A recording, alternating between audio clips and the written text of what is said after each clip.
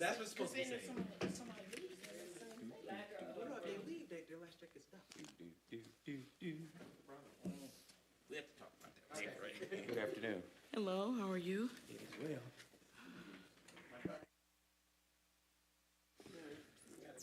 Well, good afternoon, ladies and gentlemen. Good afternoon. Good afternoon. Hearing no objections, let's call to order the special City Council meeting for Tuesday, April 1st. A roll call of council members. Clerk Doyle. Carrington, Goodman, James, Yes. Jones, Present. McGinnis, Present. Parker, Here. Rutherford. Present. Mr. President, you have a quorum. Quorum being established, I heard from Pro Tem Carrington that he won't be able to make the 5 o'clock due to work obligations. I've not heard from Councilman Goodman. So not hearing from Councilman Goodman, we'll proceed with just excusing Pro Tem Carrington from this meeting for personal reasons, if there's such a motion. So moved. Is there a second? Okay, it's been moved by Councilman Rutherford, seconded by Councilman Parker to excuse Pro Tem Carrington for personal reasons, and we should expect Councilman Goodman to join us through the meeting. Any discussion on the motion? Hearing none, roll call. Clerk Doyle on the motion to excuse Pro Tem Carrington from the meeting for personal reasons. James, Yes. Jones, Yes. McGinnis, Yes. Parker, Yes. Rutherford. Yes.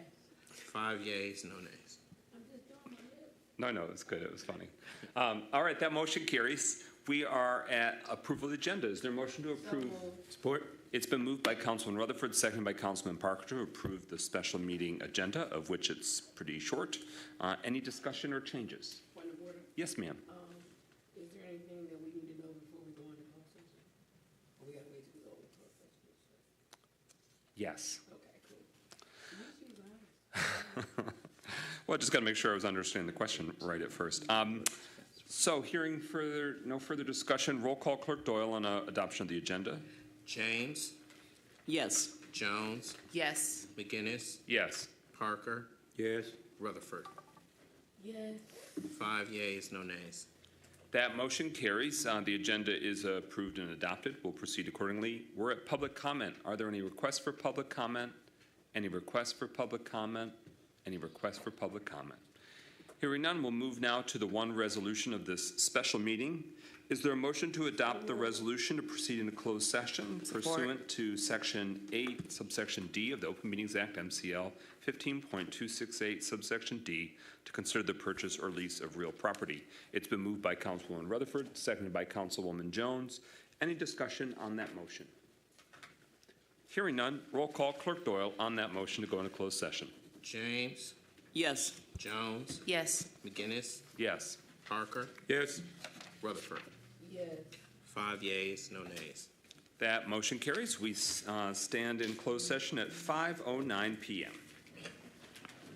When we're done with closed session, we'll vote to come out and announce that time as well.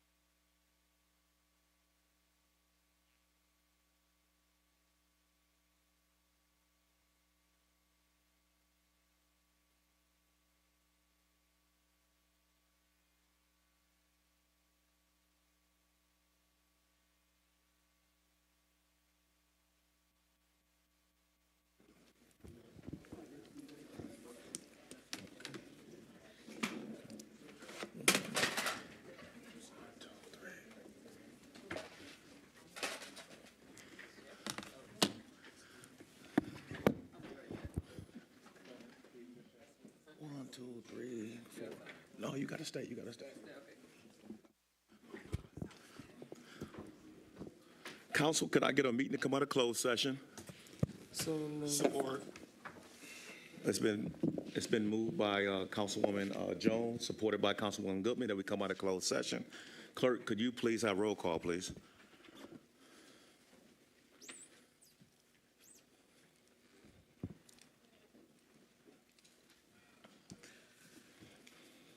Jones, Yes. Parker, Yes. Rutherford, Carrington, Yes. Goodman, Yes. James. Yes. Oh, McGinnis is a yes. Okay. 7 yeas, no nays. Thank you, Clerk. That motion passes at this time. Can I get a motion for adjournment of the special meeting? So moved. Support.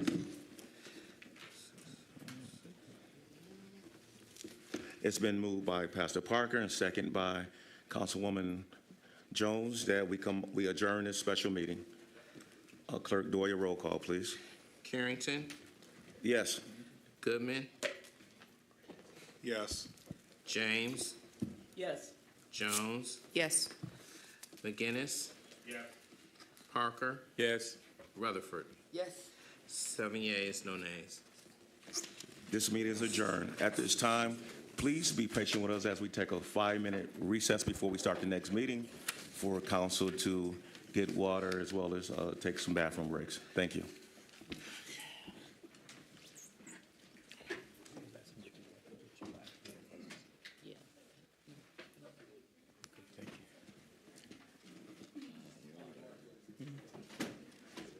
I think Carrington's going to get it.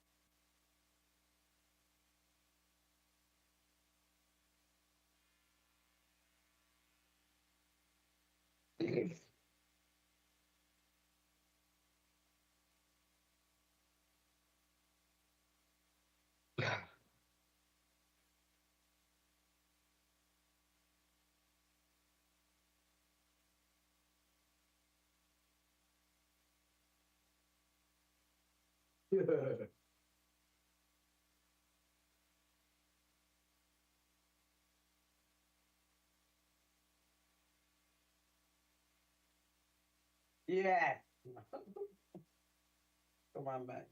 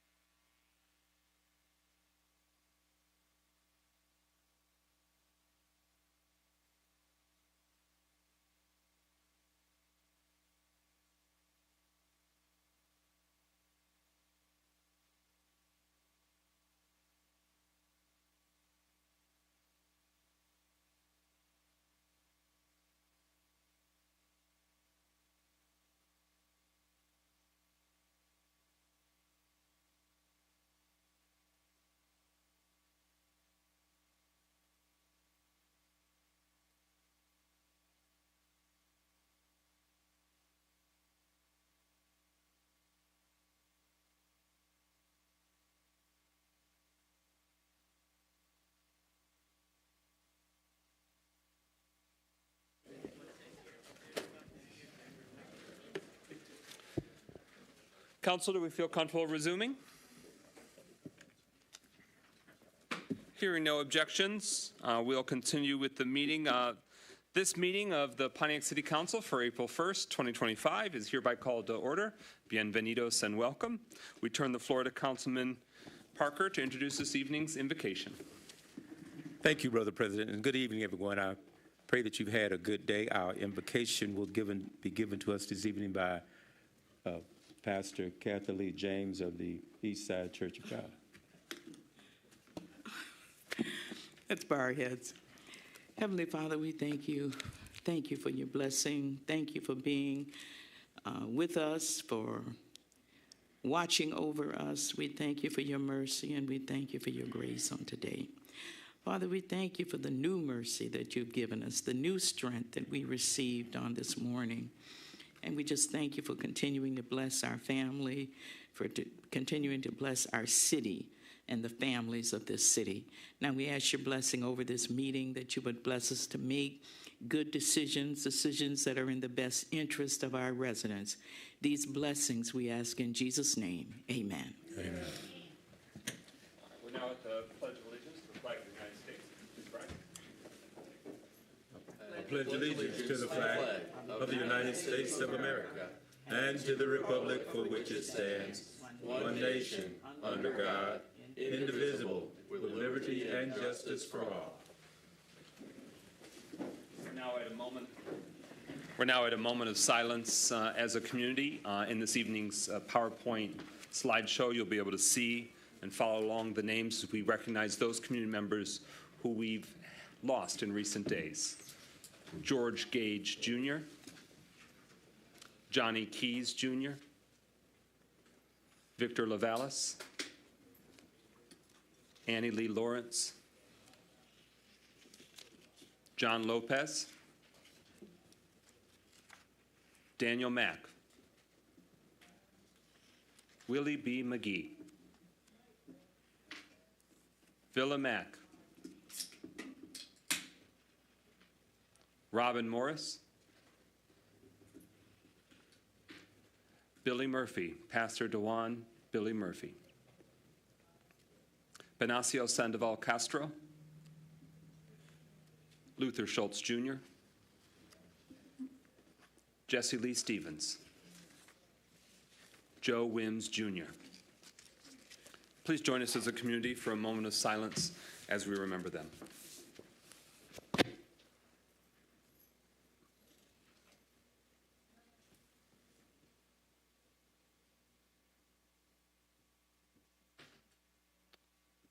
All right, thank you. We are now at roll call of council members. Clerk Doyle.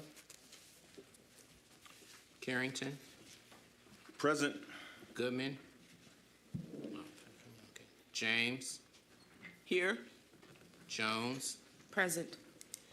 McGinnis, Present. Parker, Here. Rutherford. Present. Mr. President, you have a quorum. And Councilman Goodman is also here. All right, so all members are present and voting. Quorum is established. Could we please have a motion to approve the agenda this evening? So move. Support. It's been moved by Councilman Parker, seconded by Councilwoman Jones. That is now before us. And now we're going to consider amendments. There's one item that needs to be amended that was in the consent agenda that the administration flagged. So we need to have the resolution to approve the scheduling of a public hearing for the sale of city-owned real estate. They need to modify by removing one parcel. And so, Clerk Doyle, am I correct in understanding that is letter U on the consent agenda? So we'd be pulling the U from the consent agenda, and it would be immediately considered right after the consent agenda. That would be our amended agenda. It'd be a standalone item. Are we clear on that?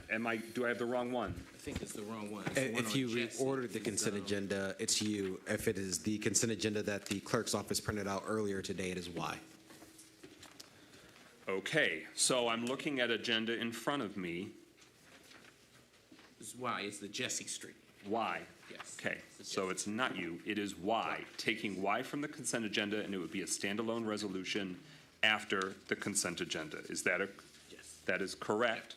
So is that a motion to amend the agenda to So remove moved. that and have a standalone? Support.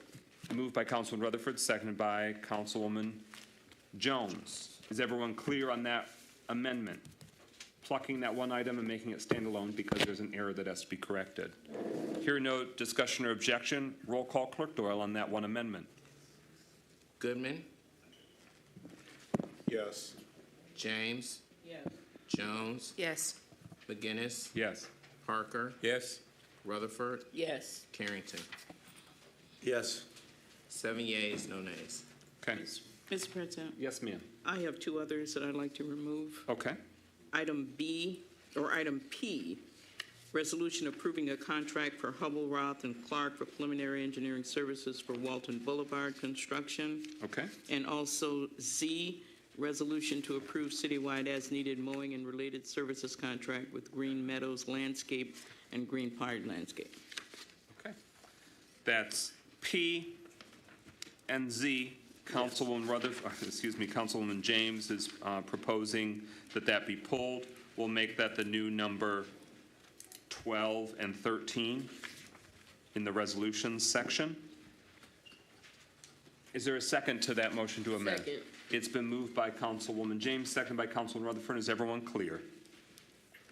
Hearing no further discussion, roll call Clerk Doyle on that proposed amendment. James, Yes. Jones, Yes. McGinnis, Yes. Parker, Yes. Rutherford, Yes. Carrington, Yes.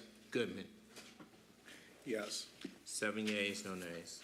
Thank you. That amendment carries. Mr. Martin, can you please close the main doors so that we don't have to have the side conversation front and center? Councilwoman Rutherford. I just need you to remove D and make it in this second item for Jesse Stevens. When you, a separate item, Yes. meaning you want it to be standalone? I just want it to be read out loud. Okay, that can still happen without an amendment. Okay, then I just want to make sure I read that out loud. Any further discussion or amendments on the resolution? Excuse me, on the agenda. You have another agenda item? Yes. Well, I'd like to ask if I can be put in during the special presentations for like a quick minute to discuss the pullover prevention clinic for Sunday. Okay. Councilman Goodman wants to do an FYI special presentation on pullover prevention clinic. Is there a second? Moved by Carrington. Okay. Councilman Goodman moved, sorry, Pro I Tem support. Carrington seconded. Any discussion? It would be the first special presentation for a quick heads up. Hearing no discussion, roll call Clerk Doyle on adoption of that amendment. Jones, Yes. McGinnis, Yes.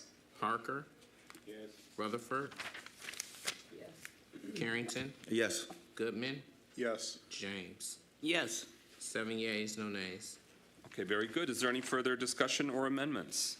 Hearing none, roll call Clerk Doyle on adoption of the agenda as amended. Carrington, Yes. Goodman, Yes. James, Yes. Jones, Yes. McGinnis, Yes. Parker, Yes. Yes. 7 yeas, no nays. That motion carries. The amended agenda is adopted and will proceed accordingly. We're now at, there we go. Adoption of the consent agenda. I'll read the items in it. It's moved by Councilwoman Rutherford. Is there a second? Support. Supported by Councilman Jones. Here's what's in tonight's consent agenda. The City Council's Finance and Personnel Subcommittee meeting minutes from March 13th, the special meeting minutes from March 18th, including the closed session meeting minutes, the City Council regular meeting minutes of March 18th, a resolution celebrating the life and impact of Jesse Stevens, which will be read if the consent agenda is adopted, resolution recognizing Mona Parlov for her years of service on the Pontiac Planning Commission. After 11 years, she's stepping down, and we're very grateful for her willing to volunteer that many years. The resolution celebrating Ken Martin's 30 years of service as a City of Pontiac employee. He's in the room tonight. Give Ken Martin a hand, is still a regular active employee. Resolution recognizing April as Sexual Assault Awareness Month in Pontiac. Resolution recognizing April as Child Abuse Prevention Month in Pontiac.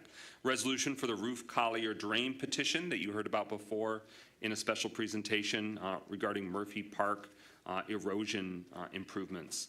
Resolution approving temporary on-street parking for Judson Street during the demolition of the Phoenix Center.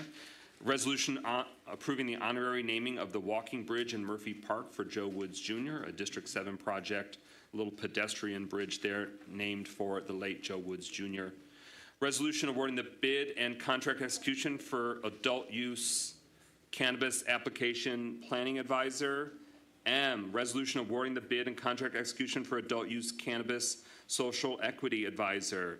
N, resolution awarding the bid for neighborhood cleanup program to Center for Employment Opportunities and authorizing the mayor or designee to execute the agreement. O, resolution approving the clerk to publish a notice of omnibus budget amendments for the fiscal year.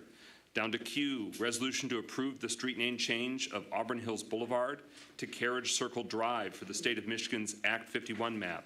It's always been Carriage Circle Drive, but on one state map, it's outdated and they've got the wrong name, so we're cleaning up that old issue. R, resolution to approve HRC to design plans for preventative maintenance needs on 2 bridges over the Clinton River, one at Paddock and one at MLK.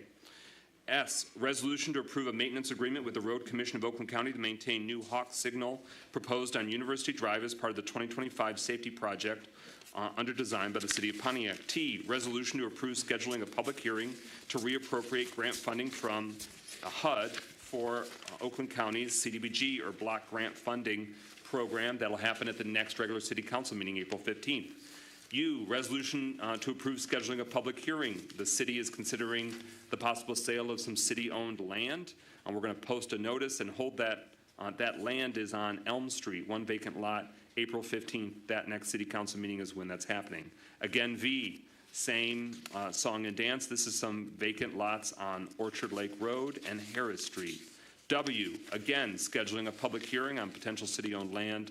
Vacant lot, 1 vacant lot on Seward Street for sale. X, similarly scheduling a special hearing for April 15th, 1 vacant lot on Auburn Road. And then down to resolution recognizing the Dream Centers of Michigan as a nonprofit organization for the purpose of obtaining a charitable gaming license. Those are the items in the consent agenda. Councilwoman Rutherford, I need you to withdraw your motion. Councilwoman Jones, do you now make the motion to adopt the consent agenda?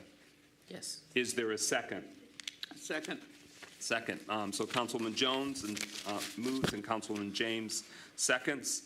Those are the items in the consent agenda tonight. You'll want to abstain. Roll call on adoption of the consent agenda. Clerk Doyle.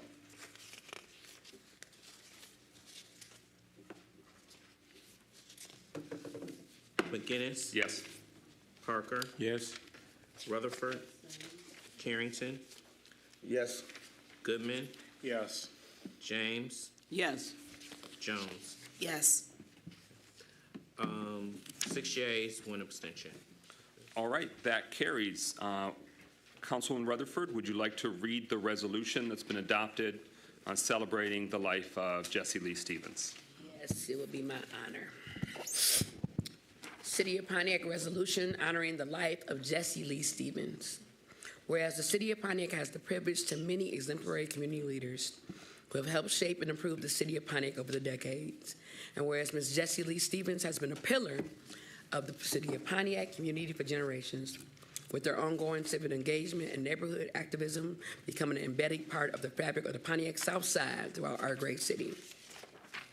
And whereas Ms. Stevens was no stranger to Pontiac City Hall, to the school district administration building, to the neighborhood meeting, or to the citywide town hall, where she speak her mind and advocate for her fellow residents, especially for the well-being of Pontiac children.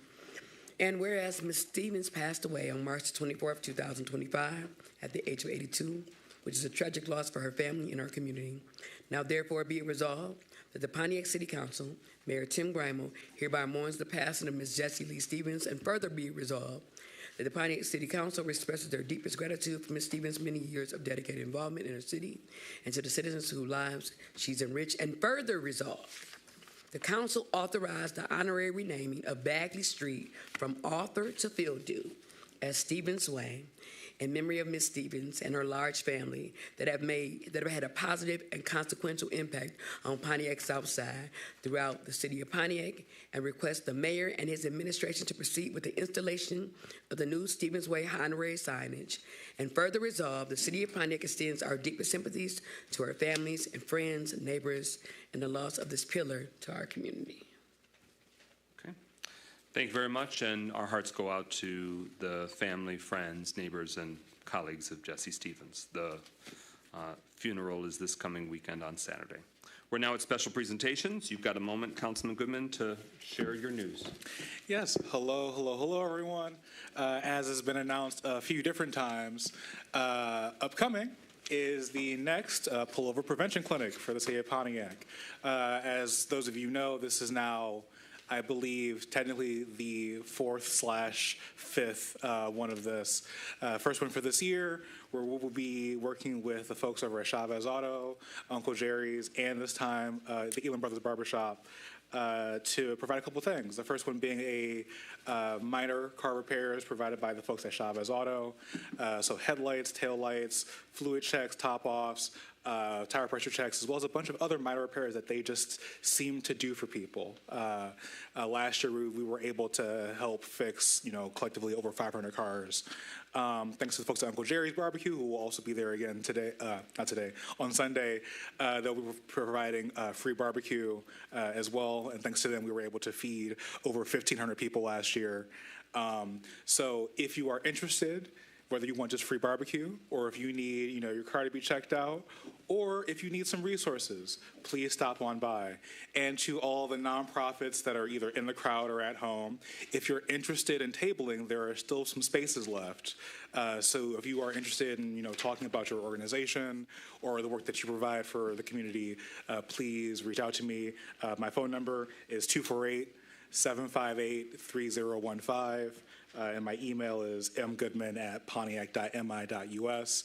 And if you're in the crowd and you want a flyer, there are some on the back table next to Robin. If you want to raise your hand, Robin. So if you want to grab one, go ahead and grab it from Robin. Again, that'll be this Sunday, April 6th from 1 to 5 p.m. So it is after church hours. So you should be able to make it. And again, that will be at the Baldwin Center here in Pontiac, which is 212 Baldwin Avenue. Thank you. Okay. Thank you very much, Councilman Goodman, for your leadership and activism on that front. A quick FYI, RX Kids Initiative is coming to Pontiac in 2025 for all pregnant and mothers who've recently given birth. That initiative was announced in recent weeks. We encourage any expecting or recent mothers to contact Oakland Livingston Human Service Agency, or OLSA, to sign up, and we'll have more information that we'll bring when we've got more details to share, but want to make sure that you heard that news about that new program coming to Pontiac for Pontiac's moms and babies. All right, we are at, hearing nothing, Councilman? I don't, but we'll bring that back when we've got confirmation on what their dates certain are. Yep. But if anyone's really eager, they certainly can reach out to OLSA early on to get a read of the lay of the land with that program. We are now at 2 on the agenda. Phoenix Center demolition process is underway. The road closure of Auburn Road and Orchard Lake Road under the Phoenix Center and inside the Woodward Loop has begun. We have friends from Oakland County's leadership to give us a little more about the project, but we wanted to, if nothing else, you probably already know it, but don't drive that way. That's what we want to make sure you know. All right, I'm going to hand this over to you. We've got it here for you, Mr. Carlson. Thank you, Ken. So, ladies and gentlemen, the Deputy Oakland County Executive, Sean Carlson. Give him a warm Pontiac welcome. Is it on? I got a little feedback here. How are we doing? I think that's okay. Thank you very much, Deputy County Executive Sean Carlson. I'm also joined with my colleague, Deputy County Executive Megan Sellers, who is working very closely with me on this project. I just want to take you through. I try to get in front of you every month to month and a half just to keep everybody informed to what is taking place. So this will be a little bit more focused on the demo portion here. Again, our project team Owners Rep, A&E, Urban Planning, our demolition of the Phoenix Center, the Adamo Group is doing that. Granger is doing the renovation of the 31 East Judson. That's where the 700 county employees are going to be moving into. Community engagement is being done by Sidewalk Detroit. And we're in negotiations with the developer, the Endeavor Group, right now. I went through this in the past. These are kind of the different buckets that we're working in here. The Phoenix Center demolition is on the far left. The developer, the 31 East Judson County offices, the 51-111 Woodward building, the new parking garages, the Oakland County properties, redevelopment, roads and transit, and North Oakland Health Center are all part of this project of redevelop, revitalize, and reconnect. This is a high-level Gantt chart. It's bucketed in 4 major pieces, the 31 East Judson renovation, and then you can see the Phoenix Center demolition, 2/28/25. We installed the fence. First week of March, permits and licenses, utility shutoffs. That is all taking place. The demolition from 3/31 to 10/14/25, and then the realignment of Saginaw. So you can see all those pieces, the new parking structure, and the roads. So let me get into the demolition path. So the way that this is going to start, the Auburn and Orchard Lake closure, as was just mentioned by President McGinnis, do not take that path going east or west because it is closed as of 3/31. Parking structure, last day of parking, so we do have customers as well as employees that are in the 51-111 building, mostly state employees. The last day that they will be parking in that structure will be April 11th. From April 11th to the mid part of May, we'll do a universal waste removal, building separation, and select plaza element removal. So the stuff on top of the Phoenix garage will start to get removed. You'll start to see rebarb and concrete start to come down the middle of May. May 19th is when we'll start on the south side. So you can see the start there in the middle on the left, which is the south side of Orchard Lake and Auburn. And we'll focus on everything south of Orchard Road that is dealing with the garage. And we'll take that out, and then we'll begin the east side of the demolition. We'll start as we head north on Auburn Road there, and we'll cover the east side close to the Phoenix Center Senior Living Center. And then the north side, which is up on Water Street, and then we'll come around to the demolition of those stairs that are in Lot 9.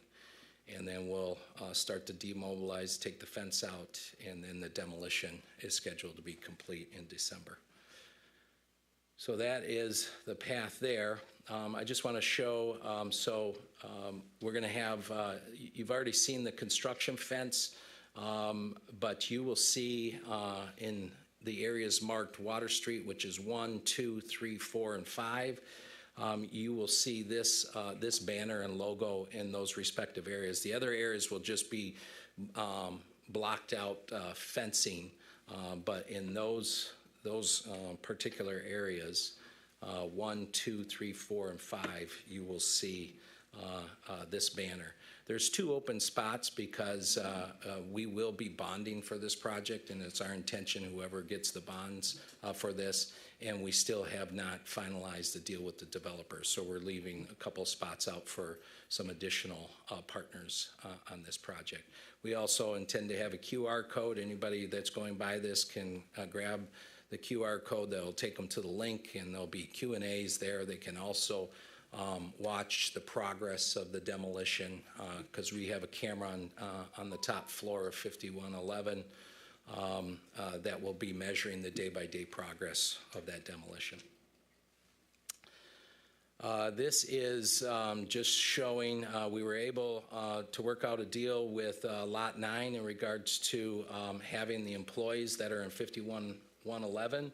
We were looking to have to shuttle those employees, and that was going to be a monstrous task to be able to handle that. So, and I believe what's in front of the City Council maybe this evening is the customer parking on Judson. We're hoping that that will be a one-way going through there and that you'll have striped parking. That will help the customers of 5111 be relatively close to that building. So, so this is the plan here. This is some project updates. We went over the fencing. The negotiations with Endeavor are continuing. We're making great progress with that team. The temporary parking that we talked about, we will not need shuttle service, so that will save us close to $500,000. And we'll continue to work on the relocation of the 700 county staff over there. Interior demolition is targeted to start July of 2025, so inside 31 Judson. And I'll talk about some community engagement stuff to make sure that we have Pontiac businesses that are involved in that process. And then also the new parking structures are being discussed with the developer as well, and I'll show a few things. There's some FAQs as you go on the website. This is just a sample of some of the FAQs that relate to some of the demolition that will be taking place. But there's many more questions than this, but this is just to kind of highlight and demonstrate to you. We talked about this last time. This is just a rough schematic. You can see the county building on East Judson on the bottom of the page. We're looking to have a tentative addition where the Board of Commissioners would convene as well. Across the street of that mauve-colored, pink-colored Saginaw Road, you can see 51111. We're looking at the south parking deck being put there, which would consist of 650 to 750 parking spaces, anywhere from 6 levels to 7 levels. We intend to move that up to Judson Road. You can see that little lime green path represents the river. We're not intending to daylight the river, but we are trying to make sure that we're not building on top of it. And then a potential parking deck up in the far right corner up there as well, which would be the north parking. This is just a schematic design that we've been working with our recent developer. So this is 51111. So as you can see, we would look to have the opening and the entrance at the north side of that building, where right now it's the south side. So you'd have a turnabout. You'd also have an exit that would exit on Judson as well. So this is just a rough design to share that with you. This is kind of what that would potentially look like. Again, that's 51111, so that road that you see on the bottom that goes up towards the right, middle right of your screen is Orchard Lake, and then Saginaw is the road that you would see there on the left. This is the north parking structure, so what you're seeing on the bottom would be the road. Forget about the gray building. I'm not proposing anything is there, but I just draw your attention to the parking. So you can see that there would be a sidewalk or a corridor that would be lighted that would take you down to Auburn and Orchard Lake. So some of the employees at 51111 or 31 Judson would be using this, but the key for this parking would be the parking for Pontiac residents and citizens. Some upcoming events. So I will get some more details on this, but I just wanted to kind of save the date. We will be having a community engagement dinner on Wednesday, April 23rd at 5 p.m. Again, I'll get you that location. Sidewalk Detroit will be facilitating that. And then we will have on April 30th, a week later at 9 a.m. over at 5111 on the 8th floor, we're going to be inviting Pontiac businesses, construction businesses, and workforce. Those individuals in Pontiac that might be looking for a job, It's an opportunity to come and find out the work that's going to be done in 31 Judson. So we want to open that up. That is a promise that we made to this city council. And so I want to make sure that everybody understands what that date is. We're also working close with our friends in labor. So the Michigan Building Trades and Construction Trades will have an outreach event with them on Thursday, May 14th, same place from 9 a.m. to noon. And then we'll also do a small business outreach for all those small businesses in Oakland County or Southeast Michigan to come and check out the project as well.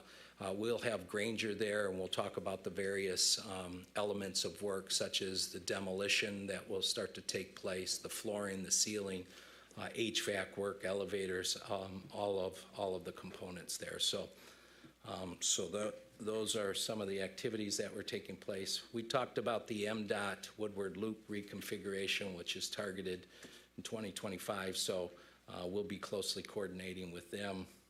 The reconstruction of M59 is supposed to take place in 26, and then 27 converting the loop. So a quick update, mostly focused on demolition, but just want to make sure now as you see some of the roads that are closed down, we want to make sure that we're communicating. Thank you for consistently communicating with the city of Pontiac and our residents. First, Councilman Rutherford and the council wants to make sure if you can provide this presentation, these slides to the city council. Okay. So that way we can capture all those dates and some of those data points. Okay, very good. It's been raised by residents, and so I just want to relay to you what some residents have been interested or concerned about. One, they want to make sure that some of the information and updates is going out in Spanish language as well. Okay. If that's something that your frequently asked questions can provide. Thank you for And that just feedback. messaging, signage, et cetera, so that way Spanish-speaking residents don't unintentionally end up in a traffic problem or just understands what's going down as well. Some residents want to make sure that the homeless population that may have been hiding or seeking shelter in the Phoenix Center, that there's regular and consistent confirmation that there's no more people in the structure when real substantial demolition is underway. And so obviously that's on your radar, but we just are hearing that from residents. We don't want any unintended. Thank you for that feedback. That is a major topic that we always talk about, of making sure, even though we do a clear out and a walk out before work starts, we'll continue to do that. Okay. And then the residents are also wanting to make sure that if there's artifacts that can be saved, some Phoenix Center emblems, et cetera, that it just doesn't unnecessarily head to the landfill, for we can celebrate that part of our community's history as well. Yeah. I did want to share a few things. We are intending to try to save some remnants and commission some artists to take portions of the Phoenix Center to see if some art can be created out of that. We're also looking to take the pavers out and stamp those pavers Phoenix Garage and put the date from when it started to the demo date on there as well, so that if folks are interested in that. We also are working with the Detroit, I'm working with Lomas Brown, a former Detroit Lion, and hopefully we'll be working with some others in regards to the seats up on top, our former seats from the Silverdome. So one of the things that we are going to be looking to do as we dispose of those seats and take those seats down is we're going to be looking to resell those seats, and the proceeds will go to nonprofits in Pontiac as well as the downtown businesses in regards to supporting them during this construction project. So we are working and hopefully working with the Lions organization. So that's part of what Lomas's task is, to see if we can't get them involved. As you know, the Lions had a whale of a season last year, so the fandom is out there. So the opportunity for us to raise some proceeds for the community and dispose of these assets as opposed to just throwing them in the landfill. Okay, thank you. Any final questions from council members on this special presentation. Councilman Rutherford. Hey, Sean, how are you this evening? Thank you. You did a very good job. I just have one more question.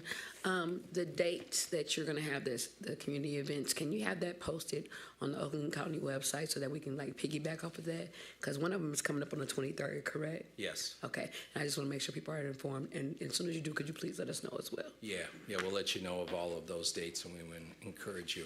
We really, really want to make sure, we've been talking with our construction folks, really want to make sure that we've got small businesses and those businesses that are here in Pontiac that are represented on this project. And so it's very important for us and for them to come out to this event and learn as much information as they can. Thank you. Councilman Parker? Thank you, Mr. President. Mr. Carlson, just real quick, are there still any hiring opportunities for Pontiac residents since those who may have came to the party late and didn't hear about them, are there still hiring opportunities? That opportunity will be on, I think I shared on the date up there, which was the, I think it was the 30th.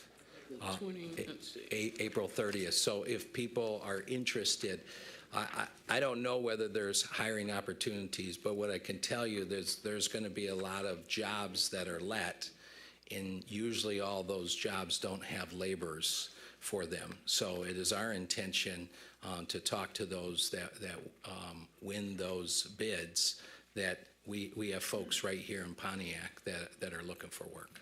Thank you.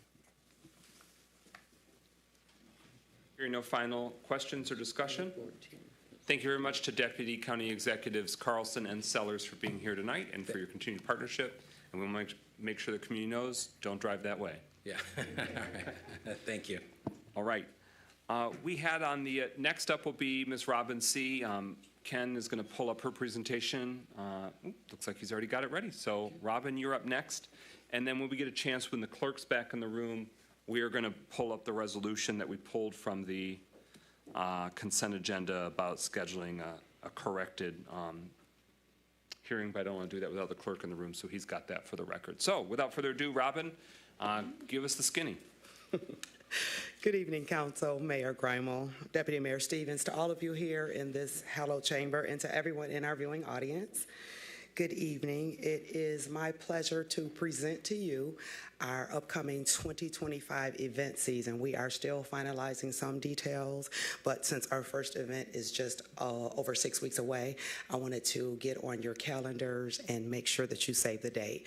I extend our most humble invitation to join us as we celebrate our city, our beautiful historic downtown, as well as our wonderful parks. Just a week ago or so, I celebrated my 1-year anniversary in this position. During those first 9 months, I coordinated 12 events. And so this year we have added a few more events and activities. So this year we are on schedule to produce 18 events. So with council's permission, I will be presenting regularly throughout the season as the season progresses to just inform you, bring you up to date, and continue to extend an invitation to join us. For our City of Pontiac events and our presenting partners, we are partnering with Main Street Pontiac for Third Thursdays, which is one of our newer endeavors, as well as the Tree of Hope lighting ceremony. We're partnering with the Pontiac Arts Commission for Music in the Parks and the Pontiac Arts Crawl. We have our signature events, which is the Juneteenth Freedom Day Parade and Festival, as well as Woodward Dream Cruise. This year we're adding another new addition with Bite Pontiac Food Week. We have our Small Business Month and Shop Small Saturday. Bite Pontiac Food Week, Small Business Month, and Shop Small Saturday are all funded by our Economic Development Division. This is a new endeavor that we've partnered with Main Street Pontiac. It is our Third Thursdays. They will take place downtown in our historic downtown Pontiac from May through September. So those dates on the Third Thursdays beginning in May through September, we invite you to join us downtown. Our inaugural Third Thursdays event is our DJ Three-Way, which will be held Thursday, May 15th from 12 noon until 9 p.m. in our downtown at the Hidden River Park. We have at 12 noon, DJ Two Fly, 3 p.m., DJ Go Ham, and at 6 p.m., DJ Cuddy. So we're going to dine, drink, dance in our downtown Pontiac, and we hope that you all will make your way down, perhaps for lunch hour or at a happy hour, but by all means, make your way down. Let's come on outside and enjoy some of this warm weather in our beautiful downtown. Music in the parks. We'll have 7 shows, 7 parks, and 7 districts. They will all be held on Thursdays this year at 7 p.m. It is presented by us here at the city, along with the Pontiac Arts Commission. Those dates and final details are being worked out. I will present the full season as soon as we have finalized all of our contracts with our artists.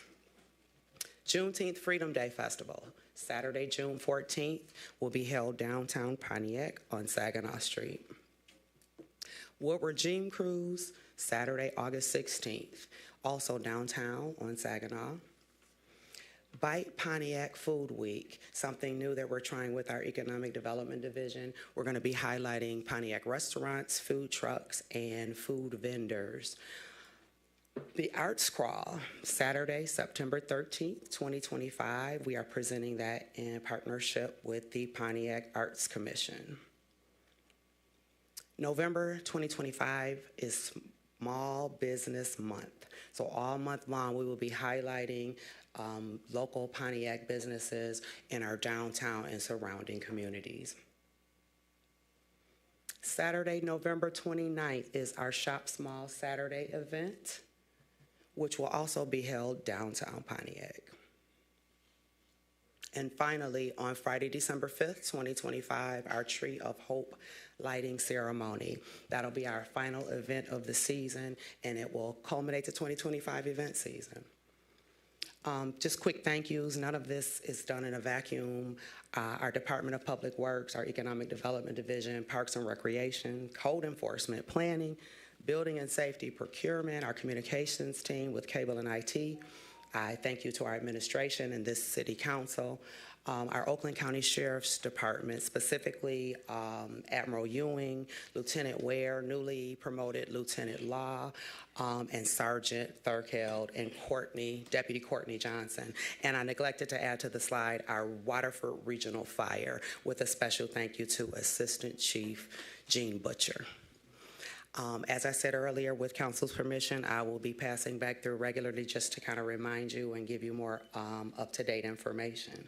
I thank you for your time, and I welcome any questions. Thank you, Councilwoman Rutherford.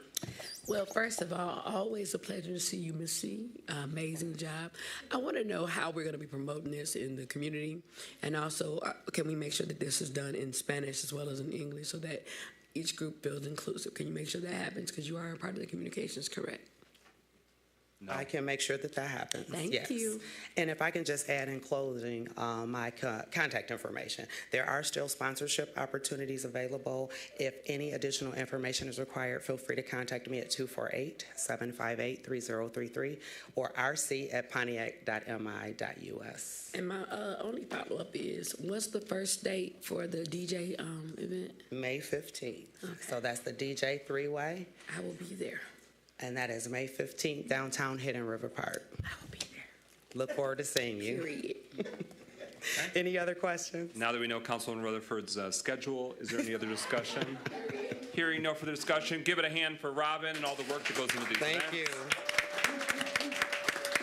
You were asking, no, she's not in the communications department. I believe it's in a different part of the organization. But she is from District 1. I'm just saying, thank you. Well, she's standing right now in District 7, so calm down. Whatever. Okay, so hearing no further discussion on that special presentation, what we have up next is update on upcoming municipal election news and information on signing candidate petitions from the city clerk, Garland Doyle. While he's coming up and getting situated, I'm going to take notes on this, but when we amended the agenda, we pulled one item from the consent agenda so it can be corrected. Could I please now, while he's getting oh, it's already situated, never mind. Take it away, presentation. I'll get it in there somewhere. Okay. Thank you, Mr. President. So as you know, this year is the municipal election year. We will elect a mayor, city council members, and the library board.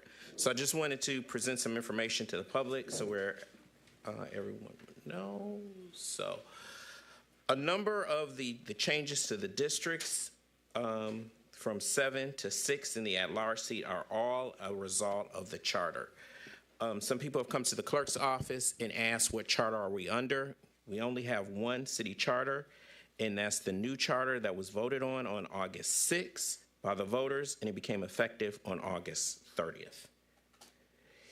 So in that charter, it mentions in section 2.106 that the city would be divided into 6 electoral districts, and that those districts can vary no more than 1%. And it has to be done by ordinance. I've heard questions as how were the maps drawn and so forth like that. So it had to be done by ordinance. City Council approves ordinances, and the City Council adopted Ordinance 2459, the Council Districts Ordinance, on January 7th of this year. So this is the new council district map. It's also on the city's website, so you can see it clear. So it divides the city up into 6 equal districts, and the population can vary no more than 1%. And then these are just a bigger display of each individual district. So District 1, District 2, 3, 4, 5, and 6. So as it relates to nominating candidates for the offices, and as it relates to nominating petitions for the mayor's race as well as the council at large seat, because those are both citywide races, you can submit a minimum of 250 signatures, a maximum of 400 signatures of registered voters. And then the council by district seat, 100 is the minimum number of signatures, and the maximum is 150 signatures. And those people who sign those petitions in the district must be a resident of that district. And that would be the new, in essence, district. The districts that, if we go back, the new districts that were approved on January 7th. Okay. And then as it relates to who can run, in order to run, you have to have been a resident of the district for at least 1 year before the filing deadline for the office. And the filing deadline is April 22nd. So you would have had to have been a resident of that district by April 22nd of 2024. Okay?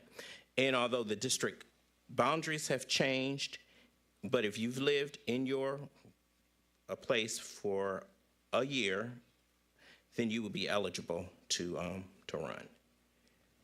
Okay?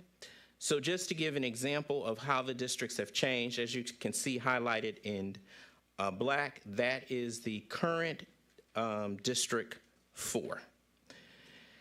And you will advance. And then this is the new District 4, the salmon color. So I'll go back. If you notice, the old District 4, part of that, the current District 4, will now become a part of District 3. The blue section of the District 4 becomes a part of District 3, and then that yellow portion becomes a part of District 5. If you live in the blue or yellow section of the current District 4, you cannot sign a District 4 candidate petition, because technically you will be living in District 3 and District 5. If you're in the blue section, you would have to sign a District 3 candidate petition. If you're in the yellow section, you would be signing a candidate for District 5 petition. Just like you've noticed that part of the new District 4 used to be District 5. You would have to sign a District 4 candidate petition. So I hope that clears it up. And if it doesn't, I would welcome any questions. So where everyone, in essence, is clear. Because you don't want someone signing your petition that does not live in your district. because in a sense that counts against you. Because when we're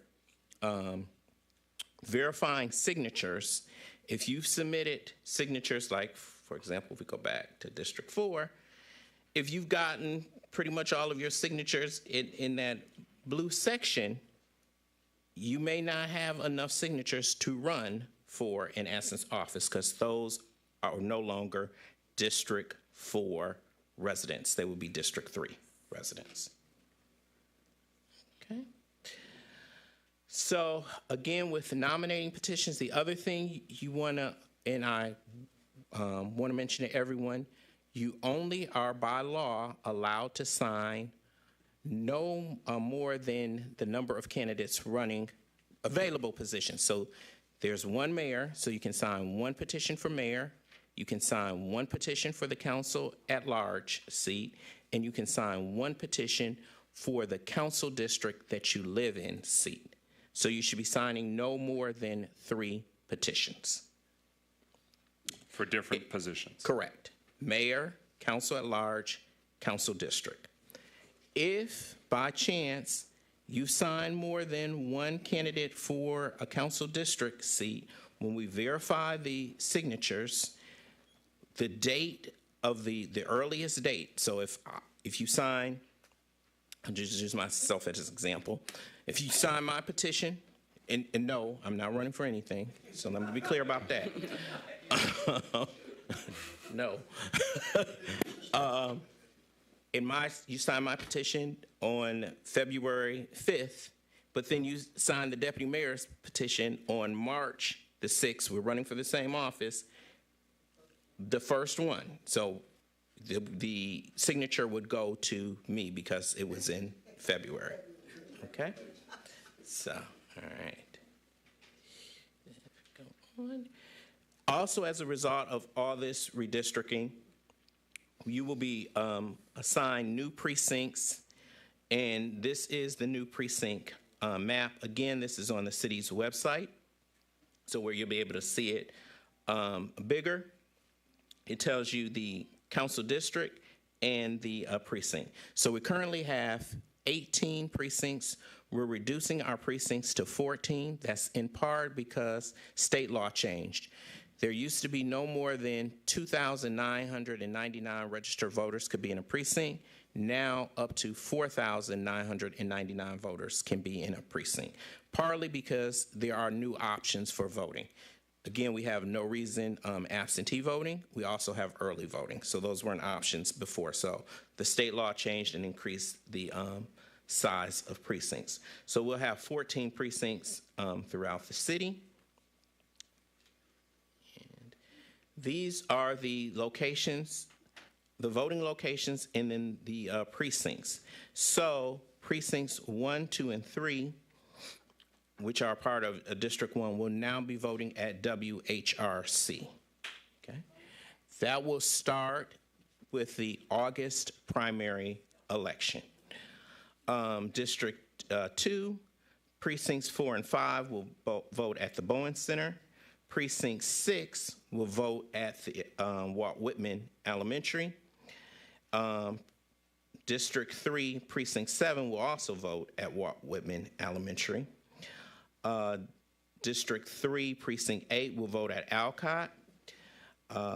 District 4, Precincts 9 and 10 will vote at Kennedy Junior High. District 5, Precincts 11 and 12 will vote at Pontiac High. And then District 6, Precincts 13 and 14 will vote at the Salvation Army. Everyone will be getting a new voter registration. Everyone will be getting a new voter registration card after probably sometime in May, which will have your new voting location on it. Again, you will also get these when we do the sample ballot, which normally comes out right before the primary election as well. So important things to remember, again, These are the number of petitions required for mayor and council at large. Again, the minimum number is 250. The maximum is 400.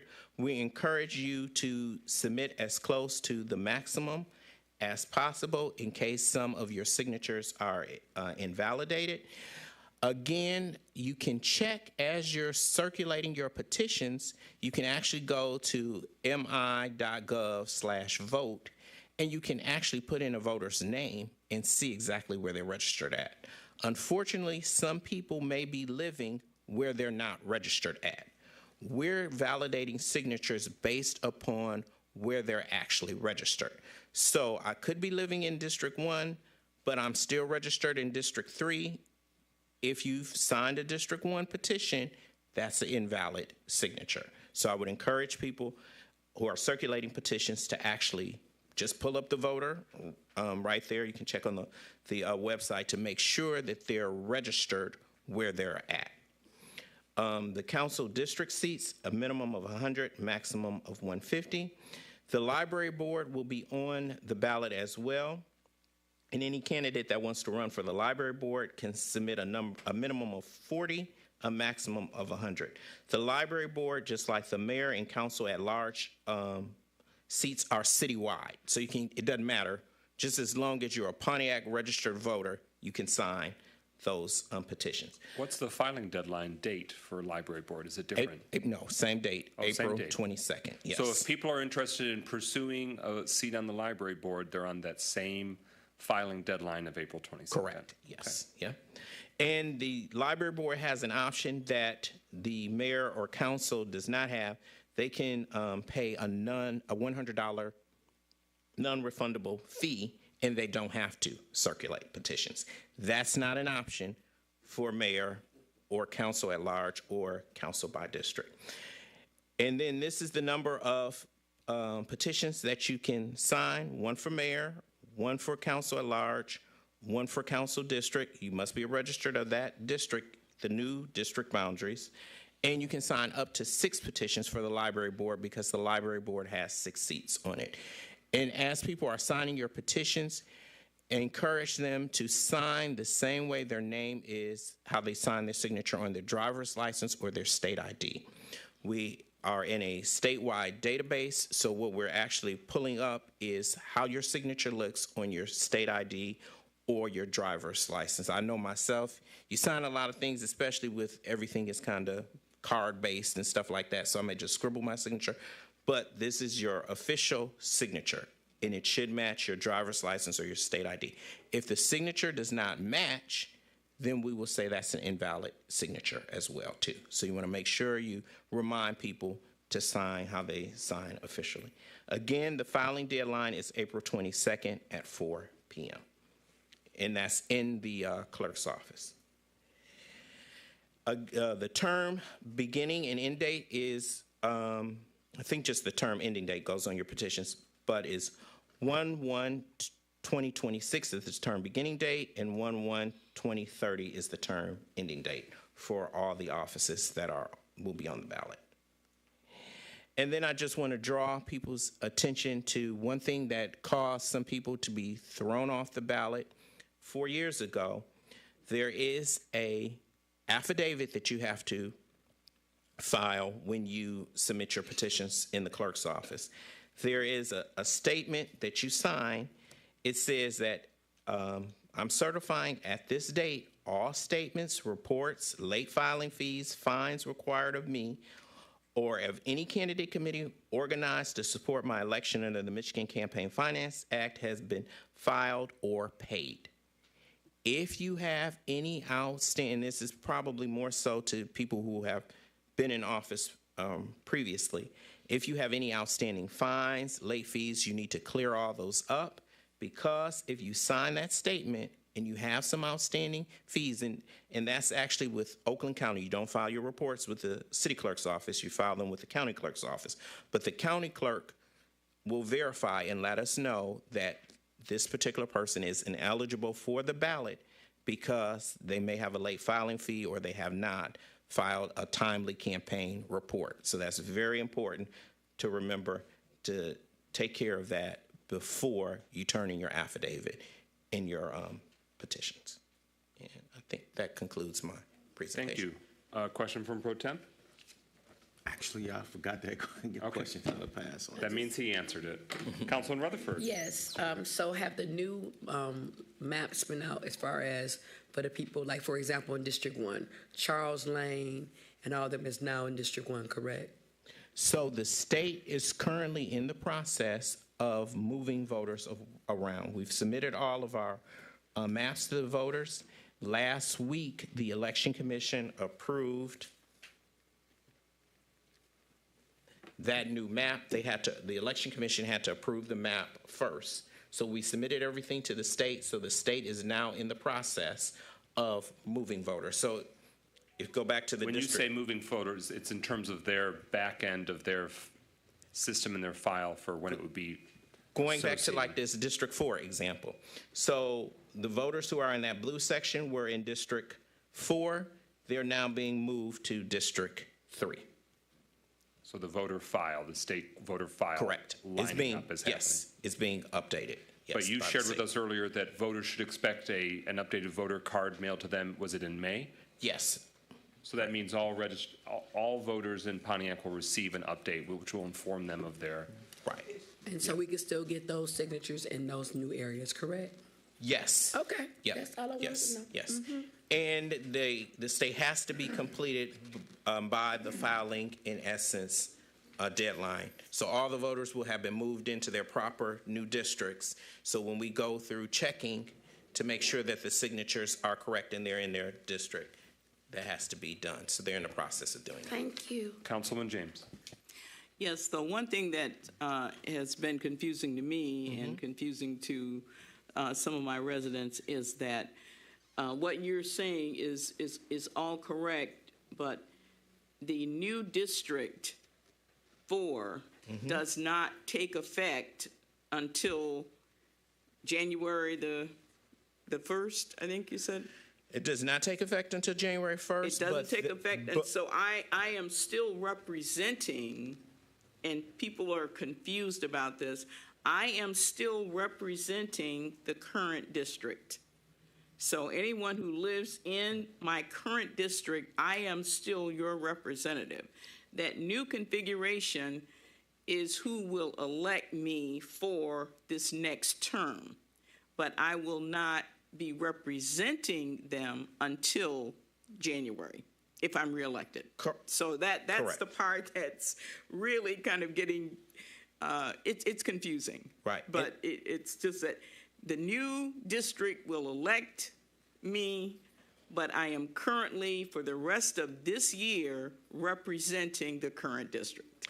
And that was the whole point of this presentation, so people could be clear. The city still has 7 council districts, like the council president represents District 7. He will represent District 7 until the end of the year. At the end of the year, there will no longer be a District 7 in the city of Pontiac. In number. In number, right. They either are being moved primarily, I think, to District 6. Then come January, this city has 6 districts. But as far as voting, you're voting on who the representative will be for January, and that's based on those 6 districts that are highlighted on the map. Pro Tem?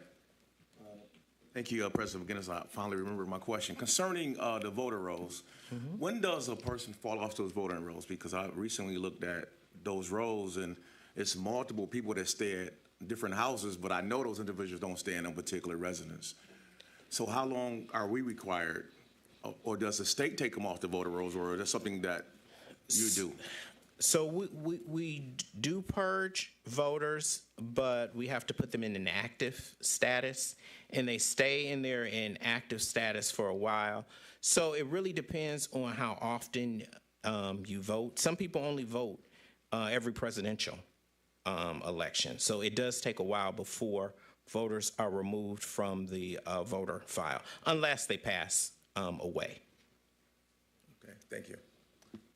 Any final questions? If you have individual questions, please contact the Pontiac City Clerk's office in the lower level of City Hall.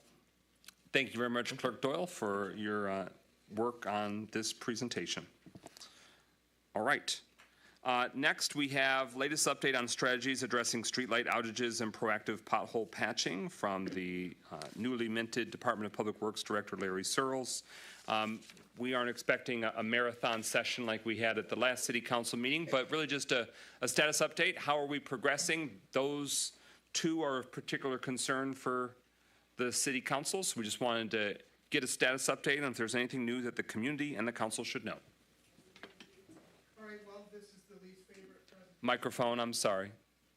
Right button, there you go, you're live. This will be the least favorite presentation of the night. But I've had a little bit of time. I've been with the help of my staff, we've been kind of zeroing in on what's going on with our pothole patching and our street lights. I'll keep them quickly and brief and separate.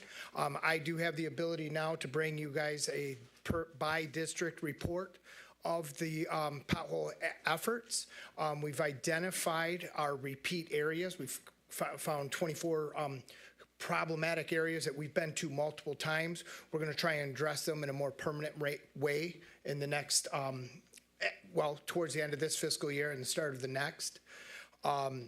We do keep our records of when we go out and patch. In some areas, we get potholes that come back, but we do track the complaints.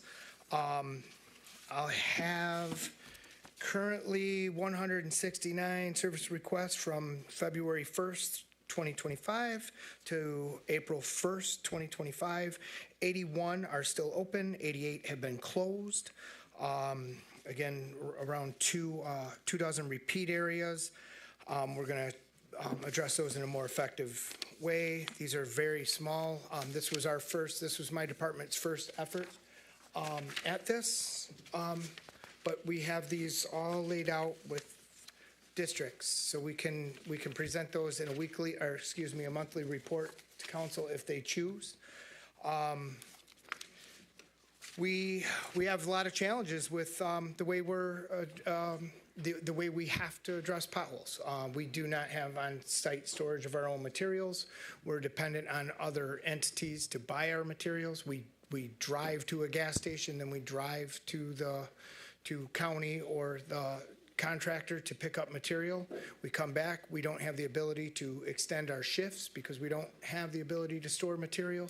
So we can't work the overtime, 12-hour shifts in this beginning of pothole season would be a great bonus for us. But county yard's closed and Ajax is closed, so I can't get materials. If we leave the materials in the equipment overnight, it hardens. It just can't be done. We don't really have any more room to buy more equipment, and I don't really have any more bodies to put on the job. So we're doing what we can with what we have. I know they work hard. I think our DPW works a little bit harder than most DPWs to get less done because of the circumstances. With the street lights, since the last report to council, we had gotten our contract back in place and funded properly. We don't have the bucket truck or the staff to do many or any of these street lighting repairs in-house.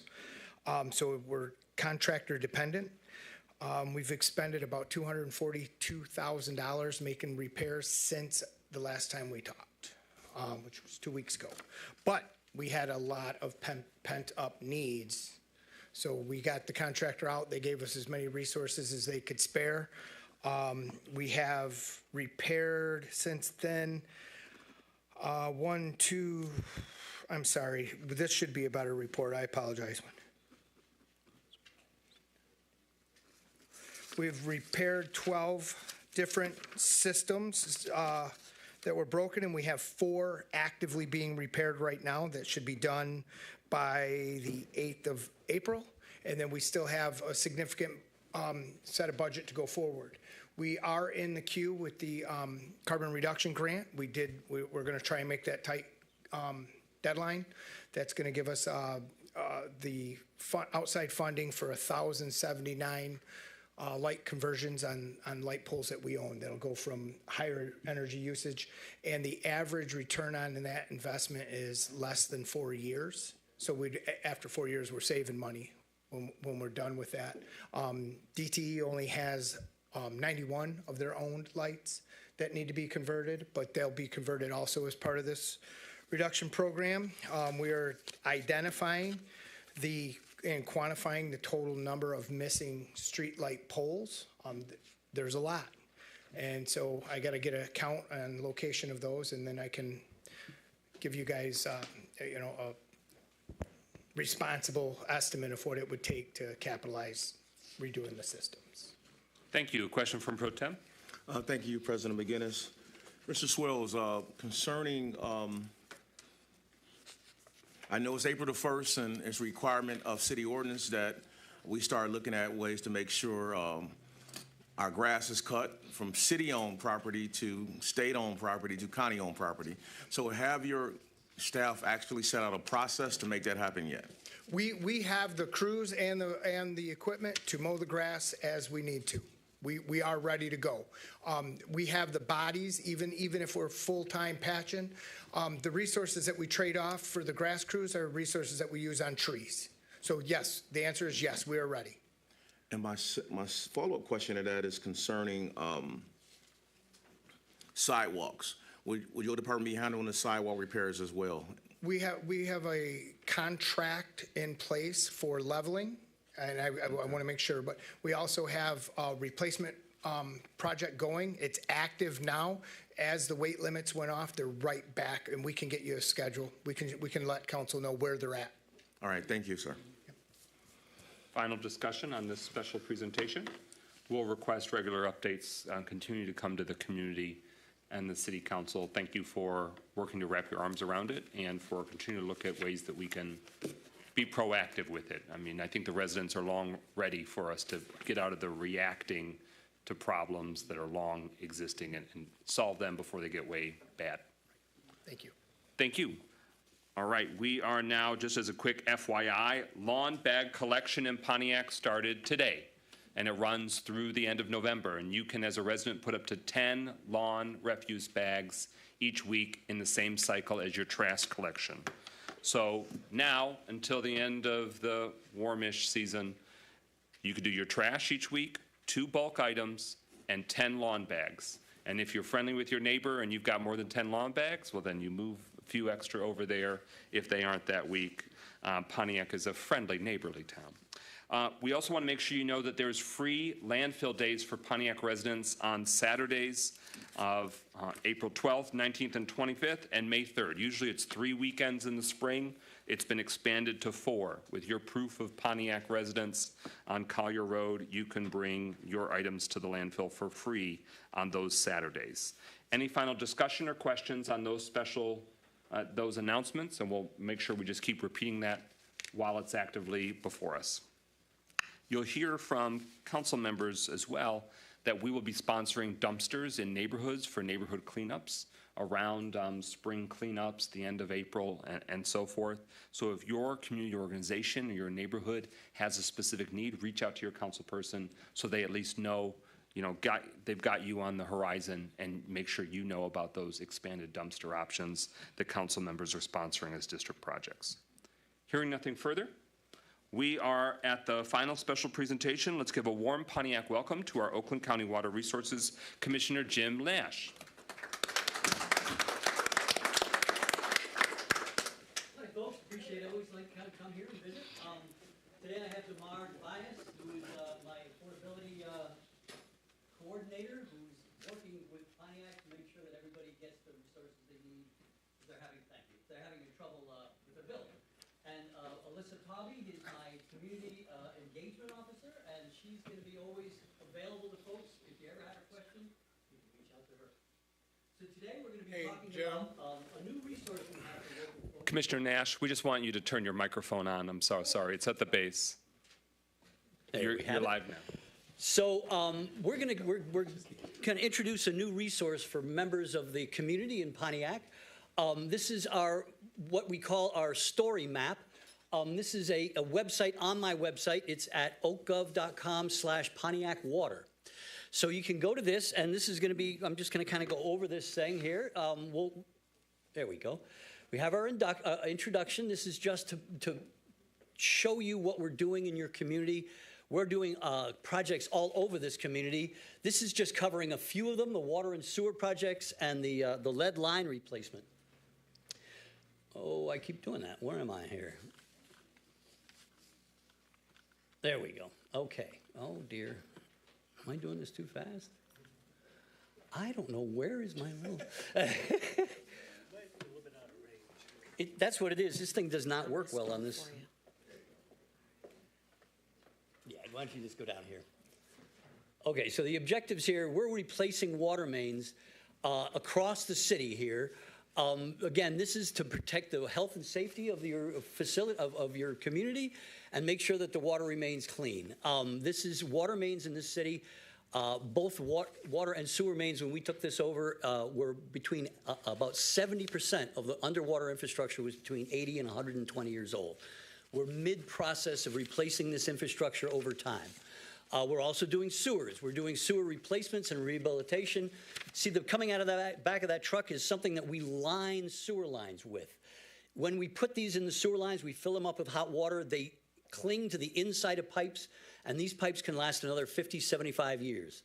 We're doing as much as we can to get external financing. We don't want to put as much as we have to. I mean, we don't want to put as much as we are doing on the ratepayers. We're trying to get grants from the state and federal government. We've been very successful in that in these past few years. In the last 4 years, we've seen more grants coming for infrastructure than we have in 30 or 40 years. So we're doing this. So the last part of what we're trying to make sure that we're always doing is community coordination.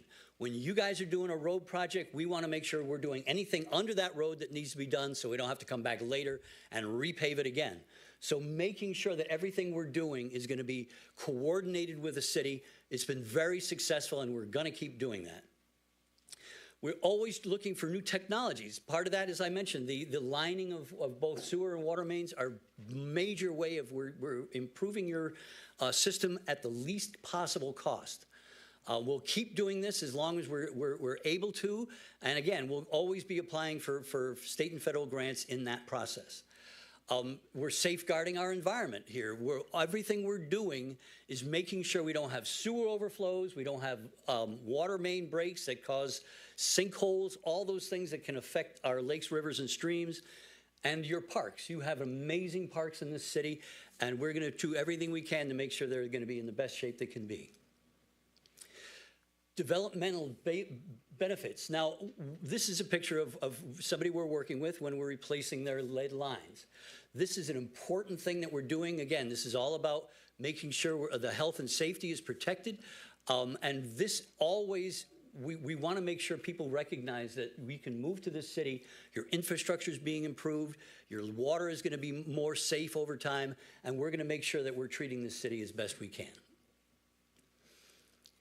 So these are some of the projects. Now these are, you can, as somebody going to this website, you can click on the pictures and there's video of it. And this is explanation of all these things. We're working in Seminole Hills and Bagley Street. These are the kind of projects that are very old parts of your community, historic parts of your community, and we want to make sure we're doing this in a way that recognizes that. We're working coordinating with with your city, like I said before. More than 2.5 miles of water mains, 5 miles of sewer lines, just in this one project at $19 million. This is one that's being funded by the ratepayers, but we've also gotten a bunch that were funded by grants. This is the Bagley Street water main replacement. That's been a problem for some time, and I think we just finished this project, so we should be making sure, again, as spring comes, we're doing all the cleanups on all these projects, because when you're doing projects in the winter, you can't do that until spring when plants are planting. So again, we're doing the water system in that same area for the lead line replacements. We got, I think it was a $5 million grant for this area. And again, we have to make sure people recognize that there's some communities have a problem with lead lines. In your community, we saw that about 40% of the lines going into homes are going to have to be replaced. There's several things you can do. We want to make sure everybody always remembers this. Whenever you're using anything, if you're going to cook or drink it, use cold water. You should let your faucet run. If it's been more than 6 hours since the last time you used water in your house, you should let it run for a couple of minutes. You can feel the water turn colder. That means it's coming from outside the house. Clean out your faucet aerators. The little aerators on your faucet, you unscrew them, take them apart, clean them with a toothbrush. You'll see bacteria in it. You'll see the things kind of break down over time. So it's best for your own safety to. I clean out mine every month or so. We recommend 3 to 6 months. Faucets newer than 2014 are safe. Any faucet was made before 2014, even if it says lead-free, can have lead in it. So please make sure if you have a chance to. I want to mention something. Great Lakes Water Authority does something called corrosion control. It's a chemical called orthophosphate. Orthophosphate is in every living cell. It lines the pipes. So if there is lead, it lines those pipes so you're less likely to get lead. They just increased their phosphate control by 50%. So you should see even less problems with lead in the communities that are served by that. So again, this is moving forward. This is how we're going to cost all this. It was $7.5 million in the grants. I'm sorry. So when we're doing this, we're going to make sure that we're communicating with the folks. We really want folks to know when we reach out to you with this request to come to see your house, make sure if it's lead or not, and replace it. Please let us into your house. We need to do this for your own safety. Let us into your house to make it easier so we can get all these things done. So this is in Seminole Hills. The next step we're going to do here is show how you can find out if your own home has some problem with lead. You can go to this space on the website, and it'll take you to a map. If you put in your address on that top side there, we're going to put an address that we know is empty, that we know what the lines are there. So we're going to show you that. So it's going to pull up that property and show you what the conditions of your lines are. So this one here is 704. You can see it right behind the little guide there. That means green means it's known to be non-lead. In this case, it's copper. So if you can look up by your own address from this. If you have questions after that, reach out to my office, and we can help you with that too. So really, if you're interested in this, please look this up. You can really find out good information right away. So again, we're also doing sewer rehabilitation projects east and west of Woodward Avenue, south of downtown. This is, again, you can find out more if you're interested in any of these particular things. Again, we got a $13 million that we had to spend on this. We got $3 million grant. I'm sorry, $3 million is going through the water rates. The other is going through grants. Again, we're really working hard to make sure we can get any grant we are available to. You see that second one from the right. When the coming out of that truck on the left is that liner. So that expands, sticks to the inside of the pipe, and becomes as hard as concrete. That line, the second one is a manhole. So we're repairing these old manholes. The one to the right of that is the old manhole. That's what they're going to look like when they're coming in. And these things will last way longer than the old ones. And that far right one, I think, is in the historic, and that's one of those plaques in the sidewalk that we preserve to make sure that people recognize the historic nature of this neighborhood. Bay Street Pump Station improvements on Galloway Lake. You saw that. We can go down a little bit farther. You saw the one where we did the dock out on Galloway Lake. It's a beautiful little section of dock, and that dock will last you 100 years. It's that artificial wood that it will last basically forever. And it's real deep water out there. You're going to catch some fish. You go fishing off that dock. So this is another part of that. We got about $5 million. And this is to improve what was a failing sewer pipe that was going across Galloway Park that we replaced. And we replaced it with, I think it was like 1,000 feet less. It was a much less pipe, so it saved a bunch of money.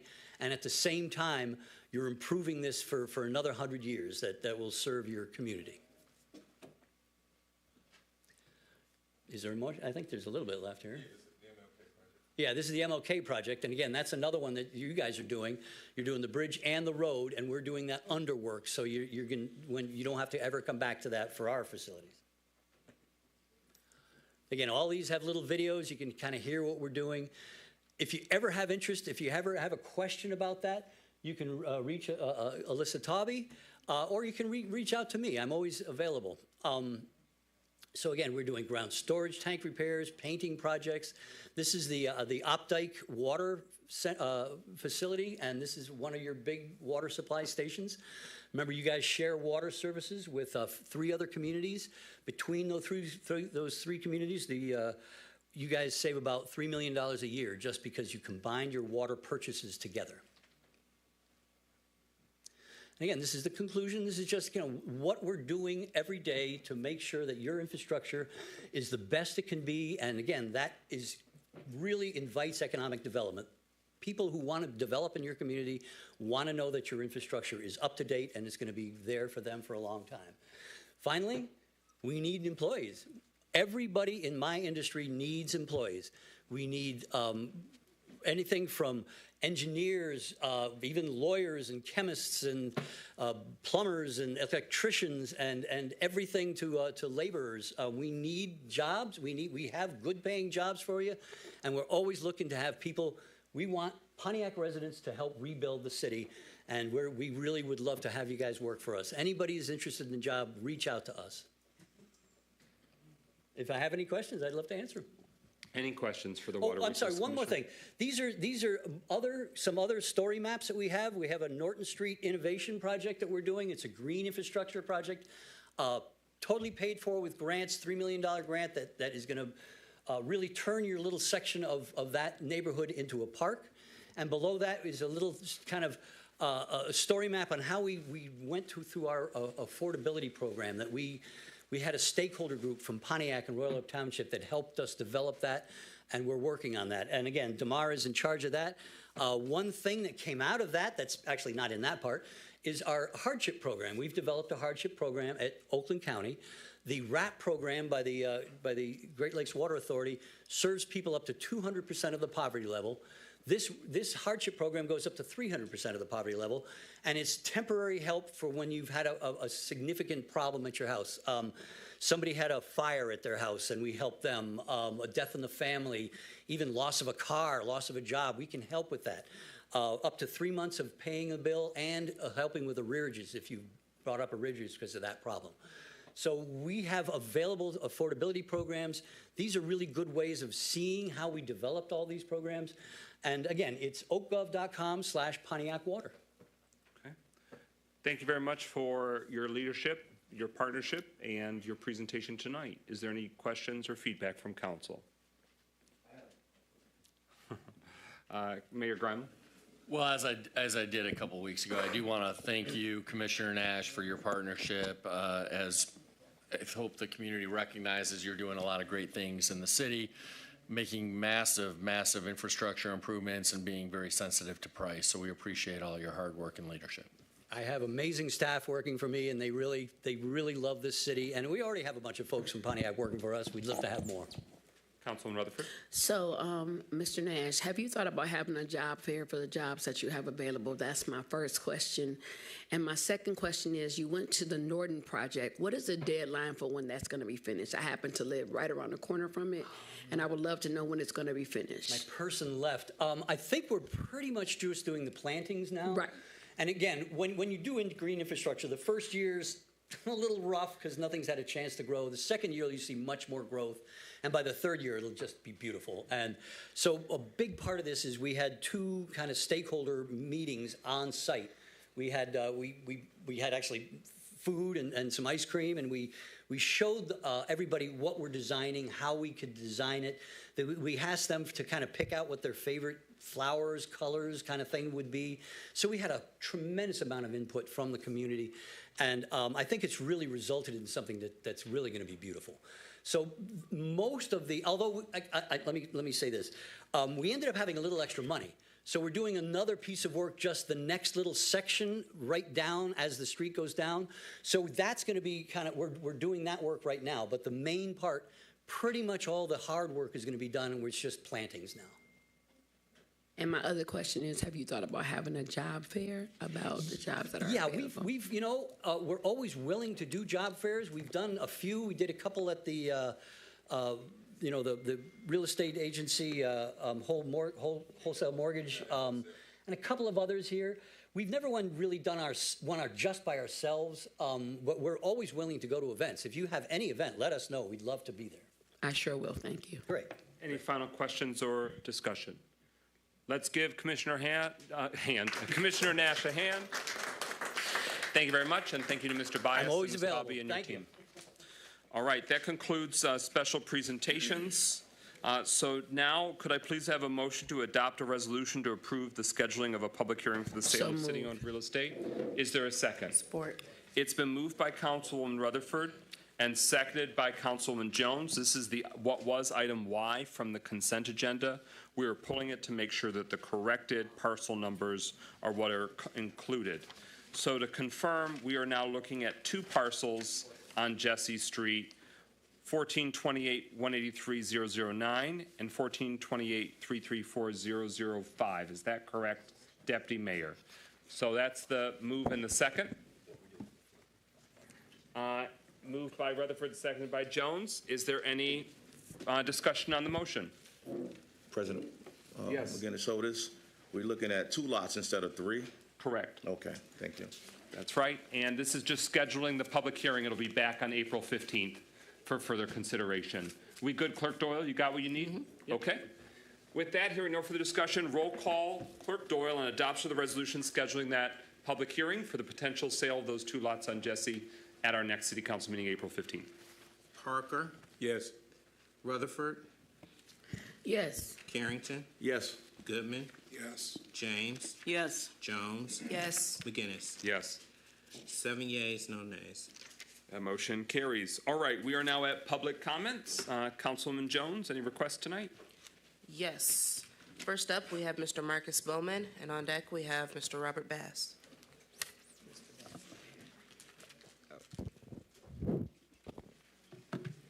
Good evening, everybody. I'll be real brief. Just the state and the climate this community in, we just need to pray for each other. We need to keep each other lifted and uplifted in every facet. I know it's election time, political time. Everybody throw dirt, throw mud. That's fine. A lot of people can handle it. Some people don't. But the people that's hurting the most is our children in our community. They are suffering. If you go in these schools, they're looking for attention. And while we're bickering and arguing back and forth with adult problems, our kids are the ones suffering. So I ask that throughout this process, this election season, anybody that's putting themselves out there and being bold, let's focus on these kids, and we can figure out a better future by focusing on these kids because they can show us something that we didn't see by arguing with each other. And let's just be rational and continue to love each other. Purpose right now is one Pontiac, and that's what it should be. So I just want to thank you for the time, and I'll leave you be. Thank you, Mr. Bowman. So next, we have Rick Sherrill, followed by Wendell Woods.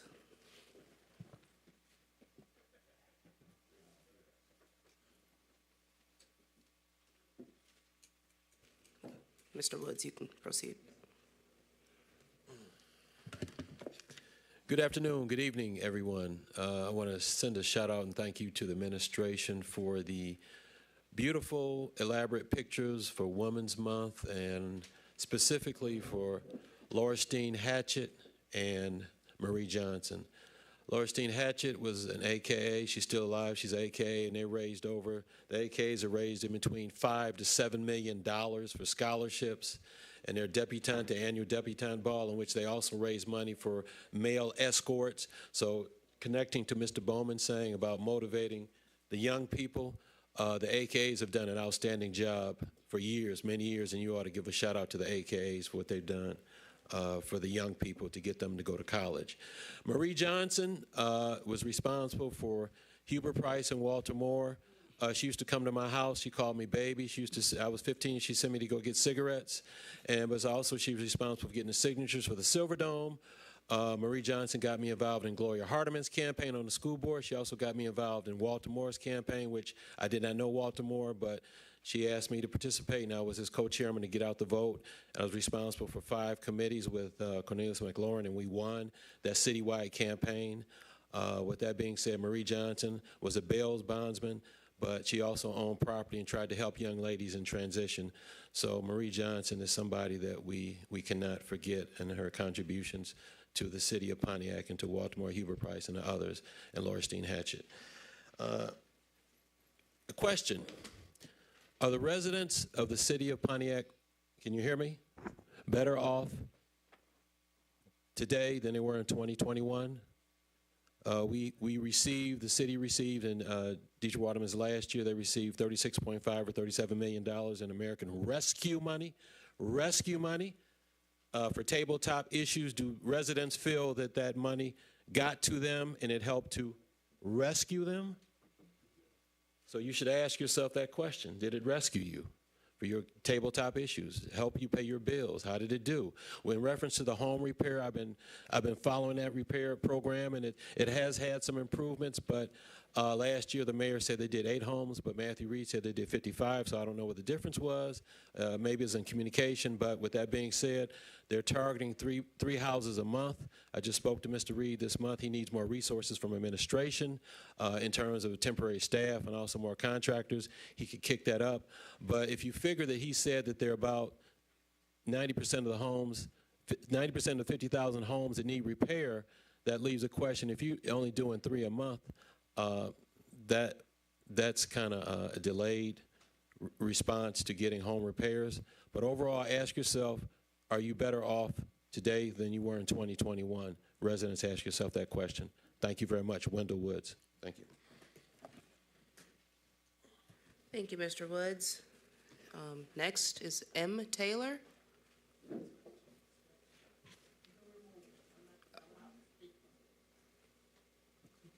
Okay, Carlton Jones, followed by Kermit Williams.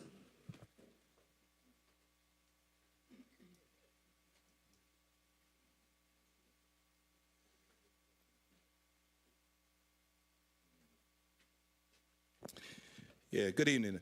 I just love this time of the year, especially this comes around every 4 years. We have election time, and it's time for some accountability for some things.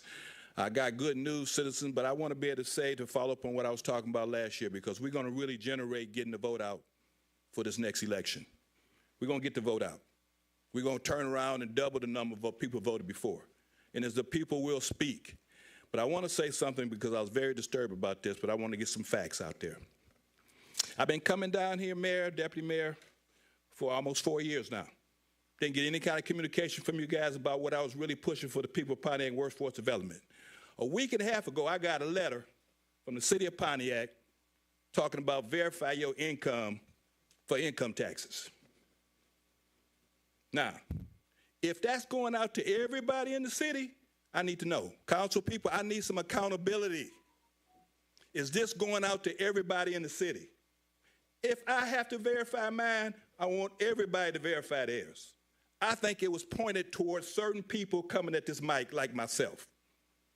Now, I'm not going to make a big deal about it, but this is going to be for everybody, for any kind of income report that you're responsible for, and to have a date on there when you need to have it for me. So we're not going to push this down the road. Any kind of income that maybe the city is responsible for, you personally responsible for, we're going to sign off on all of it together. I asked leadership to check into it. They say they ain't getting no response. Now, if you need me to take my gloves off and let's play hardball because you're ready to leave, let's do it. And I'm not threatening nothing, but I was offended by it.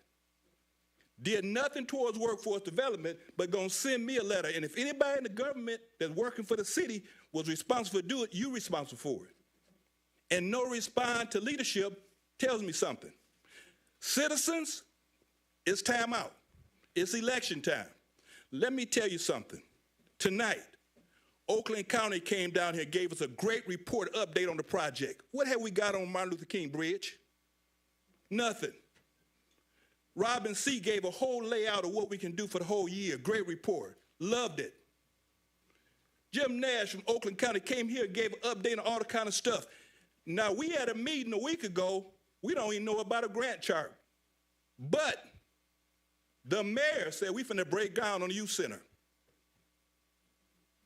Citizens, we have not funded the youth center. I'm telling you, Mayor, you're not going to get away with this even you're leaving. You've ignored me. I'm going to go ahead and let you know what I'm talking about. You cannot talk about breaking ground and you haven't even funded a project. And if you let that happen, some kind of breaking ground before we had this whole details out? Council people, don't fall for it. I'll be back. Thank you. Next up, Mr. Kermit Williams, followed by Chuck Johnson. Good evening, Mayor, Council President Pro Tem Carrington, and the council at large. The one thing that I want to talk about today, Mayor Grimel, is making sure you finish strong. There are several projects that have been laboring over many years. Mr. Jones just mentioned the Martin Luther King Bridge, and I had an extra 30 minutes on my commute this morning because the Phoenix Center is closed, and some wayfinding signs may be helpful for the people who are outside of the city who don't traverse every day. But I would ask this particular administration and council to finish those things that are already on the to-do list before they continue to rush other projects. I see right now, tonight, you're going to go after possible bond counsel. Don't extend the city check when, if we had took time when originally the youth proposals were being made to say, do we have money to afford this, it would have happened. Council people told me that they couldn't wait another week. They had to do it now because we're going to use a certain portion of ARPA funds and we need to lock this down tonight. Now they came back almost 6 months later and said we're going to expand the scope of work to pay for a different project. Unacceptable. We need to make sure that we stop giving these citizens a false sense of choice. Prime example, the maps for redistricting. They had many community meetings. The maps didn't change at all. They presented the same two maps, A and B. You can't keep giving people a choice between dog feces and vanilla ice cream and think everybody likes vanilla ice cream. It's just not true. People need real choice and real community conversations that's actually going to do something with the community. So when I hear about possible community feedback, you come to the residents, have a town hall meeting, a community listening session, and nothing changes from that community listening session, who are you listening to? So I'm going to ask, because y'all had 3 years to be urgent about some of these things, to make sure that you stop and do the things that are originally on the list before you embark on things that's going to hamper the next administration from doing its job. We gave y'all a clean slate, extra money in order to do the things that needed to be done. Don't wait until it gets to filing deadlines and people are collecting signatures in order to move in the direction that needs to happen. Retiree health care was not an issue for this council for the first 3 years you sat here. And now every week we have an update, even though you know you're not going to be able to get it done by January. Stick to the things that you started 3 years ago and do those before you encumber things on the next administration. Have a good night. Thank you, Mr. Williams. So Chuck Johnson still not here. Okay, we'll go to Renee Beckley, followed by Tamika Ramsey if she's here.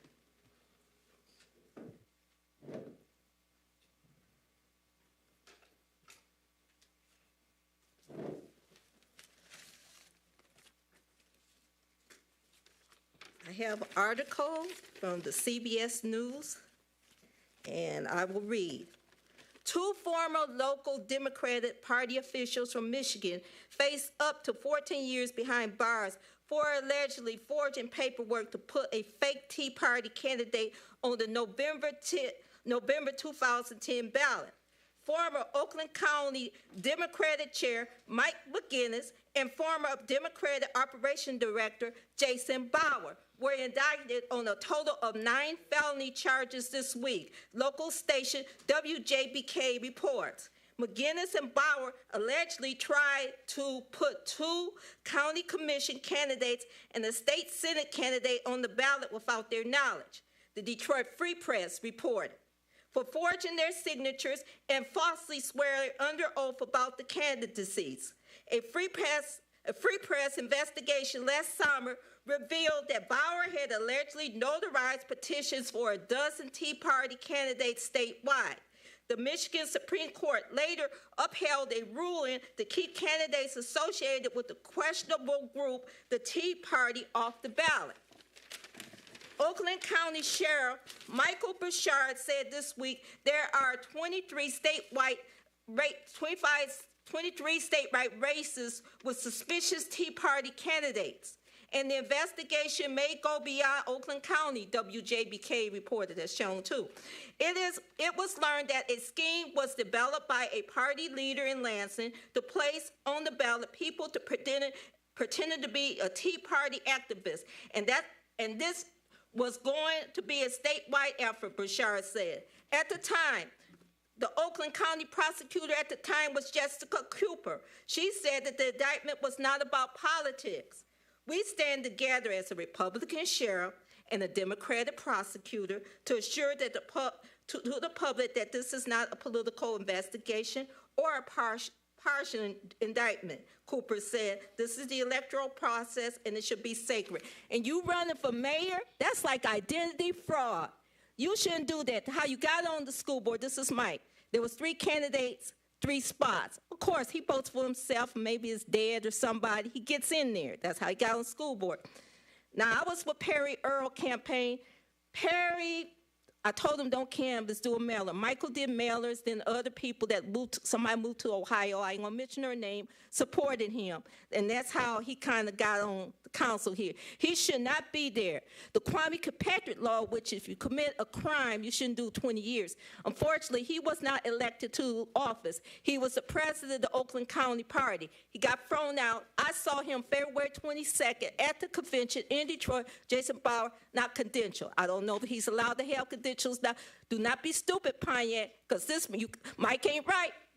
Thank you. Tamika Ramsey, and if she's not here, Dr. Deirdre Waterman, followed by Joseph Sinclair. While she's walking up, there were 4 candidates for 3 spots in 2016. That's my first place erasure happening.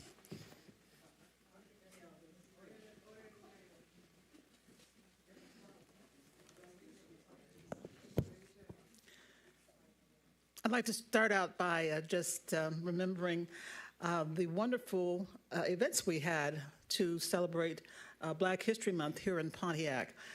The library this past Saturday had a overflowing event. It was great to see that kind of activity in our public library called Women Investing in Women. And we had a lot of women there and some men. And we talked about how women can support other women in terms of fulfilling their life dreams. So that was great. And I was a panelist on that. In fact, led off a very illustrious panel. And then yesterday, as a matter of fact, for Pontiac Middle School, we also had a panel. And Brenda Carter, your state representative, was also there as a panelist. And we got a chance to talk to an auditorium full of 7th graders in terms of fulfilling your dreams as women, learning your value. We'd like to know that Pontiac young people have the kind of life dreams and the kind of inspiration and kind of mentoring. So it's always good to be part of those kind of events when you have the fulfillment of people's dreams and are able to speak on behalf in terms of your experiences and your challenges and how you have gotten over them. I've been through a lot of things, and it's hard to remember that all those things that I felt when I was a 7th grader and the dreams that I had, and being able to portray that to the young people with their eyes bright with anticipation of what potential and life hold for them. So that was a great Women's History Month. What I would like to also address here is an agenda item that's coming up later in the agenda. It's one of the last things. And that is what somebody else mentioned. It's the passing, or you're going to vote on the bond proposal, the $15 million for the Youth Recreation Center. And that is an important issue because, of course, we all wanted to get that Youth Recreation Center. But I think in terms of telling people, to pass these bonds, I want you also, Council and President, to be responsible for telling people the other kinds of financial issues that they're going to be confronted, and don't give them to a piecemeal, to give them a true estimate of that. One of the things that's coming up is you hear Oakland County talking about they're going to need bond money to finish that project. So that's going to be a bond, and that will end up paying for that. Both the youth recreation will need a bond, and we haven't even gotten to the fact that you had a town hall, Mike McGinnis, talking about the fact the real purpose of it was to say, hey, look, we need a DPW yard, and how about doing bonds for that? Plus, we haven't even gotten to bonds for roads. And both the library and the youth rec millages are going to be due again next month. So please give the people a whole sense of what is upon them, and don't let them just fall piecemeal by piecemeal into this kind of indebtedness and taxes. That does conclude your time. Yvette Carson, and if she's not here, Delana Stevens. Oh, okay. Shanna Groves. Here. Okay.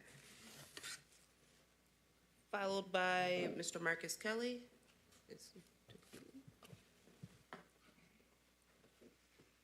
So I have something short to say.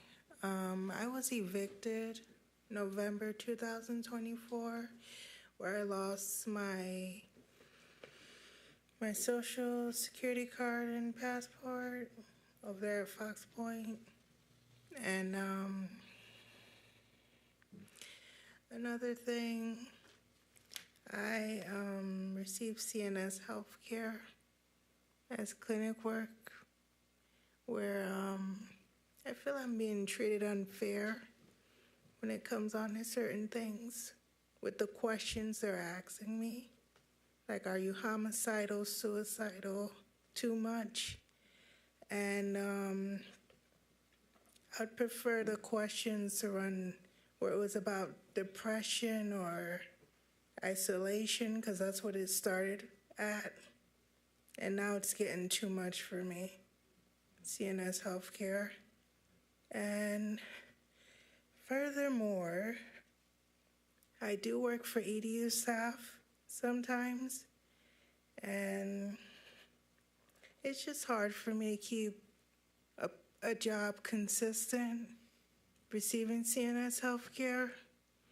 And I was wondering if anything could change for me in that.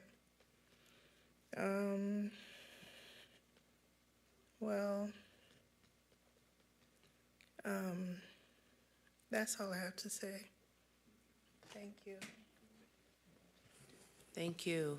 So excuse me, Mr. Kelly. Is Mr. Sinclair here? Joseph Sinclair? No. Okay, I skipped him. So go ahead, Mr. Kelly. Marcus Kelly. I seen the devil run past me. Let me find it, because I kind of had to write it down so I didn't forget. Next on deck will be Craig Jefferson.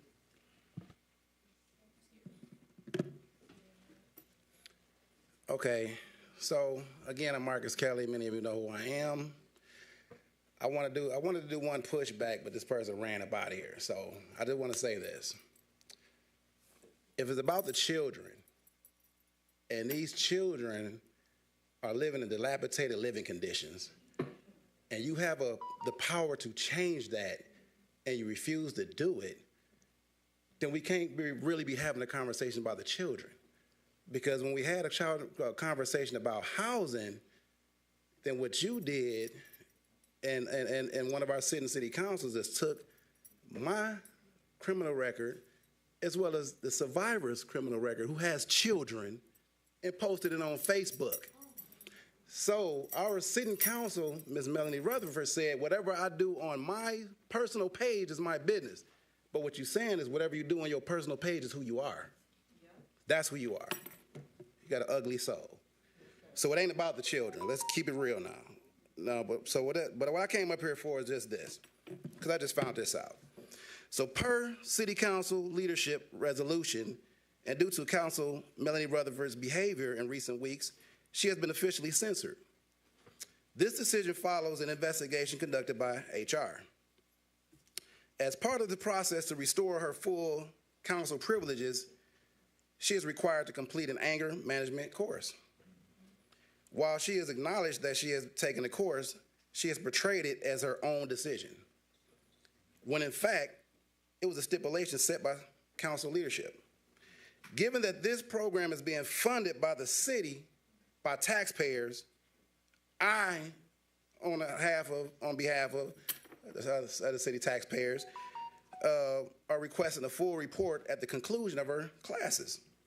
This report should outline the steps taken forward for rehabilitation, ensuring transparency and accountability. I trust council leadership to facilitate this, as public dollars are funding this effort and the public deserves to know the outcome. That's it. I think we have to have transparency. And I also want to say this. Again, we always quote Bible scriptures when it benefits us, but we always seem to miss the one thing, that those that done this to the least of my brethren done the same to me. I love you, sister, wherever you went, and I want to help you. But I have to say this because we can't always default and say it's about the children. But we have children that's living impoverished. We have children that don't have running water. We have children that's hungry. We have children whose parents don't have transportation. What about that? I conclude.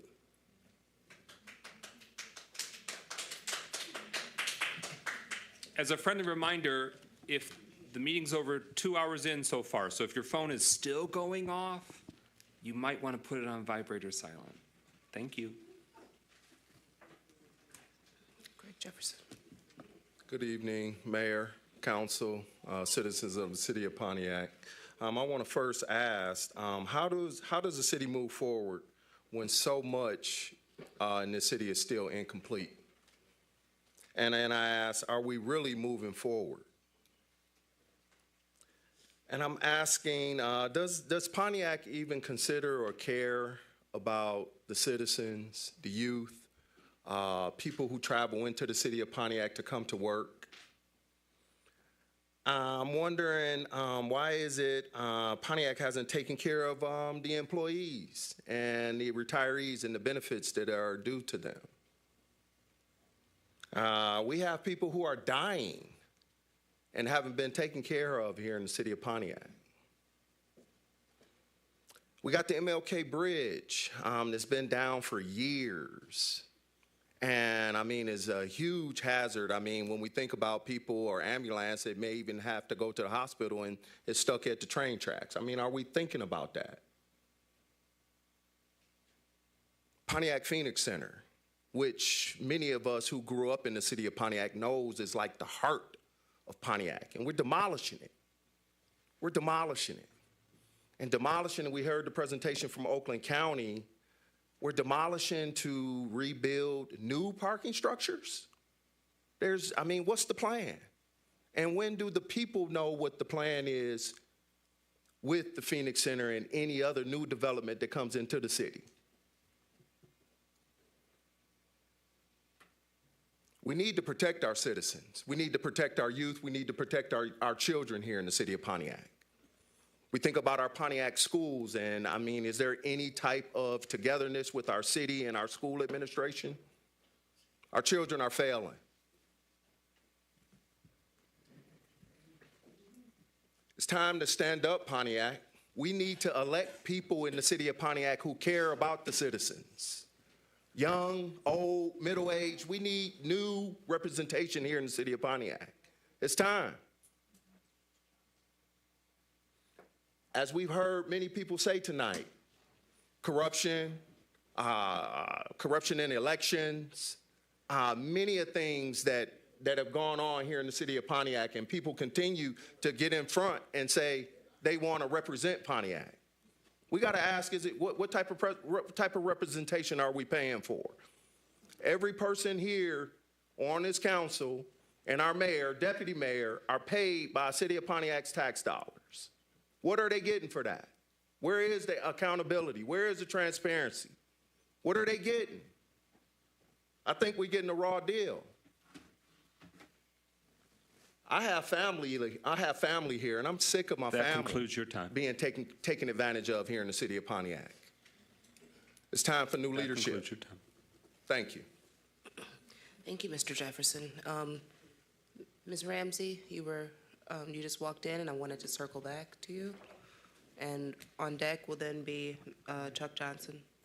Thank you, Mr. Johnson. The doors were locked. We couldn't get in. Hi, my name is Tamika Ramsey, and I am a small business owner in the city of Pontiac.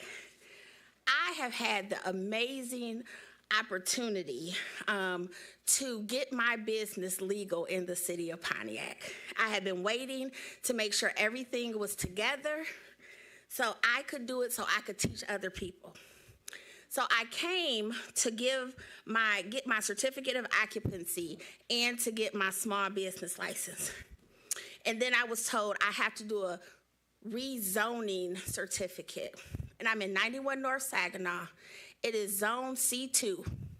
I am a small consultant, and I consult or have workshops, small business, office stuff. And I had to pay $150 just to fill out a piece of paper saying that I am a C2 business in a C2 zone building. And I was trying to look for some understanding as to why, because then I have to pay $135 for an inspection, which at that time people could see if I'm zoned the way that I'm saying I am. But literally, they said, we gonna verify this piece of paper. $150 to verify a piece of paper for so many small businesses during this time, that hurts people. Y'all doing a lot of hurting up there. And so I went through the proper channels because I paid it because that's what they said, but I just did not understand why. And I think what I have learned from the last 3 years is most of y'all up there don't even care why. Y'all don't care about us. And I was talking to Kermit earlier, and I said as many issues as the last council had, I never felt ignored.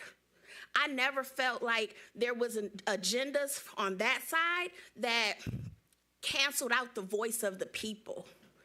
And I feel that.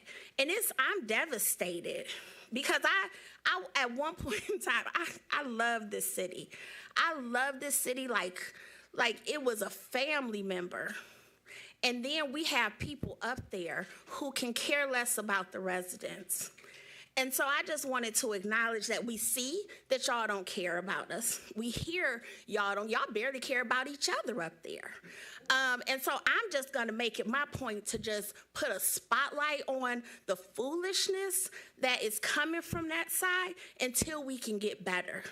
Because this city deserves better. These residents, my children, the house that I own deserve better, and I doubt that many of you up there are willing to provide better for me or anybody else. Thank you.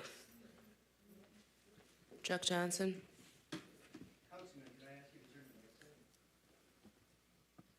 Thank you very much, Chuck Johnson. I'm kind of upset because I stood outside this building for the last 10 minutes trying to get in because the doors is locked down there.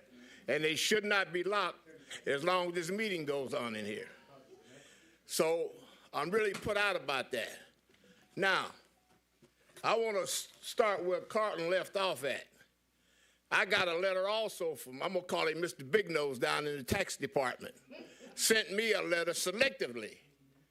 Sent Carlton a letter, no doubt, selectively. And how many other citizens in this community got letters from Mr. Big Nose in the tax department only because he's seen us at this podium? We had to give a name and an address. I've got 2 addresses. One is for my company and one is for my personal reason.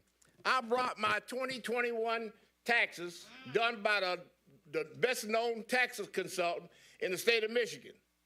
And the city of Pontiac is named in here as my tax dollars were spent, or the tax statement indicate. He will not get anything from me. It's going to take a judge to tell me to submit this document to anybody that wants to get it, because nobody's going to look up here and see me talking and selectively pick me out and send me a letter regarding a tax statement. And I got it all right here in black and white. Now, with a little bit of time left, you heard the man come in here and talk about the demolition and the other related stuff down the street, and how they're going to try to utilize Pontiac. They ain't trying to use no Pontiac people, because if they were trying to use Pontiac people, somebody would have called up Chuck Johnson and said, listen, we're going to start the demolition, and we know that you're a demolition contractor, and we know that you might be interested maybe in some of this. Are you willing to come and submit something or make indication that you're willing to do some of this demolition? No. But they want to keep on emphasizing that Pontiac base is going to be involved. And it's not true, Mayor. And I'll tell anybody that. I went out there to get a FOIA to find out what the bid amounts was. I had it take a Harvard graduate to fill out their FOIA request. Okay. I'm out of breath because I'm mad. I'm damn mad. And see, I done lost my train of thought. So you shouldn't get mad like I am.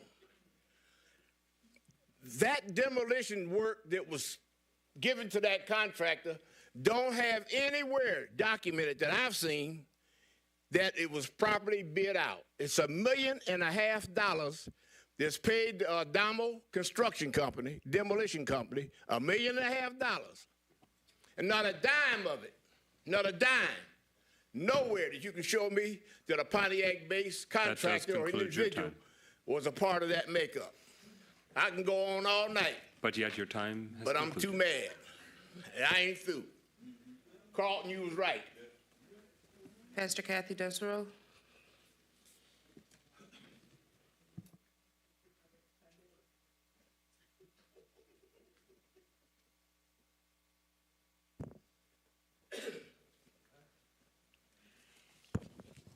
I had something I was going to talk about tonight, but I think I looked through one of my notebooks and I found something I think is more appropriate for the evening. All of these little anecdotes were written by people like Mark Twain, Maya Angelou. There must have been a reason. There's even one in the Bible. Kindness is free. Spread it everywhere. Kindness is free to give, but priceless to receive. There's a reason I'm telling this, people. Kindness is the language the deaf can hear and the blind can see. Think about that. Some of us are deaf to what we want to be deaf to and blind to what we don't want to see. A little kindness would go a long way. I mean, Chuck's been asking for help for jobs for his people for as long as I can remember.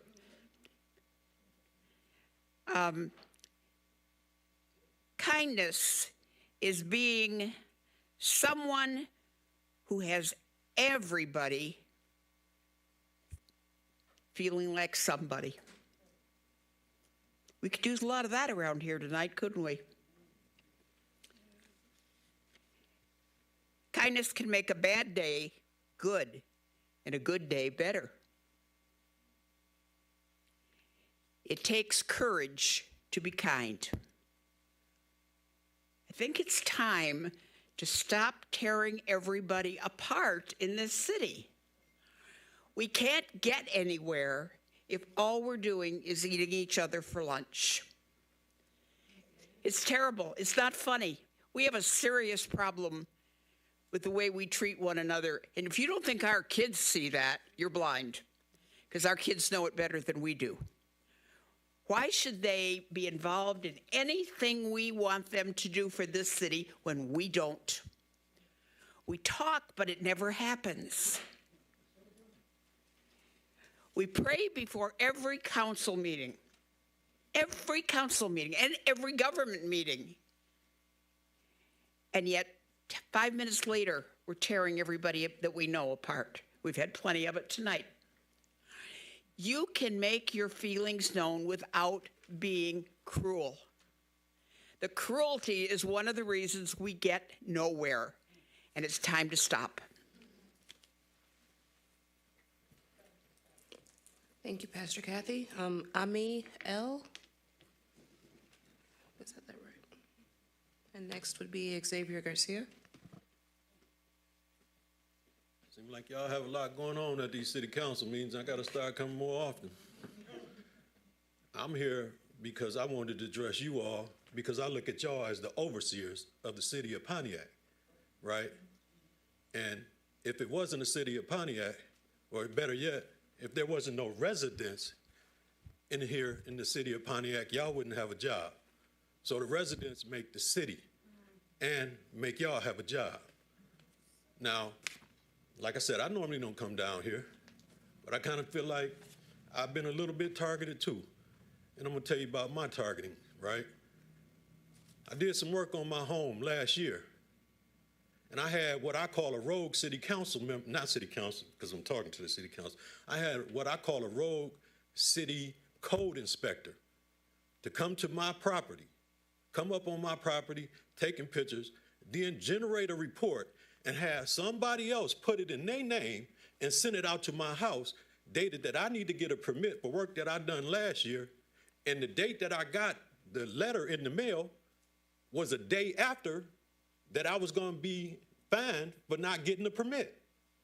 And then when I came down here to voice my opinion on that to code enforcement, then I get a letter at my house saying that I need to do some paperwork because my house is going to be looked at as a rental house and they're going to charge me more taxes as a rental house. Now, I'm just like a lot of other people in here. I'm rooted in this community.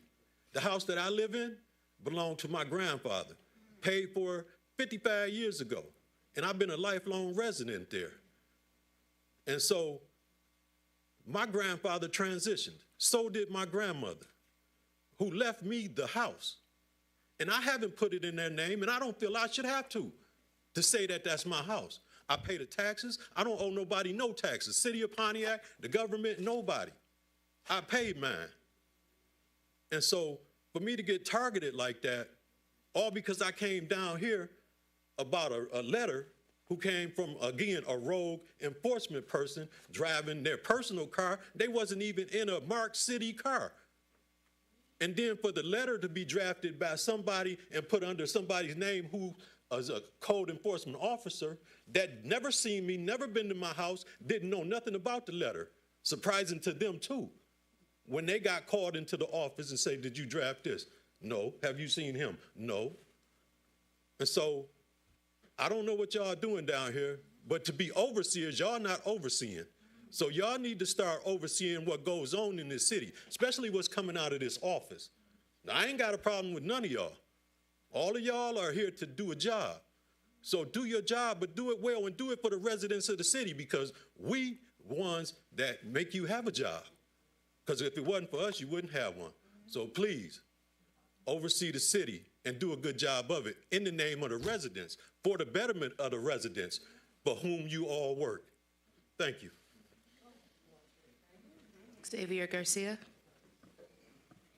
followed by Darlene Clark.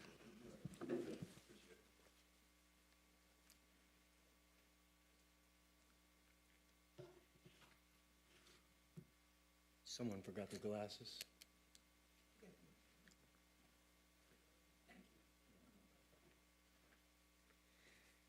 Hello, good evening. I am Xavier Garcia, and I come here tonight seeking some mediation to an incident that happened to me on Cameron Street last November.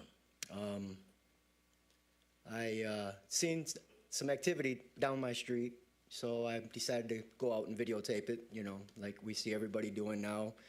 Cameras hold people accountable, and some that don't like being held accountable kind of really object to that. So there was 3 cop cars, and I went down filming the cop cars, just, you know, as an observer, practicing my First Amendment right as free press, you know. I see a lot of it going on, so I thought, here's an opportunity for me to participate. You know, it's my duty. You guys have a job, but I have a duty as an American citizen to fight and keep our rights in line. So I'm trying to participate in my duty right now and draw attention to the fact that they put me in cuffs and told me it was a federal crime to record the police computer screens. And they kept me in cuffs. I wasn't allowed to leave. They made me drop my phone. It wasn't until they realized that there was just maps on their computer screen.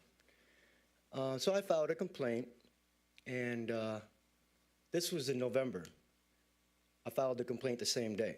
I've made several attempts to call up, speak with the officer or Mr. Hunt that took the report. There was 2 sergeants that showed up. He's never in the office. He has never returned my phone calls.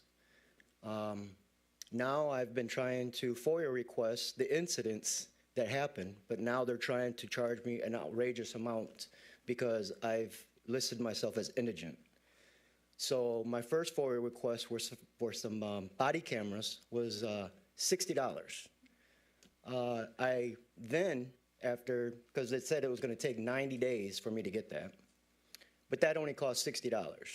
Now I FOIA requested the 2 incidents that happened on Cameron Street, or any incidents that happened on Cameron Street, and the results of those. And now they're trying to charge me $300 for just telling me if there was cause to Cameron Street. So I'm trying to bring attention to this matter. They will not assist me. I've made many of calls, left messages, and I did speak with another sergeant that was on the scene, but he was on the phone, he wasn't taking the report. And it concerns me because he tells me that they know they did wrong. They know it's a felony crime for them to leave those screens open, but he tells me nothing's gonna come of this and that there's gonna be nothing done. I filed a intent to sue letter, nothing was done from it. So I want to bring attention to the matter, and that's why I'm here. Thank you for your time. Thank you. Ms. Darlene Clark, followed by Ms. Gloria Miller.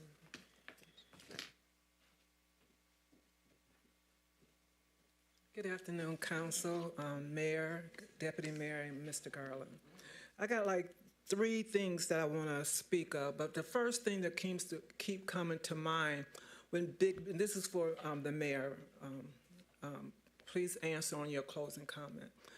Is there a department in your administration where when big businesses come here and have businesses like the Phoenix and other business, Amazon, where they say they're going to hire Pontiac residents, is there a department who do a yearly follow-up to see how many Pontiac employees that's there? That's very important because it seems, and I agree with what a lot of people are saying, that they come here to promise to give Pontiac people a job, but who's putting them to the fire to see if they hold their end of the bargain? And is there a contract to hold that? Mr. Garland, this question is for you. Can you please give clarity on this? For the people that's running in the different districts, the council people, this is one of the questions. Could you explain to the people in your closing comment whether they have duplicate signatures, will it count? So say if there's 2 people, say Ms. Jones and Ms. Rutherford running in the same district, and they go get votes, would they be able to have duplicate signatures, or how would that work with the candidate? Also, Mr. Garland, could you please explain to the public the difference between the pay rate, let's say, because it's such mass confusion as the council at large, is his pay rate just as good as the president's pay rate? Explain to the public so they can have clarity on that. And Mayor, this is for you as well. The public would like to have clarity on this as well. There is such a great rumor out there since you have announced that you're no longer running for candidate that you are going to step down early so President Mike McGinnis can step in. This is for you as well, Mr. Garland. Could you please put it on the floor table to let the public understand, is this the possibility of your decision, and is this possible, Mr. Garland, that he can do this, for Mike McGinnis to step in as president before the election? Ms. Gloria Miller, not here. Okay, Council President, we have 2 written public comments, 2 written requests for public comment. One for Mr. Charles Blackwell, who says, pursuant to the Americans with Disabilities Act, I want the following public comment publicly and verbally read on my behalf at the April 1st City Council meeting. Good evening. Melanie Rutherford is not a leader, nor is she a public servant. Instead, she's a grifter and opportunist that uses public office to enrich herself with money from the City of Pontiac business owners under the misleading guise of campaign donations. Second request for public comment comes from Mr. Robert Bass. He says, please read verbatim. Good evening. Good evening, everyone. To the Pontiac City Council members, we want to address the letter that was presented to each of you on March 18th, 2025 that have not been addressed, when it clearly states to reply in 5 days in writing. I appreciate the conversation with Councilman Carrington. However, it did not address the complexities that are addressed in this letter. The Citizens District Council has indicated that the city's planning director has been advocating for developers, investors, and others to assure that what they are requesting gets through the process and passed by way of the ZBA, Planning Commission, and City Council through manipulation, deception, and misleading facts. We have attended various meetings and watching how the director feeds information to the councils, advocating for some and damaging others with misinformation, misleading faces. More importantly, we, the CDC, have worked with Shanta Turner for some months, advocating for her to get her small business going. However, no matter what she does, the planning director finds new ways to keep her from achieving her goal. And due to the actions of this department, we have found that many other Black would-be investors, developers, and possible landowners have been denied opportunities to invest in Pontiac. That's called discrimination. Planning manager and community development director responsible parties. As the city council, you wanted the job, now do your job or at least respond. And that concludes public comment. That concludes public comment. We're at recognition of elected officials. Are there any current elected officials that wish to speak and update regarding their role? Hearing none, we are at agenda address. Ms. Councilman Jones, any requests? Yes, we have requests. First up, Mr. Carlton Jones, followed by Wendell Woods.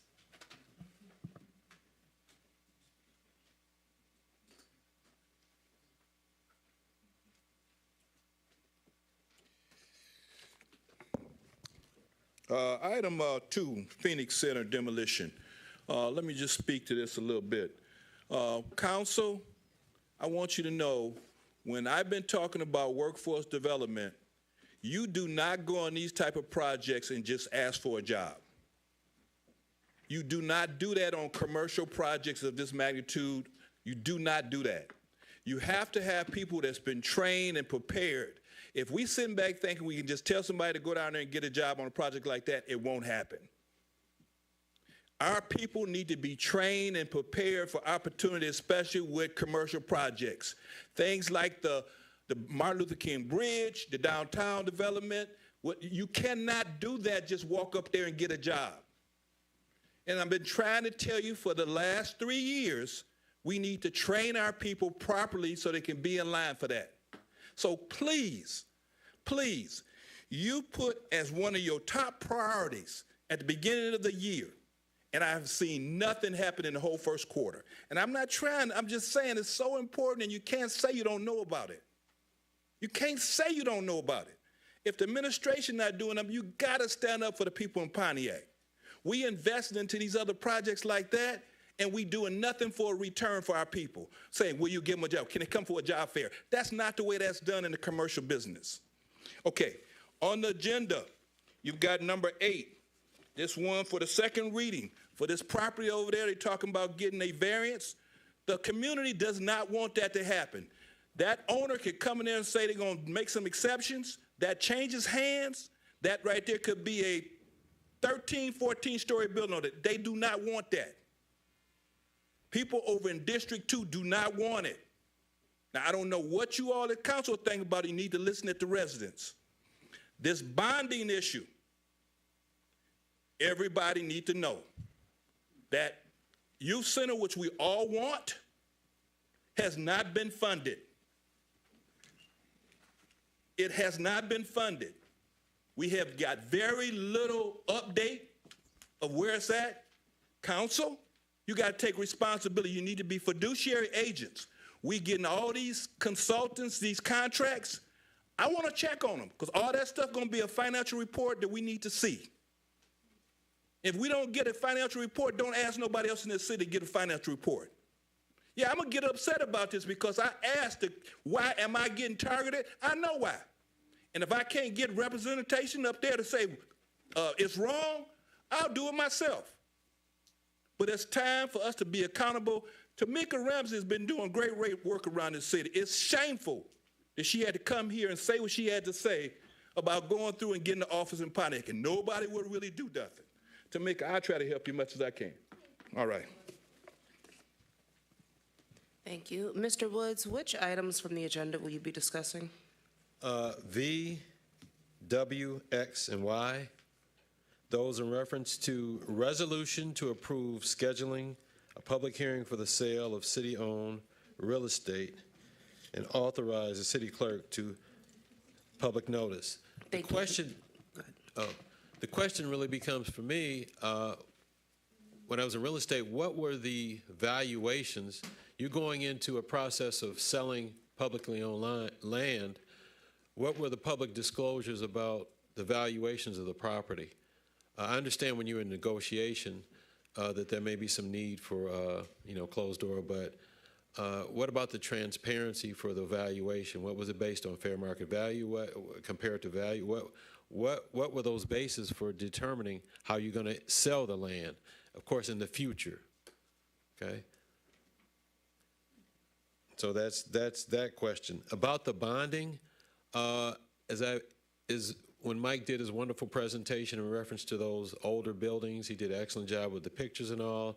They were owned by the city of Pontiac, but he also mentioned that the city could be bonded for $50 to $70 million, I think. And so my question to him was, what was the documentation and evidence used to support whatever those numbers were? Where is that report? And I asked him to send it to me, and I guess I'm waiting for you to send it to me, that report based upon whatever financial analysis saying that we can be bonded for $50 million. So that's the second question. And more importantly, though, that's connected to the fact that if there's an opening for deputy finance and his chief financial officer is not in place, and I had an opportunity to look at the legal billings for 2021, 22, 23, 20. So in 21, 22, we had $680,000 in legal billings, and then we went up $300,000 to almost $1 million that very next year. I guess when you look at, you figure a lawyer is going to bill at $450 an hour, maybe, or $250 an hour. You look at those billings, and shouldn't you ask yourself, okay, can we see? We have an invoice number. But can we see the detail on what was done for $25,000, $15,000? So I'm really asking that we ask for City Council authorize a forensic audit of not only the legal billing but other spending that would seem to be possible issues. And I'm not saying anything of malfeasance, but the bottom line is that the last financial audit was done under, the prior administration, forensic audit was found spending $1.6 million. If I'm looking at the legal billings and I'm seeing an increase in $300,000, maybe that was a payment for a judgment. I don't know if that was a settlement. I'm not sure, but it should be more transparent. And so I want to thank City Clerk for providing those informations to me in terms of the invoice number. Thank you. You guys do a great job with that. As a citizen, it just begs me, how do you go up $300,000 to $1 million from $685,000 to $1 million in 1 year? That's kind of, when you divide, okay, $450 an hour, $250 an hour for legal billing, is that what you guys bill at? So I'm just... That does conclude your time. Okay, thank you, sir. To the first question, it won't be on tonight's agenda. It comes back April 15th, but a quick answer for you and others curious. The Economic Development Division sets the amount for those vacant lots, half of the state equalized value. That's what they've shared for us. So 50% of whatever the SEV is for that vacant lot, that's where they come up with that sale price. But we'll ask more questions about that when we have public hearing after public hearing on those different parcels. Are you going to authorize a forensic audit? Well, you asked two questions in your agenda address. That wasn't one of them. I can speak to that in my closing comments, but we'll try and answer your bond question when we get to that in the agenda, but I'm going to go try and, while the keeps going, I'm going to go try and get that document for you. Okay, it looks like Mr. Williams has departed. So we are off to Dr. Deirdre Waterman, followed by Renee Beckley.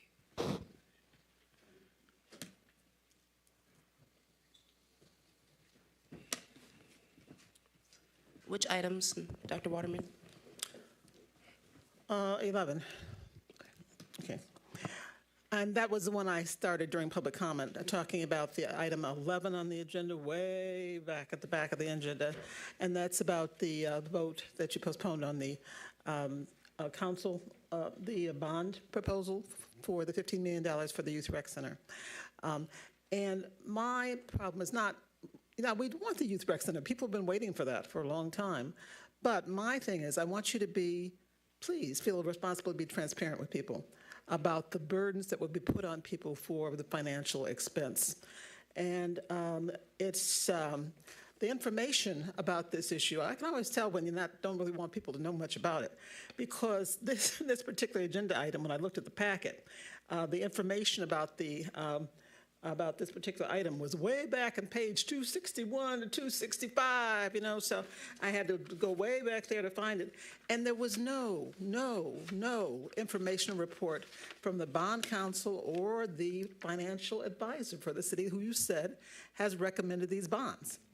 This is a huge financial issue, all right? And I know that I know these people because I hired them because when we were trying to do bonding before. And I know their responsibility is to present a report. How do we know it's AA bonds? I've heard all these kinds of things said, but I don't see any report from them. And, I know various of you have tried to talk about this, but, Kapani Stevens is not a bond counsel, nor is Mike McGinnis, all right? So don't try to hide that from us. We deserve the right to know the particulars of this. The other thing that concerns me and why you're trying not to be transparent about that, and I'm not blaming, I'm not saying, this is a cabal or a plan, but you as council people should be interested in people knowing all the parameters of these kinds of financial problems, or it could be issued on people. And the reason you shouldn't piecemeal that, give them this one and, okay, well, this one's going to be paid out of the surplus we have in the general fund. Well, that's good. But what about the other kind of issues that are coming up that are going to be piled upon people? Number two, 2 years ago, you increased people's taxes with the Headley override that you didn't have to do. That was optional. So that was one. All right, now we got the, if you pass this bond, but also, as I said, the county's talking about bonding for this project they've got going down here at the Phoenix Center. So that's bonds that need to be, if that's bonded, that's paid by the taxpayers, all right? In addition to the fact there's 2 millages that are going to need to be renewed next year if we want to do the library and if we want to do the other one I talked about, the library, and the youth rec center millage. Plus, we haven't even begun to talk about the roads. A year ago, you were trying to get us to do $140 million for the roads. Tell people the full financial background. Thank you. Okay. Renee Beckley, followed by Chuck Johnson. Wait, did he? This number 14, Pontiac City Council Community Conversation for Tuesday, April the 8th at 6 o'clock. Is this that same thing that Mike had? Because I'm on the impression it was the whole council and it's just Mike there. The first thing that came in my mind, he's campaigning, he's running for mayor. Why is he the only one here? Where's the other 6? The second thing was Mike, there was nothing productive came out of that meeting. I sat there almost 3 hours. And there was about what the DPW man, there's no place to park the trucks, or they can't do the equipment, or they can't get the salt out in time, and there's really no place in Pontiac to put them, and they're looking for a place to put the trucks. It's a lot of crazy stuff. And then I guess one lady asked about the bathrooms in the parks. Why are they closed? And Mike said, well, we won't have them closed open until 2026. So this is 2025. So the summer of 2025, the people got to go to the gas station, got to go to the relative's house, bring a cup or something to use the bathroom, because you're not going to use the bathroom in the park? And I asked them that, this 2025, what they going to do? Had no answer, no solution whatsoever. It was a show. Is this a show? What is this next meeting going to be about? And then you've been here 4 years. And you just now, basically, I guess this title, you had some for different subjects that were things getting done. Like Kermit and somebody else up here said earlier today, Craig and them and everybody said the same thing I'm going to say. You have a bridge that's a hazard to the hospital. I hate to say this, but mortgage places, they're targets where, you know, people that get their house denied, somebody come in there and start some stuff in there, how the gate got to go all the way around. You got Murphy Park, when the kids fall off the slides and the swings, they got to go all the way around, and you got that bridge closed. My back went out. Well, I was working up here at this place you see on TV, and they complain about. Ms. Beckley, we want to be open to hearing you, but please keep it to the agenda. Okay, I'm keeping it to the agenda. But you don't have that bridge open. So that's what, there's no solutions. That's what I'm saying. That should have been about that bridge, stuff that's going on now. They keep saying about the kids, your test scores, 3% of Pontiac. Ms. Beckley, I'm talking about this. What items? Quit interrupting me. I am talking Ms. about Beckley, this. Please keep it to the agenda I'm talking about the type of meetings y'all have are unproductive, and you're not talking about the needs of the people of the city of Pontiac. Thank you. You say stuff, but you complain about stuff that you have not done, and what the people complain about, DPW, they don't have no place to work. And you come to us. You should go right here to Auburn Hills, next door, or Bloomfield, and ask them, how y'all do that? You know, I would do that. You know, I wouldn't be embarrassed. Just ask them stuff. Quit having these meetings. It's too late for y'all. 5 of you are not coming back. Baby, and right now I can believe that. 5 of you are not coming back.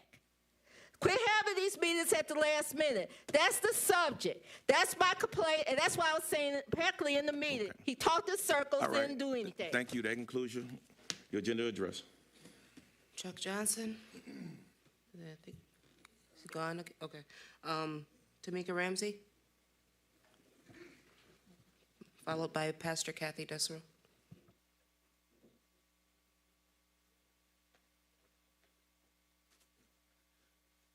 I'm over here scratching off lottery tickets because second time in my whole life, me and Dr. Waterman gonna agree. I didn't win on the first one, I'm gonna try the second one. So I worked really, really hard to help get the youth recreation millage passed. Worked really, really hard. And have been praying that y'all get a youth recreation center built. I understand that in the beginning, we were looking to see if we had the stock. I think people have been on this journey with y'all. And we in year 4, it just looked like a whole lot of people running for election because these things could have been addressed year 1, year 2, and definitely year 3. We wait until year 4 to start trying to have these conversations to ram ARPA money through. That might still get pulled back because people at the federal level don't care if you have committed it, it hasn't been spent. And that money could have been spent. People have needed that money in this community. And now we're trying to do bonds. If that is how we're going to build the youth recreation center, I would ask for y'all to pause. And really, not that fake redistricting town halls y'all did. Don't do that. Don't do that. Actually ask people questions, listen to their answers, and then do something that the people are saying. People need to understand we are going into a season of the unknown for the economy at the federal level, and that's all I kept saying. Like, we need to have people up there, whether it's council or in the mayor's seat, that will protect people because we will be under attack on the federal government side. I said that. I'm going to find it what week I said it and play it. And y'all not doing your jobs.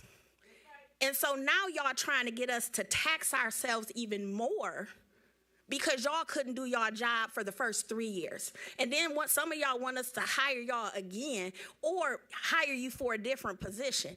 How, Craig? Where Craig at? How? Okay. Please don't tax people unnecessarily with Medicaid and Medicare being unknown, the cost of prescription drugs going up. Y'all still haven't even honored the retirees yet. So the last Ms. Ramsey, thing. we've been lenient, but please keep it to the agenda. Bond. Yes. I am. No, you're not. You're waving a lot away from the bond issue. I'm saying don't unnecessarily tax people with the bond because they don't know where their money is going. Now, if you can't comprehend where I'm going, that ain't got nothing to do with what I'm saying. I am being very clear when I am communicating about the bond and not taxing people or not helping people, but hurting them because y'all didn't do y'all job the last 3 years. That was disappointing. All right, I might be running. Let's go. Pastor Kathy Dessereau, followed by Ms. Darlene Clark. Pastor Kathy, which items will you be discussing? Bond issue. Okay. I understand the reason for bonding, but I know it's expensive. What pot is that money coming out of when we haven't got the money to build the school to start with? Until that item is solidified, why are we going ahead? Are we getting the cart before the horse here? There's a need to be bonded if we're going through with the project, but we're not there. We don't have the money. At least to our understanding, we don't, and we should. I also want to ask about, somebody passed a name around tonight up there. The new name for the street when the loop goes away would be Carriage Circle Drive. That's not what we voted on. We voted in this chamber, you remember? And it was Chief Pontiac Boulevard. Where did this road come from? We never heard of this one. And one question. The kids over at Pontiac are have almost completely built another house, beautiful house. They're getting tremendous training. Are any of our people who are running businesses, contractor-type businesses, plumbing, heating, building, taking these kids and apprenticing them into the career? That's workforce development. They're already expressing an interest in what they're doing. They're building a house. Pastor Desborough, I do not want to cut you off, but I do want you to stay on the agenda. This is a public comment, and we need to keep it on the agenda items. I'm going to be fair to everybody across the table. It's pretty close. To explain, in the consent agenda, the City Council approved updating the roadmap that many years ago, they had a working name for Carriage Circle Drive. They called it Auburn Hills Boulevard. I don't know why. And it was never updated in the state's map. It's correct for the U.S. Postal Service. It's correct for the sign at Carriage Circle Drive. That's what we cleaned up. We fixed that. It does not change the Chief Pontiac Boulevard naming that was done for northbound Woodward Loop. Two separate streets. Okay, Mayor, I'm sorry, this is again for you as well. I'm talking about number 12, Y and Z. I'm sorry, I got candy in my mouth too.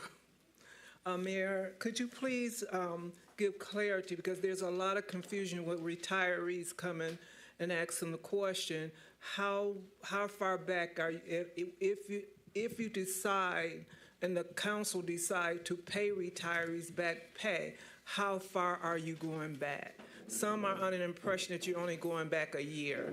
Others under a different impression that you're going back 3 years. So could you please give clarity to that?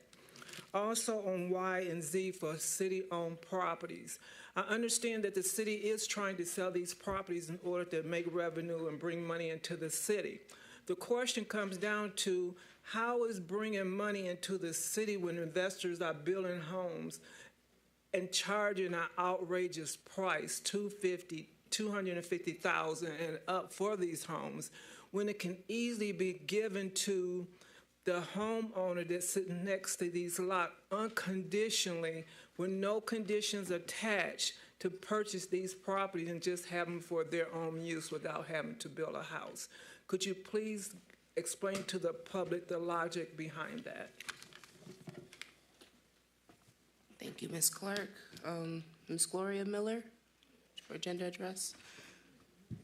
Would you please let me know which item you will be speaking about?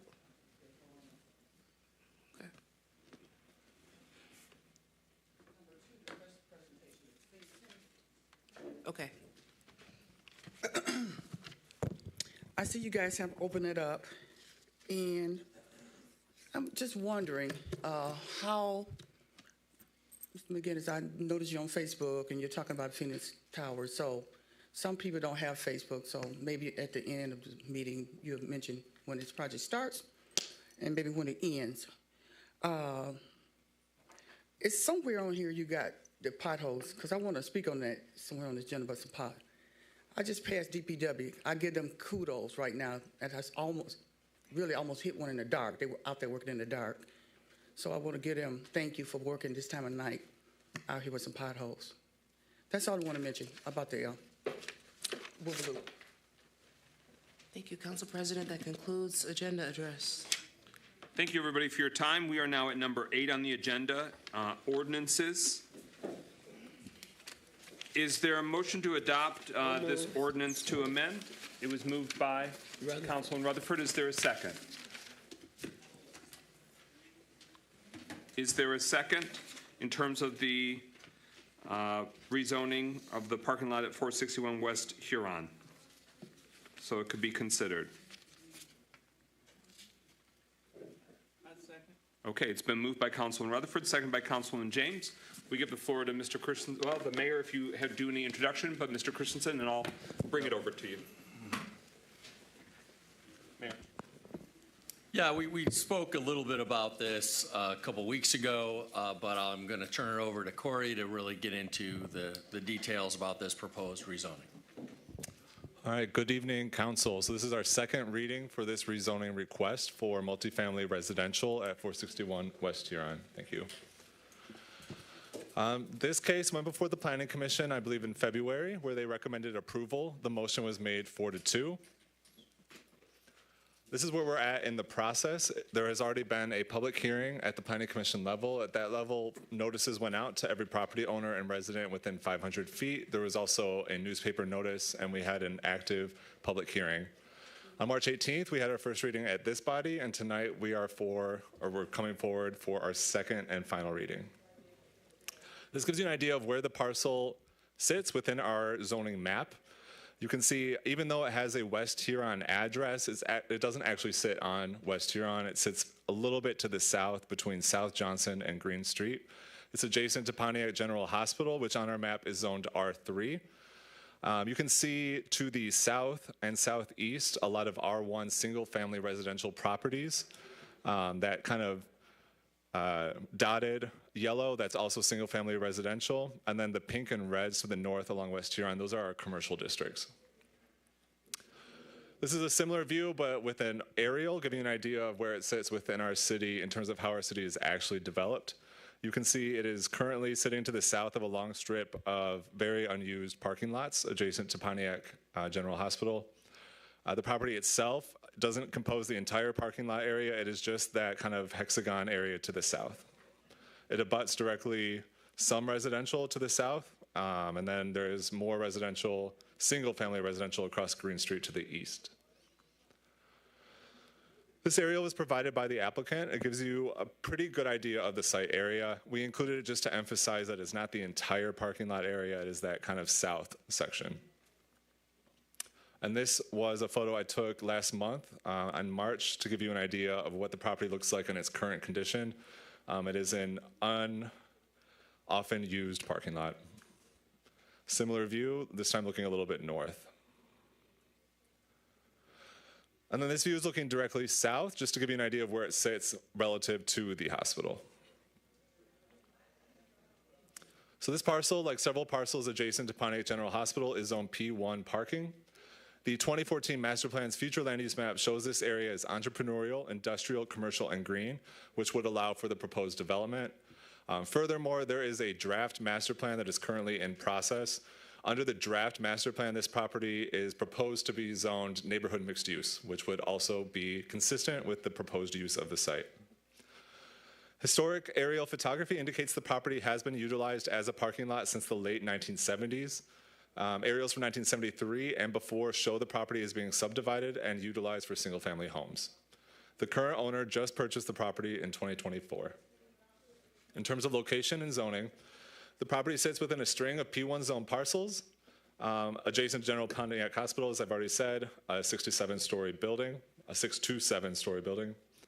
The P1 zoning for the subject parcel was most likely established at the time the property was converted from single-family homes to parking to support the hospital.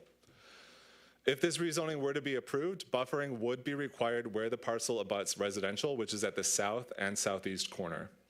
This portion would be required a type A buffer, which is either a masonry wall with 2 deciduous trees per every 100 feet, or no wall, but 1 deciduous tree, 6 evergreen trees, and 8 shrubs for every 100 feet. There are some nearby multifamily structures, including Casa del Rey and Huron Place Apartments. And so throughout this process, the applicant has brought forward several conditions to address some of the concerns raised by the public and by the Planning Commission. The R4 district, which the applicant is requesting, is our elevator district that allows developments up to 12 stories in height. The applicant is not proposing to utilize all of that leeway, all of 12 stories. They are requesting only 4 stories. So they have offered up several conditions, the first of which is to limit their height to no more than 4 floors. The second is that the maximum number of dwelling units for the property shall be limited to no more than 90 units. Access drives to the property are limited to South Johnson Avenue, protecting those residences off Green Street. Increased buffer landscaping along Green Street and the adjacent residential parcel will be expanded to 15 feet in width. And lastly, the existing masonry wall to the south will be repaired and preserved on site to provide a buffer from adjacent single-family homes. This slide is included to give you an idea of what the current zoning for the property permits. It only permits parking, and only permits parking when associated with a off-site use, such as the hospital. Without these conditions, nothing can be developed on site under this zoning. The applicant is requesting the R4 zoning. It's a multifamily dwelling elevator apartment zoning district. It is consistent with our R3 zoning, with the exception that it expands the height allowed up to 12 floors. The introduction of R4 zoning would allow for multifamily. It allows for several uses: multifamily, single-family, state-licensed residential facilities, townhouses, 2-family dwellings, community center buildings, parks and recreation, urban ag, and community gardens. It also allows a number of special exception uses, which means uses that can only be allowed by review and approval with the Planning Commission. However, the applicant is proposing multifamily, which is permitted by right. There are 10 standards by which this decision should be made according to our zoning ordinance, and I will run through them. The first, consistency with the goals, policies, and objectives of the master plan. 2, compatibility of the site's environmental features. 3, evidence the applicant cannot receive a reasonable return on investment under the current zoning. D, compatibility of all the potential uses with surrounding uses. E, the capacity of the city's utilities and services. F, the capability of the street system. G, the boundaries of the requested rezoning district are reasonable. H, the requested zoning district is considered to be more appropriate. I, rezoning the land is considered to be more appropriate than amending the list of permitted or special uses. And J, rezoning will not create an isolated or incompatible zone. So staff conducted a review along with the Planning Commission based on these standards, and we found that the future land use map classifies this parcel as entrepreneurial, industrial, commercial, and green. This classification is intended to encourage the positive reuse of vacant or underutilized property in the city. The property does not have any known natural features that require protection. It is already covered in an impervious surface. Approval of this rezoning would actually expand the amount of landscape on site. The site is suitable for redevelopment. The current zoning designation would only permit a parking lot. If they are to redevelop the site for any other use, a rezoning is necessary. The uses permitted in the R4 district are consistent with those in the R3, which already abut the existing single-family neighborhood. The city engineer has reviewed the requested rezoning and has not identified any issues in terms of utility services. West Huron Street is a major commercial street that can accommodate commercial traffic. Furthermore, Johnson Street, which serves as the connector, already services Pontiac General Hospital and other high-intensity uses without issue. The proposed rezoning is appropriate in terms of parcel size, and a structure can be built on site in compliance with the required setbacks. Every other parcel in the immediate area is zoned for R1 one-family dwelling, R3 multifamily residential, or P1. This is a residential area with a residential character. South Johnson Street is a Type B street with heavy traffic generated by the adjacent hospital. Approval of this request would not create an isolated or incompatible zone in the neighborhood. And with that, the Planning Commission's recommendation is approval 4-2 based on the findings of fact outlined in staff's report. And then I do believe the applicant is here and has a presentation of their own, if they are in fact here. Okay, good.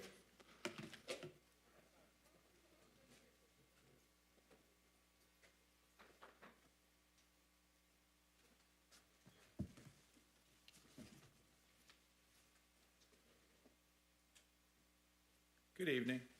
I'm Jim Pappas with Fusco, Schaefer, and Pappas Architects.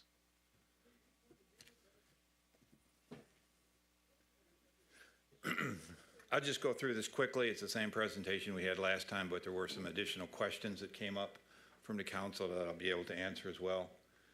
Again, we just limited, as part of our conditional zoning, limited to 4 stories, limited to 90 units, limited access only from Johnson.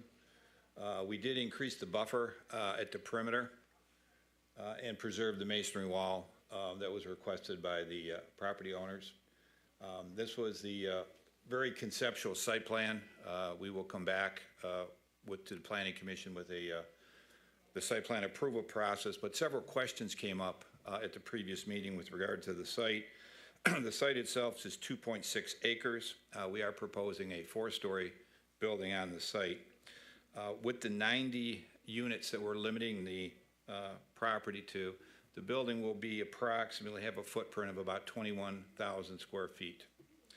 Total square footage of about 84,000, assuming based on the 90 units. The parking will be provided for 90 units. 119 parking spaces are required per the zoning ordinance, and that's what will be provided. Additionally, 5 bike parking spaces will be provided. The lot area itself is a total of 113,000 square feet.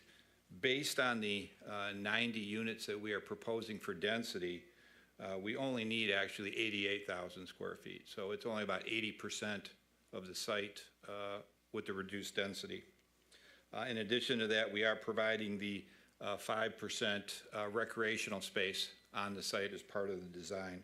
And that was just some of the questions that came up at the last meeting that I wanted to clarify. Again, these are some other similar projects that we're working on with the 4-story design that would be very similar to the project we're proposing. And just real quickly, it's affordable housing. There was some questions about, is this Section 8? It is not designated as Section 8 building. However, Section 8 vouchers can be used at any rental housing by law, but it's not designated that way. Again, we talked about this before. You saw the designs that we put together. Those are other affordable housing practices we're working on currently, and there were some questions about what the income levels actually would be for this particular project. So we're in the 50 and 60 percentile area medium income. And as you can see, for the county, single person incomes and 2-person incomes are indicated there. And that was it. I'd be happy to answer any other questions you might have regarding the project. Thank you to the applicant. Thank you to the planning staff. So what we have before us, council, it's the second reading. We are not obligated to act on it tonight, but it requires at least 2 readings for an ordinance amendment. So we have had the first reading before. And so it's deliberation now for council members. We can debate it and also inquire further. I'll go down the line. Councilman Rutherford. Good evening to the applicant. Thank you so much for coming tonight. I just have 2 questions for you. Number one, what is the average rate of the rent that's going to be there? And the second question is, do you already have secured the funding to build this project? Or are you looking to use and get funding on a national level? I don't have the specific rents. Those are yet to be determined. And we will be submitting for LIHTC credits for funding on this project. So our goal would be to if the project is rezoned, to go to the next step for site plan approval and get those approvals in place so that we can make the application for the LIHTC credits. So I'm a little concerned, and I need to reiterate this because you stated, I would like to know what the rent is before I vote on it. Like, you have to have a synopsis of what you want the rent to be. And I know this because the average house, which is 2 bedrooms, 3 bedrooms, how's it being built, sir? They're studios, 1s and 2s. Okay. So the average rent for a 2-bedroom here starts off at $1,480 in some areas, sometimes $1,380, depending on where you are. You don't have a hypothesis of how much it's going to be? Because I can't vote on something if I don't know how much the rent is. That's just me. So what were proposed before us is a rezoning. I get that. So we have to legally take it at a rezoning. Okay. You could still vote where you think it should be rezoned as, but you have to base it on what you think the zoning is. Right. Okay. And I understand that, but you have to have some idea when you came up with this concoction of this building. So they're going for LIHTC credits. What's the LIHTC requirement? I mean, that's not going to be tied into the rezoning, but you stated that's going, what are the different classification or ranges? And if Mr. Lake needs to... Those were the income levels that would qualify for the access to the rental building. I know it's a percentage. It's typically 30%. 30 to 40% of their income. Yeah, income. So that would be $1,340 to $1,770, depending on how you build it. The average 1-bedroom here starts off at $1,100, depending on what it is. The average studio would start off at $900. So that's why I'm asking. You don't have to give it to me, but I just would like to know what you were thinking. What's your ballpark figure? He's the architect. I'm the architect. Okay, cool. Yeah. Is the owner here? Yeah. Can the owner get up and answer the questions? Thank you. Good evening. Hey, Melanie, how you doing tonight? Hey, what's up, darling? Good to see you again. Always a pleasure. 2 things. How much is the rent? What's the median income? What do you have for the studio versus the 1 to 2 bedroom apartments? Okay, so the rent, as Mr. Pappas was explaining, basically will be calculated on the area median income, and once the project is completed, we will know, but it will be actually less than what you're saying. It'll be less than the market rent, so it's not going to be, $1,340 to $1,700. It's more likely going to be about $800 to $1,100, and it's going to qualify depending on their income. So not everybody's rent will be the same in the project. Right. If your income's a little lower than the next person, the rent will vary. So to be able to say the rent's going to be exactly $825, we can't say that at that point. I just wanted to hear a number. That's all I need. Thank you. No problem. Just going down the road. Councilwoman Jones? Okay, thank you very much.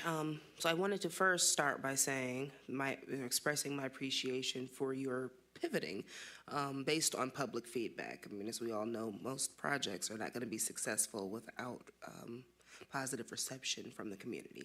So, I mean, it shows that you are listening and you are, taking steps to consider community feedback.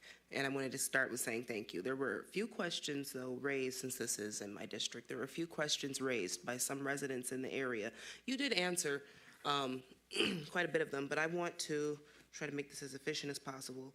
5% of the space in this parcel, did you say would be allocated for recreational purposes? Yes. So we're thinking like playground, Right. green space. Green space, right.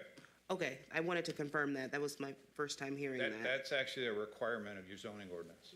Okay, that was, thank you. This building will not be reserved for Section 8 or, as affordable housing. It will be at, what do they call it, market value? Attainable housing. Correct. It will not be a Section 8 project, Section 8 based project. However, Section 8 vouchers are allowed to go anywhere in the state and apply in any apartment complex, residential home, anything like that. You can't discriminate and say we're not going to accept them. Thank you for verbalizing that. I know this might be a little premature, but it helps residents, understand the scope of the project, and with the rezoning alone, what could possibly develop in that area. So what is your vision for the building materials of this apartment building? It's brick, I mean, I know what the concept, Right, similar to the concepts I did show you with masonry and siding. Okay. Some hard type siding, not things like vinyl. Okay, and you mentioned that all of the units will be no more than 2 bedrooms, is that correct? Correct. Okay. Okay. Good. Councilman Goodman? Good evening. Sorry for that.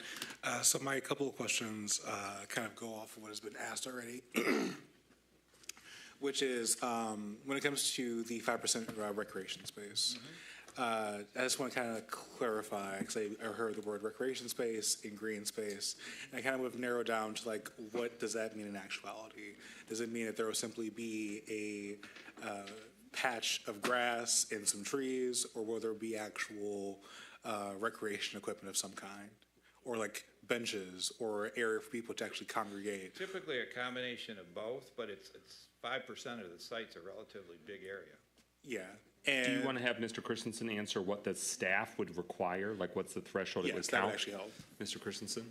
And it's worth pointing out that for the community, a rezoning says whether something could be allowed broadly on the parcel.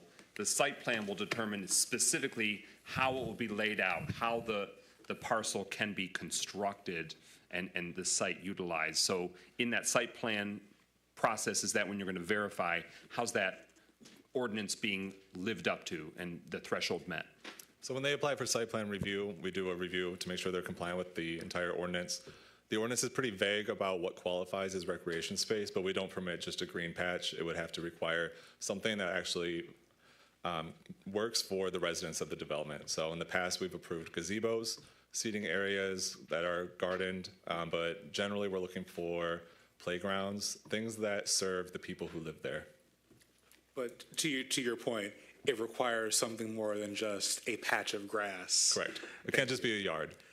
Thank you. So that answers my first question.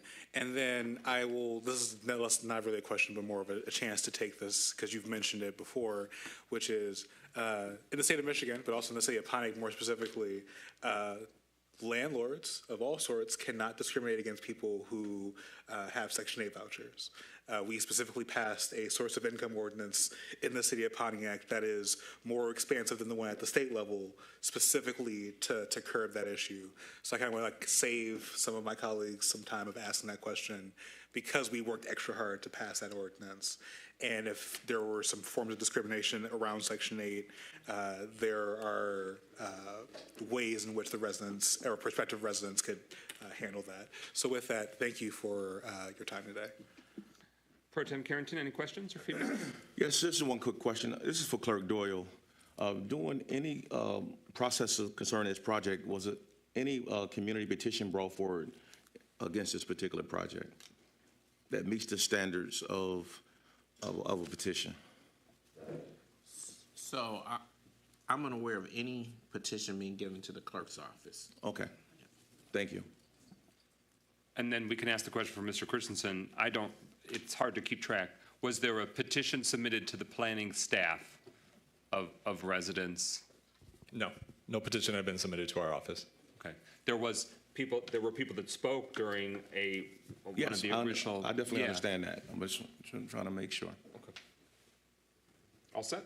Yes. Anything, Councilwoman James? Councilman Parker? Okay. So what we have before us is whether a parcel, currently a P1 parking lot historically for the greater parking vicinity around Pontiac General Hospital, do we, the people of Pontiac, wish to allow it to be conditionally rezoned for multifamily housing? Staff, can you confirm what the window timeline and the requirements are for conditional rezoning? One member of the community referenced how it might open the door that if they go away, another applicant can come forward and get up to 12 or 13 stories. My understanding is that that would not be legally allowed, but can you help shed light on that? So I'm going to defer to the city attorney, the Kelly's firm, for much of this question, but I can answer that there is a 2-year window. So they have 2 years to submit for site plan review. And they have added the conditions that put that further restrictions on. Correct. If they do not comply with those conditions, then they lose their rezoning. Okay. Can the city attorney help shed further light in terms of the protections that are there? What happens if the applicant goes away, they don't get the funding that they anticipated, some other act of God or Trump happens and that it doesn't get built? What does that mean for that 2-year timeline and window? Good evening, Council. Just looking at the agreement again, if they do not get it done in that time, it would revert to its prior zoning. So it would just go back to a parking lot and we would start over again. So it's not like someone could come in at the end of that period and then just develop it however they may wish outside of the conditions. And that's true for this or a future owner, correct? This or a future owner, correct. Okay. Councilman Rutherford. I was calling for the vote.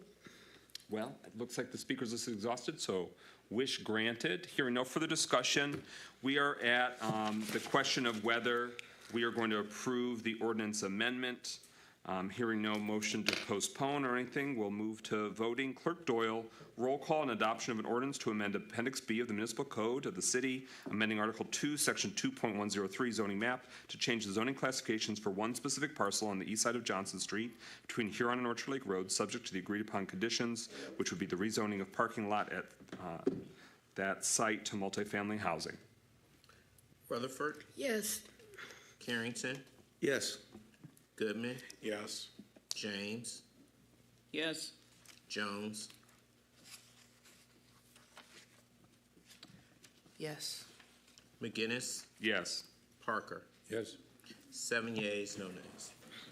That motion carries. The ordinance is amended, and the clock will start ticking. All right, we are at number 9. Thank you. What's that?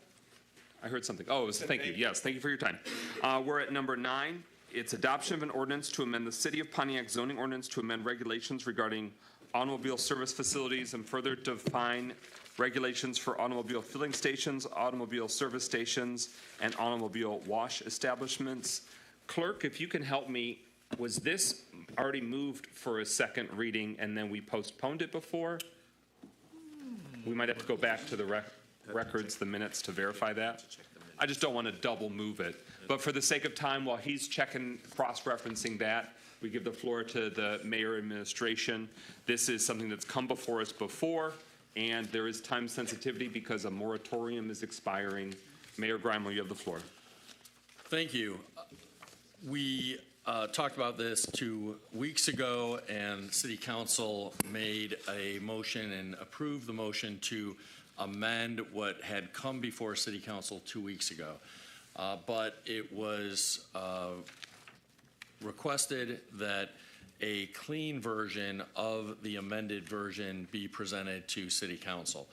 What was in City Council's packet as of Friday is not that cleaned up version. What is the cleaned up version is the stapled packet that was distributed tonight. And you can tell which item that is easily because the ordinance number is highlighted in yellow, at least on my copy and I presume on other people's copies. So I just want to make sure that everybody is referencing the correct document that is the cleaned up version based on the amendment that was approved by City Council at the last City Council meeting 2 weeks ago.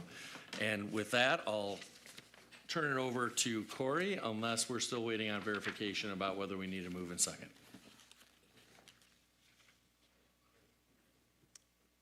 All right, thank you very much. So this is our second reading for a ordinance amendment to give more teeth to the city's ability to regulate automotive services. So you can see there's been quite a bit of a track record here. In July 9th, 2024, that's when City Council adopted the moratorium that is set to expire in 1 week. The reason for the moratorium was due to feedback from the public, some concerns about the expansion of automotive services in our community, and the inability of the city to properly regulate them to protect our residents. On February 5th, the Planning Commission held a public hearing on this. They recommended approval. It moved forward to City Council on March 4th for a first reading. On March 18th, as the mayor referenced, the council made a motion to remove any reference in the draft to street classes, Class A, Class B, or Class C. And on April 1st, today, we are bringing forward to you the second reading. So as I already explained, the city issued a 9-month moratorium on July 9th, 2024 for automotive services and tire shops for staff to draft a text amendment. The moratorium was a reaction to citizen concerns focused on health, safety, and welfare of all properties located within the vicinity of such uses. Citizens voiced concern for various automotive service uses and tire shops within Pontiac, which have become public nuisances due to issues related to hours of operation, noise, pollution, and blight.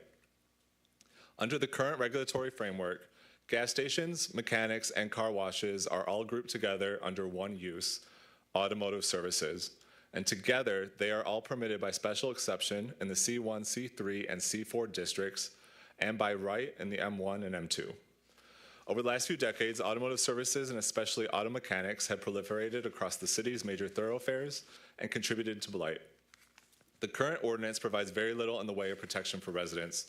There is a small setback requirement of 20 feet from residential properties, and a Type B landscape buffer is required. Beyond this, there is very little in the ordinance the city can rely on to protect residents from the off-site impacts of these uses. So our proposal to remedy this is to break it up into 3 different use categories and then regulate each one accordingly. So instead of just having one automotive services, we're going to have automotive filling stations, which are known as gas stations, automotive service stations, which are like mechanics or tire shops, and automotive wash establishments, which are car washes. So for filling stations, we're now going to require a Type A Option 1 buffer, which is specifically a masonry wall with some landscaping, I think 2 deciduous trees for every 100 feet. Petroleum pumps are required to be 30 feet from any lot line. Filling stations with more than 10 pumps are now required to provide at least 1 EV charging station. Retail displays associated with the filling station convenience store are limited to within 8 feet of the principal building. This should reduce the amount of clutter on site. So before you go ahead, right now, none of these further requirements or safeguards are in place in our ordinance. Number 2 exists. That's it. So already now, if the moratorium was no longer in effect, there still is that 30 feet requirement, but those additional safeguards and buffers, they don't exist. Correct. And if we don't adopt this in time, we could create a window where the more lax requirements would be in effect. True. So the moratorium ceases in 1 week, and then if this is not adopted, we would revert to the current zoning requirements, which are thin. 5, broadcasting of media that can be heard off-site is prohibited. And 6, applicants for new filling stations are required to provide a truck turn analysis as part of the review process. This is huge. We currently do not have any requirement that they can prove a truck can navigate the site. And including a petroleum truck that refuels on their site, right? Correct. So all we have to rely on right now is hope that they do it well. But this will allow us to actually require this truck turn analysis, and then the city engineer can conduct a review to ensure the site is laid out safely. Moving on to automobile service stations, which again are, think of mechanics. Service stations will no longer be permitted in the C1 zoning district. C1 is those commercial districts known as neighborhood commercial. They're the ones that abut most often single-family residential. So no longer are they permitted there. Furthermore, no more than 3 service stations will be permitted within a 1-mile radius if located within a C3 or C4 district. This should reduce the number of new service stations while ensuring the burden is shared evenly across the city. This buffer yard does not apply to industrially zoned properties, which is more of a typical environment for this type of use. In addition, overhead doors will now be required to remain closed at all times, except when necessary for ventilation and not directly facing a residence.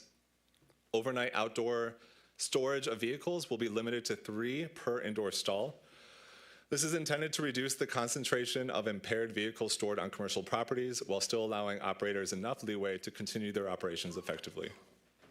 Service stations are also going to get an hours of operation requirement. They may not be open past 9 p.m. or before 7 a.m. And 5, when adjacent to residential properties, service stations shall be required to provide a Type A Option 1 buffer. And then this map was made by Mark in our office to give you an idea of the current situation in terms of layout of mechanics. So he conducted an analysis. He plotted the current mechanics on major boulevards in the city, conducted an analysis to determine where with the current layout, could a new station come in under the new rules? Anywhere on that road that's red would not qualify for a new mechanic because of the current requirement that there must be no more than 3 for every square mile. Where you do not see a red line, there's some blips, it would be permitted. And this was just random sampling. I think he chose it because it has a concentration of commercial corridors, Baldwin, Cesar Chavez, Montcalm, to give you an idea. There was concern last month because of the removal of the restriction from Type A streets, but we made this map to demonstrate that that restriction was kind of redundant. The current requirement, or the requirement that we're proposing, would limit them quite a bit. And moving on to car washes.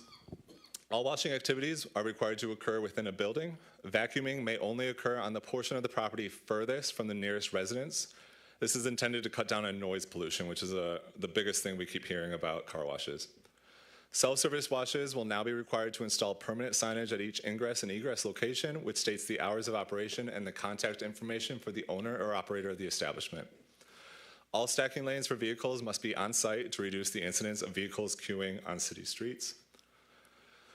And then this shows you the changes in our table of uses where they're permitted, basically. So the top line that's crossed out, that's the current situation. All of these uses are grouped under automobile service, and they're permitted in the C1, C3, C4, M1, and M2. We're striking that, and we're adding these 3 new separate categories. Filling stations will be allowed in C1 by special exception and are permitted by right in C3, C4, M1, and M2. Automobile services and car washes are going to be a little more restricted. They are permitted by special exception in C3, C4, and by right in M1 and M2. In summary, these city-initiated zoning text amendments for automobile service stations are drafted in reaction to public concerns relative to each individual use. In staff's assessment, these regulations are needed to prohibit such uses from becoming public nuisances. Dividing the uses into 3 subcategories is consistent with how other communities in our area regulate their automobile services. And the focus of these regulations is on protecting existing residents from the impacts that these have on their neighbors. The Planning Commission held a public hearing on February 5th and recommended approval 6-0 to the City Council. And with that, that's it for my presentation. Thank you very much. We do already have a move and a second. The clerk confirmed that from the previous council meeting. We postponed it with that open motion. And that motion also calls for the staff to work to prepare clarification on language regarding the types of roads in the future because it requires a new notice and new requirements. So council members, we have this before us. This is our last opportunity before the moratorium that we authorized expires, and let's deliberate how we feel about the proposal. All right. Councilman James. Well, I have a question about the underground tanks for the gas stations. What is our city ordinance going to require as far as just who's monitoring these underground tanks? I mean, for instance, if a person opens a business and keeps it open for 5 years and decides to close it, who is responsible for maintaining and ensuring that the underground tanks in these facilities are monitored? So that is handled by the state. The state environmental agency is the one that reviews and ensures that those are done in environmental compliance, that they're not impacting neighbors, and that they're taken care of after the fact. In terms of the zoning, that's considered outside the zoning purview. That would be the state's purview. So that would come under Eagle? Yes. Okay. Further debate on this item before us? It seems clear that we don't want to allow the more open or loose current requirements to be what defaults to. And that is what if we let this die, that's what it does default to. And then we can keep finessing and improving to make it stronger, to add more protections, and importantly, to add more language clarity for this and other ordinances, because it sounds like other ordinances are impacted by the not clearly defined types of roads. Pro Tem and then Councilman Parker. Yes, thank you, President McGinnis. Line H, could you explain what it means to follow the International Fire Code regulations. So could you direct me to where I'm looking? What page? It doesn't have any number. Section, Any tire sales or tire storage on a site must follow the International Fire Code regulations. Chapter 5, Section 2.509B. So I'm personally not familiar with the International Fire Code, but however, what that means is, as the reviewer, it gives me the ability to route the plans to the fire department and get their certification that it complies with the international code. And then what it does, it means I won't approve it until the fire department checks that box. All right, thank you. Councilman Parker. Thank you. You mentioned that there was a public hearing that was held. How many people came? It's hard to say. I think we had 4 to 6 speakers. Okay. Further discussion on the motion before us? Thank you very much for that. Yes, sir. And what was there? I don't want to put words in their mouths, but the general thrust was support for these changes, concern about the impact that these uses are having on their neighbors. Thank you.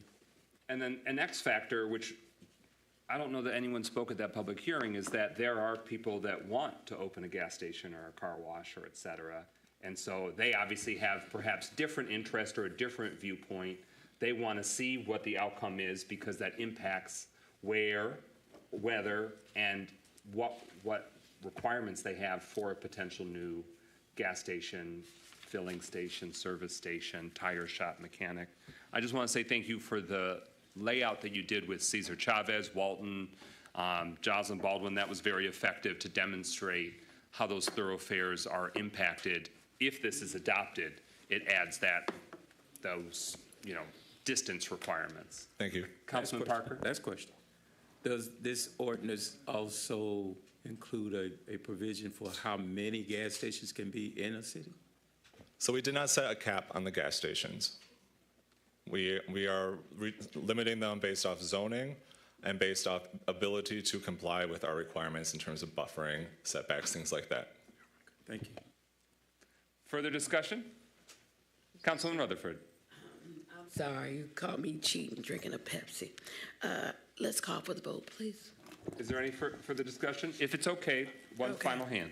I just have one comment again in regard to gas stations. I really feel that while it's a good ordinance, we being planning, has kept this ordinance in a way that there's still a lot of leeway that planning has to determine who gets these, who gets to open these businesses and who don't. Because I really think the street type would have been a real strong marker that if you are trying to open a gas station and you do not fit that criteria for the street type, the way it stands now, it's very loose because quite more discretion than what I would like to see is in the hands of planning. It's in the hands of planning. So you would have that leeway to determine who gets approved and who doesn't. And I really would like to see more detail in the ordinance itself and less discretion given to planning than what this ordinance actually has. It has more discretion, planning discretion than what I'm comfortable with. Hearing no final discussion, speakers list exhausted. Roll call, Clerk Doyle, on adoption of this ordinance to amend the City of Pontiac zoning ordinance to amend regulations regarding automobile service facilities and further define regulations for automobile filling stations, automobile service stations, and automobile wash establishments. This is an ordinance amendment. This is actually its third reading, so it has crossed a threshold of at least 2 readings. If this is not adopted, the existing pre-moratorium less defined regulations become the default.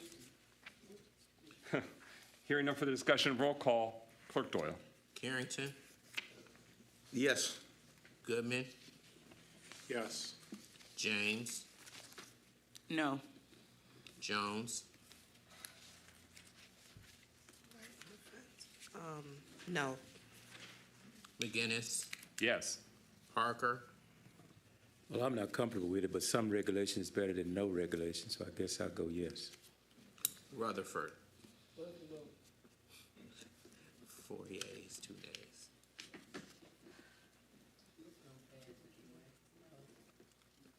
Sorry, you said no? Okay. 4 yeas, 3 nays. All right, that ordinance is adopted. We are at number 10. This is a resolution to approve the conditional rezoning agreement for 461 West Huron and authorize the mayor to sign the agreement. So, yes, It's moved. Is there a second? It's moved by Councilman Rutherford, second by Councilman Jones. This is in tandem with the land change that we did the item before. This just allows for that conditional rezoning agreement, which bakes in the requirements that they have and allows the mayor to execute that. Is there any discussion or clarification needed? I want to say something, just to have it on the record. We scream that there is no affordable housing in the city. And yet, we have people who threaten council members when they're voting for affordable housing. I think it is so crazy to me how certain districts feel like they can't have Section 8 in their district. And certain districts feel like poor people can't live there. Pontiac is a city as a whole. And we can't keep saying we want housing for everybody, but not just them over there. And I want to put that on the record because I think it's horrible that certain individuals think it's okay to knock people because they receive assistance, because most of us are 1 to 2 paychecks short from being back on assistance now. And 2, we say that we are about building affordable housing, attainable housing, and home ownership. We understand because every week they say, oh, 70% of us are renters. I get that. But you was a rental once too. You didn't come with money at first. And if we want to be transparent, most folks came from the projects before they moved into South Side, East Side, North Side, and West Side. I say that because I think it's horrible that people literally are threatening council members because they voting for housing. Yet you get up there every week and talk about housing. And I'm going to say it because everybody, they feel I ain't scared of nobody anyway, and everybody knows that. And it's just appalling. Okay, but we're on this resolution. I'm done. I just want to say I said what I had to say it because I think it's appalling to be texting somebody during council threatening people over housing. Okay. For real. So we've got the resolution to approve the conditional rezoning agreement. Is there further discussion on the motion? Yes, microphone.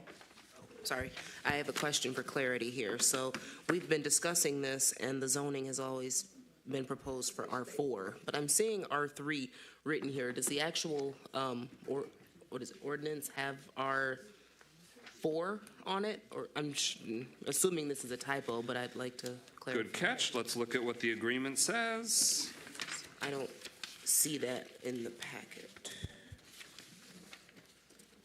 Oh, wait. The zoning that was already adopted has the correct reflection. Okay. Let's go to the agreement.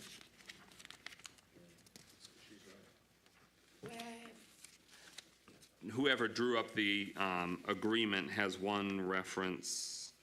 Well, no, it's just the memo. It's not the actual. Mr. President? Yes, sir. Yeah, I think the councilwoman's catch is right, that, well, is it supposed to be R3 or R4? R4. R4. Okay.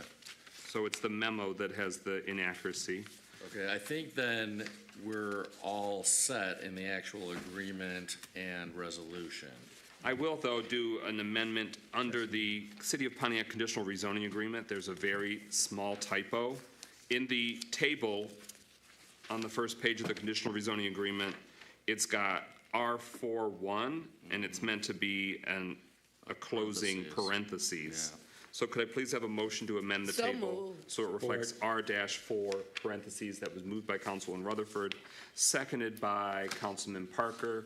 Is everyone clear on that small housekeeping amendment of the agreement? Sounds like everyone's clear. Roll call, Clerk Doyle, on adoption of that specific amendment. James, Yes. Jones, Yes. McGinnis, Yes. Parker, Yes. Rutherford, Absolutely yes. Carrington, Yes. Goodman. Yes. 7 yeas, no nays. All right, that amendment carries. We're back to the main motion, the resolution for executing the conditional rezoning agreement as amended.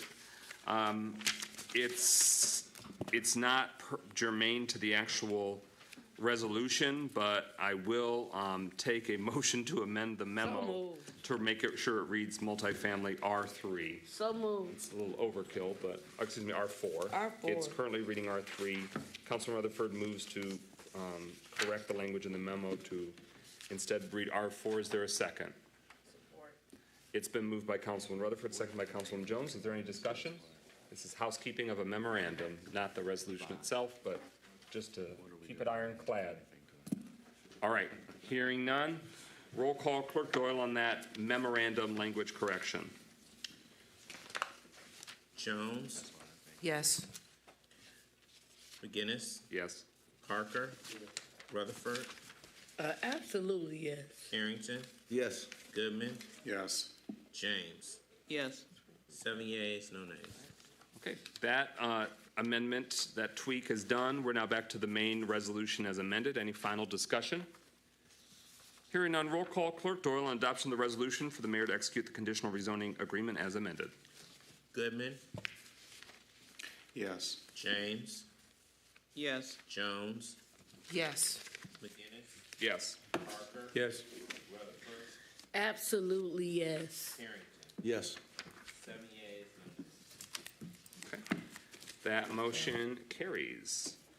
Now we are at an item that was postponed from the previous meeting. It's a resolution initiating the process for pursuing bonding authority. We give the floor to the mayor administration to shed more light. Yeah, before I turn it over to the deputy mayor to get into the details, I do just want to note that at this stage, we're talking about the language in terms of posting and advertising for the bond amount. That is not the same as selling bonds.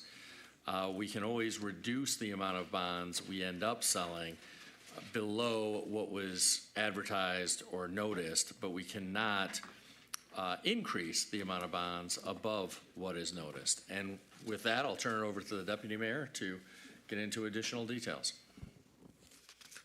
Good evening, City Council.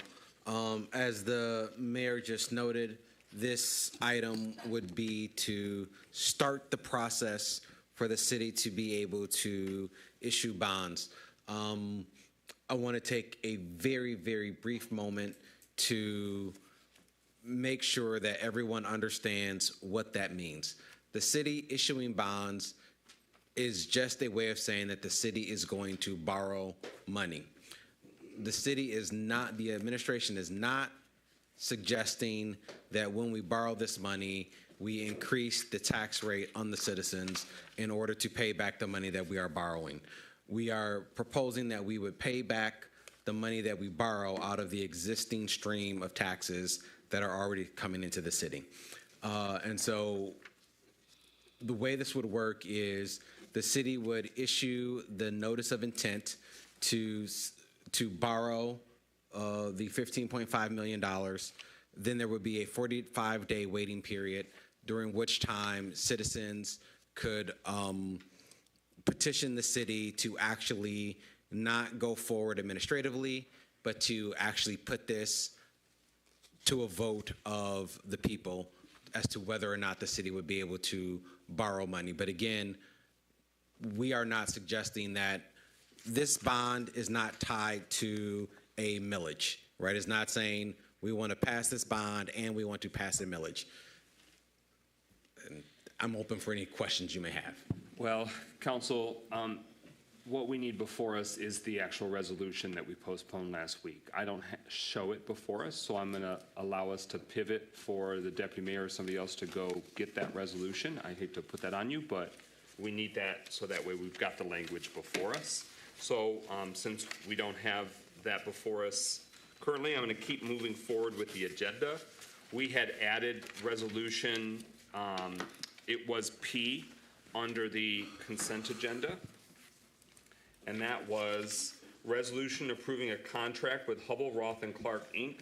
for preliminary engineering services on Walton Boulevard Road construction. Again, you'd find that in P in the consent agenda packet.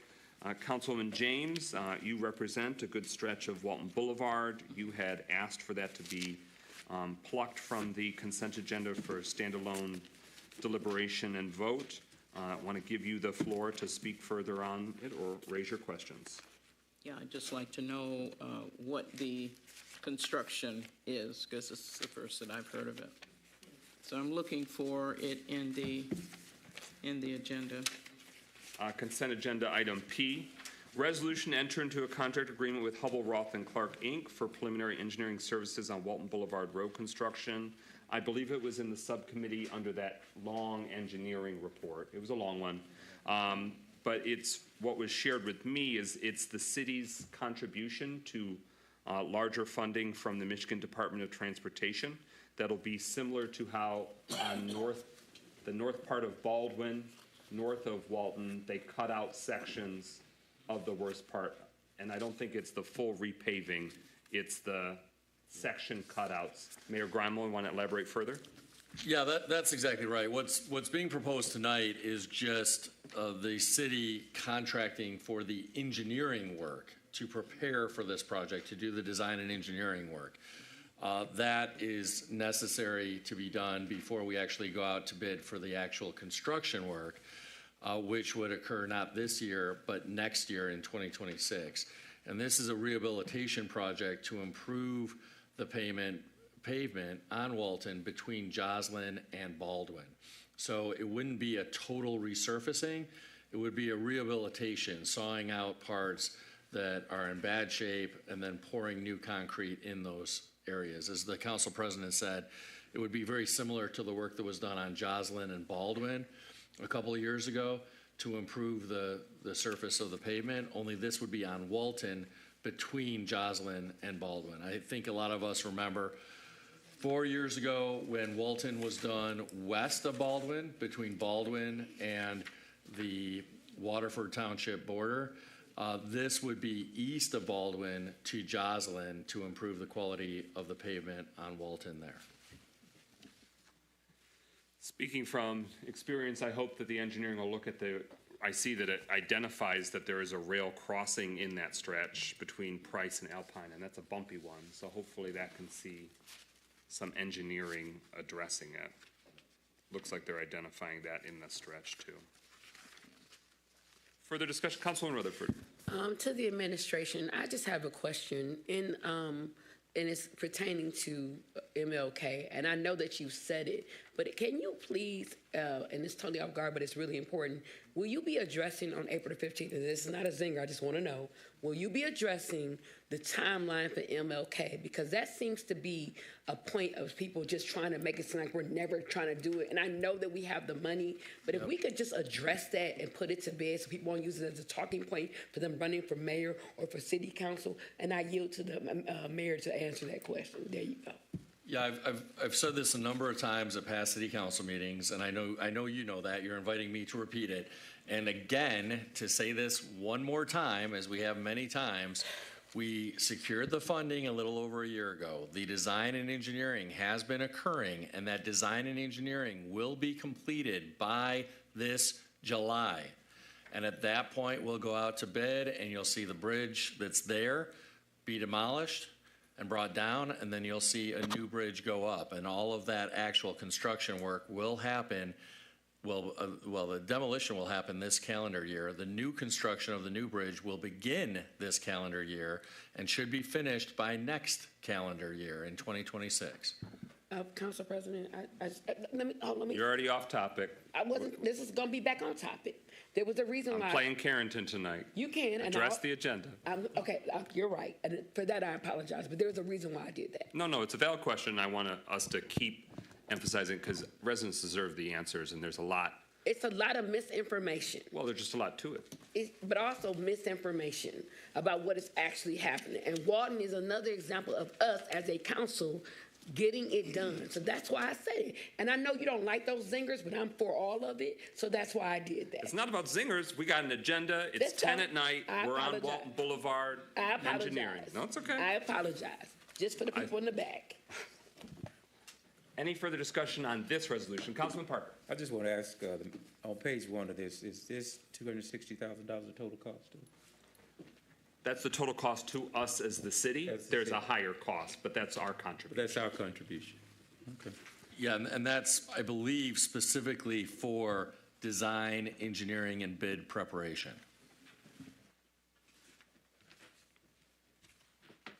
What are we talking about?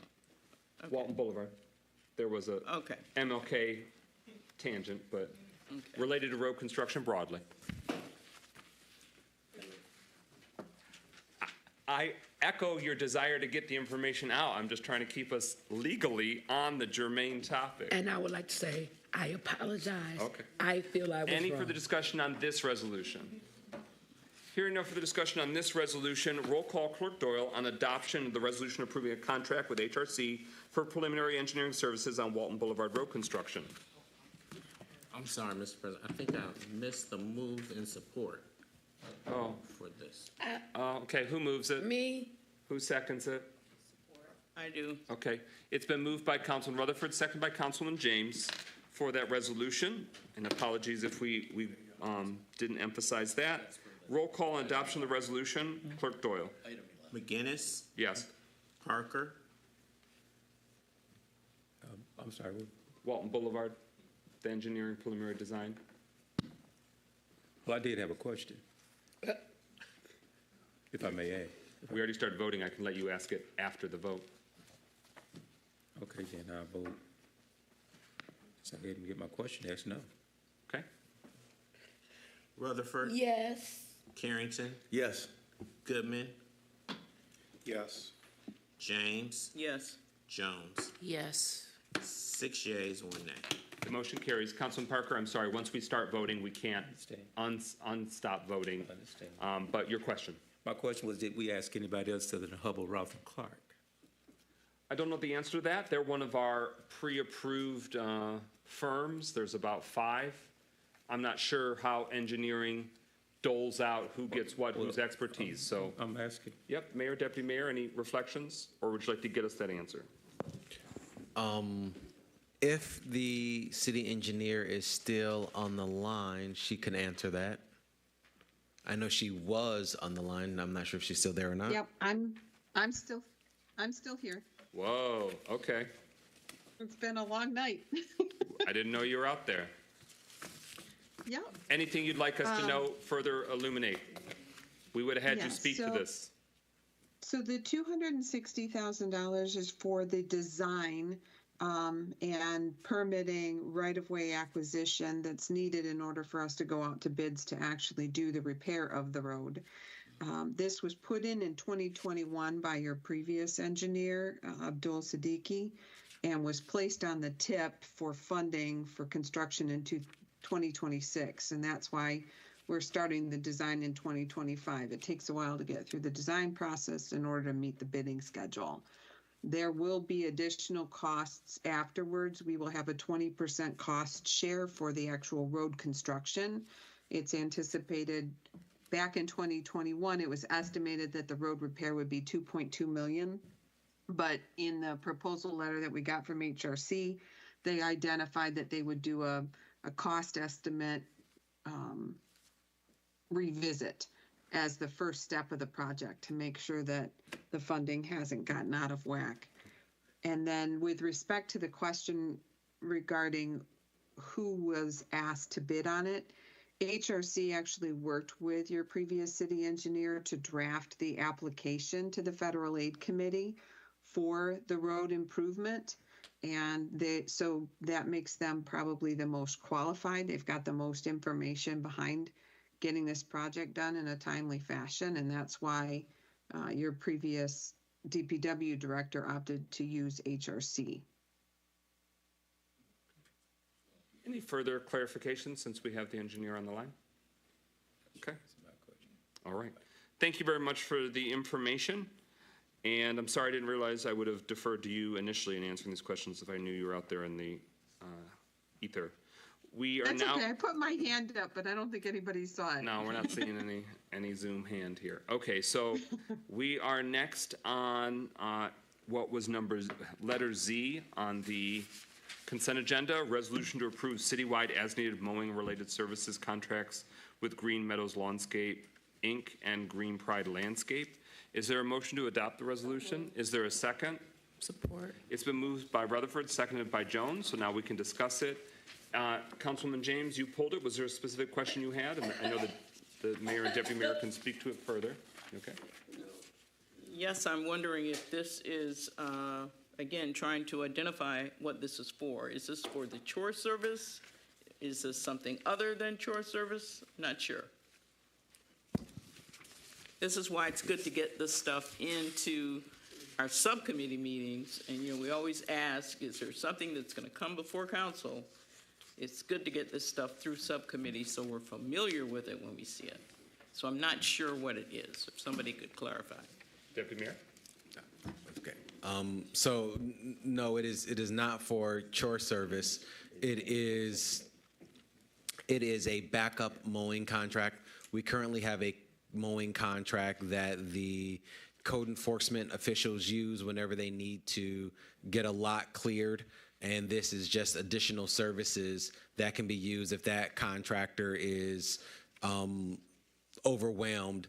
And then additionally, if we have a special event happening and we don't have enough capacity within our own team to do a second mowing of a park or to do a second mowing of some other city lot, this gives us the capacity to have someone that we can call. Pro Tem. Yes, thank you, President Giddens. I just want to bring some clarity to the conversation. We did talk about it in our last subcommittee, but the reason why it didn't go in dealt because we thought it wasn't being brought. Because it was told to us that we didn't need this contract. And I guess the deputy mayor needed more clarification. He did talk to myself and President McGinnis in our Wednesday meeting about he made a mistake on the reason why that contract was being brought. So I just want to add that to the conversation. Further discussion? All right, so this is a backup. This is a contingency, so that way if something falls through, we don't have to come through this process again. That is correct. Okay. Any further discussion or clarity needed? Yes, I still would like to understand, is this for, you're saying this is code enforcement? Does this include code enforcement and Parks and Rec? Because the conversation at the subcommittee was that Parks and Rec wanted to hire contractors, and I thought that we were hiring people to do the cut the grass in the mini and the neighborhood parks. So it's really confusing. I would really wish that you would clarify exactly what's happening here. Yes, Councilwoman. So as I said in my initial response, this is primarily a backup for code enforcement. However, the contractor is available for DPW and Parks and Rec if we need to get some city property mowed additional to what our normal capacity would be. An example would be, you heard Robin give the different dates for the events that are coming up. So if we were to have mowed the city property on our regular schedule, and then because there was a special event coming up and we wanted that particular park mowed again, but not fall off of the schedule of mowing the other parks, we would have this company that we could call as a backup to make sure that we keep our normal schedule and also do a double hit on one of our other parks. Okay, I understand. And so it does not mean that so DPW still has the responsibility for cutting the grass in the community parks, and Parks and Rec has the responsibility for cutting the grass in the mini and the neighborhood parks. Okay, thank you. Further discussion on the motion before us? Hearing no One last question. Okay, yes, sir. How do we select this company? How many companies applied? Was this the lowest bid? I was not involved in the selection process, but it did go through a full competitive bid. It was out and went through the normal process. Further discussion? Hearing no further discussion, roll call. Clerk Doyle on adoption of the resolution. Parker, Yes. Rutherford, Yes. Carrington, Yes. Goodman, Yes. James, Yes. Jones, Yes. McGinnis. Yes. 7 yeas, no nays. That motion carries. The resolution is adopted. We return to the resolution initiating the process for pursuing the bonding authority to the administration. Do we have it? We do, and it's been distributed. Well, it didn't keep getting distributed. Council colleagues? I set it right here, and it's no longer here, so someone must have moved it somewhere. Okay. I don't have it. I still don't have it. Okay, so we're going to move on to discussions. Okay. I don't have it. Well, we can't. So we're moving on to discussions. I said it was for item 11.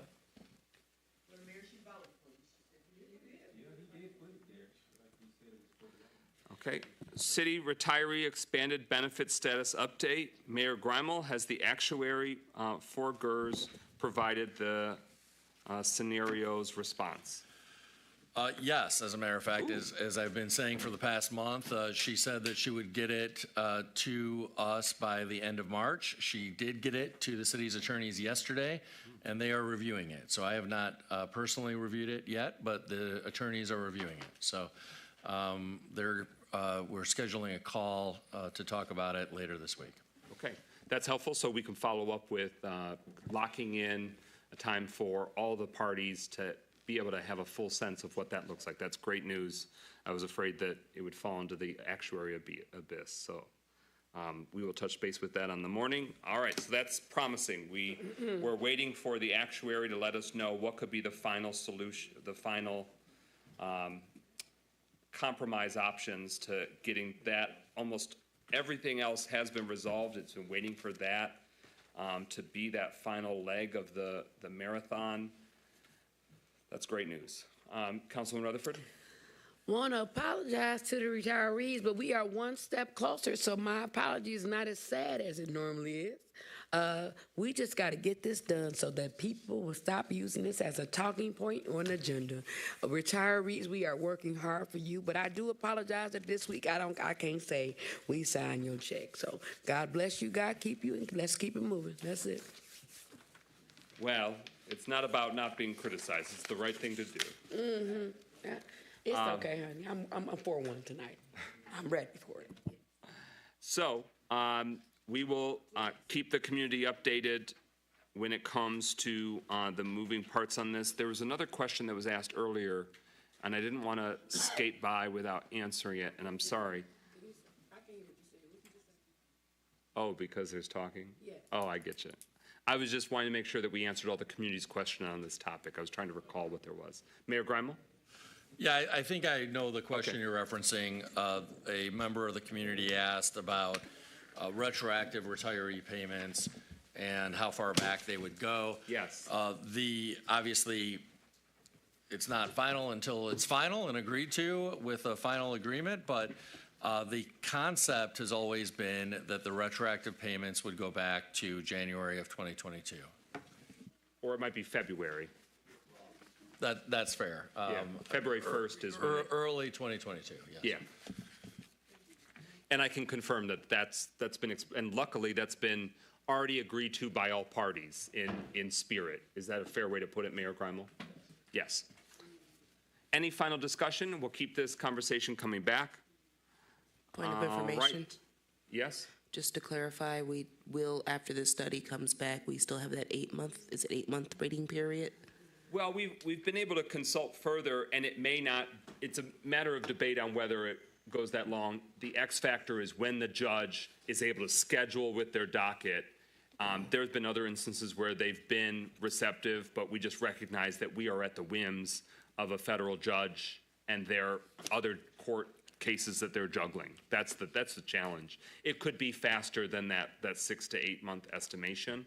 So it's just important that we get our parts done, so that way, whatever other steps and hoops to jump through, we're not adding more to it. Thank you. But yeah, that in some circumstances, that could be a worst-case scenario. They're going off of how long it took years ago, and there were other factors that might have complicated it then as well. Hearing no final discussion, we'll keep revisiting this until we get a satisfactory conclusion.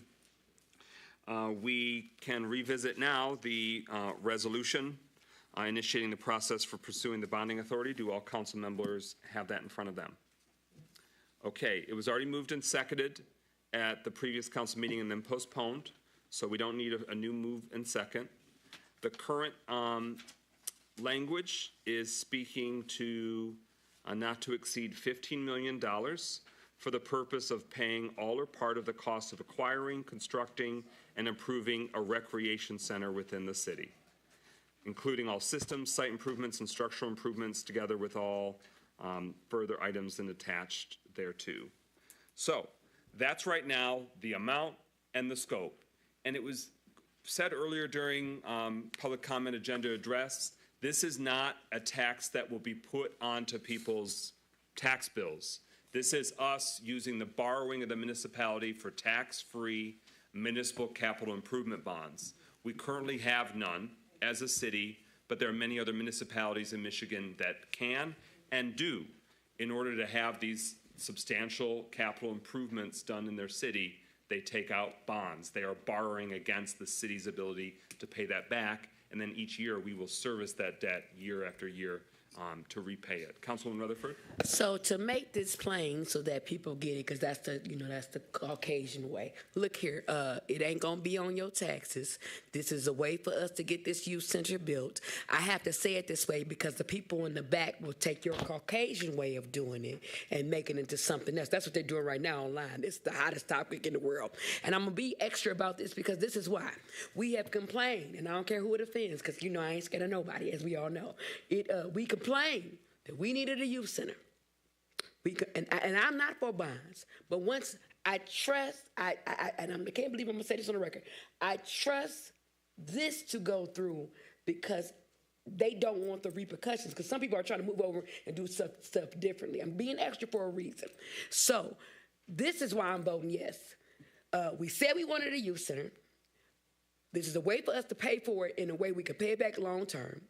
It sets our children up for the future. It's not political. It's the right thing to do. So don't be scared of this vote, because I know they're trying to make y'all be shook and say, so that's why I'm giving y'all my terminology. You ain't got to pay this money back. Now, you can say it your other way, but I'm saying it because people like to misquote you, and they try to use it as a zinger for you, but they need to know that they're not paying it back, that we have the money. Just for clarity from the Caucasian over there, I'm going to ask him, do we have the money to pay this money back? That's the only way, if you can put it on record, and I yield to the mayor. Go ahead. Why you got to use the C word? I got to, because that's what they try to do, is cause division, and I don't have time for it. Okay. My life coach said, tell the truth or shame the devil. Go. Was there a question? I yielded to the mayor. Yeah, you have the floor. First of all, I think that is exactly the right way to put it. This is not a tax increase. It will not result in a tax increase. This is not tied to a millage. I want to be really, really clear about all that. And yes, the city has the annual funds to pay this loan back over time without requiring any increase in taxes, period.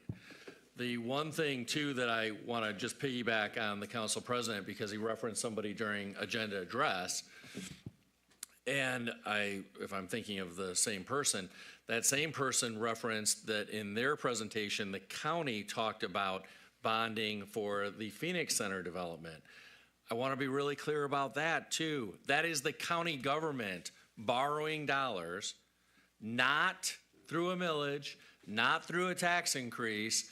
They're borrowing dollars as the county government, paying that back through the county's revenues, the existing county revenues. So that's not a tax increase either.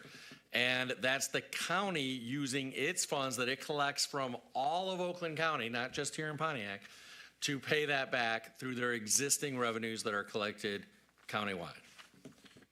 Council President, I have a question for you.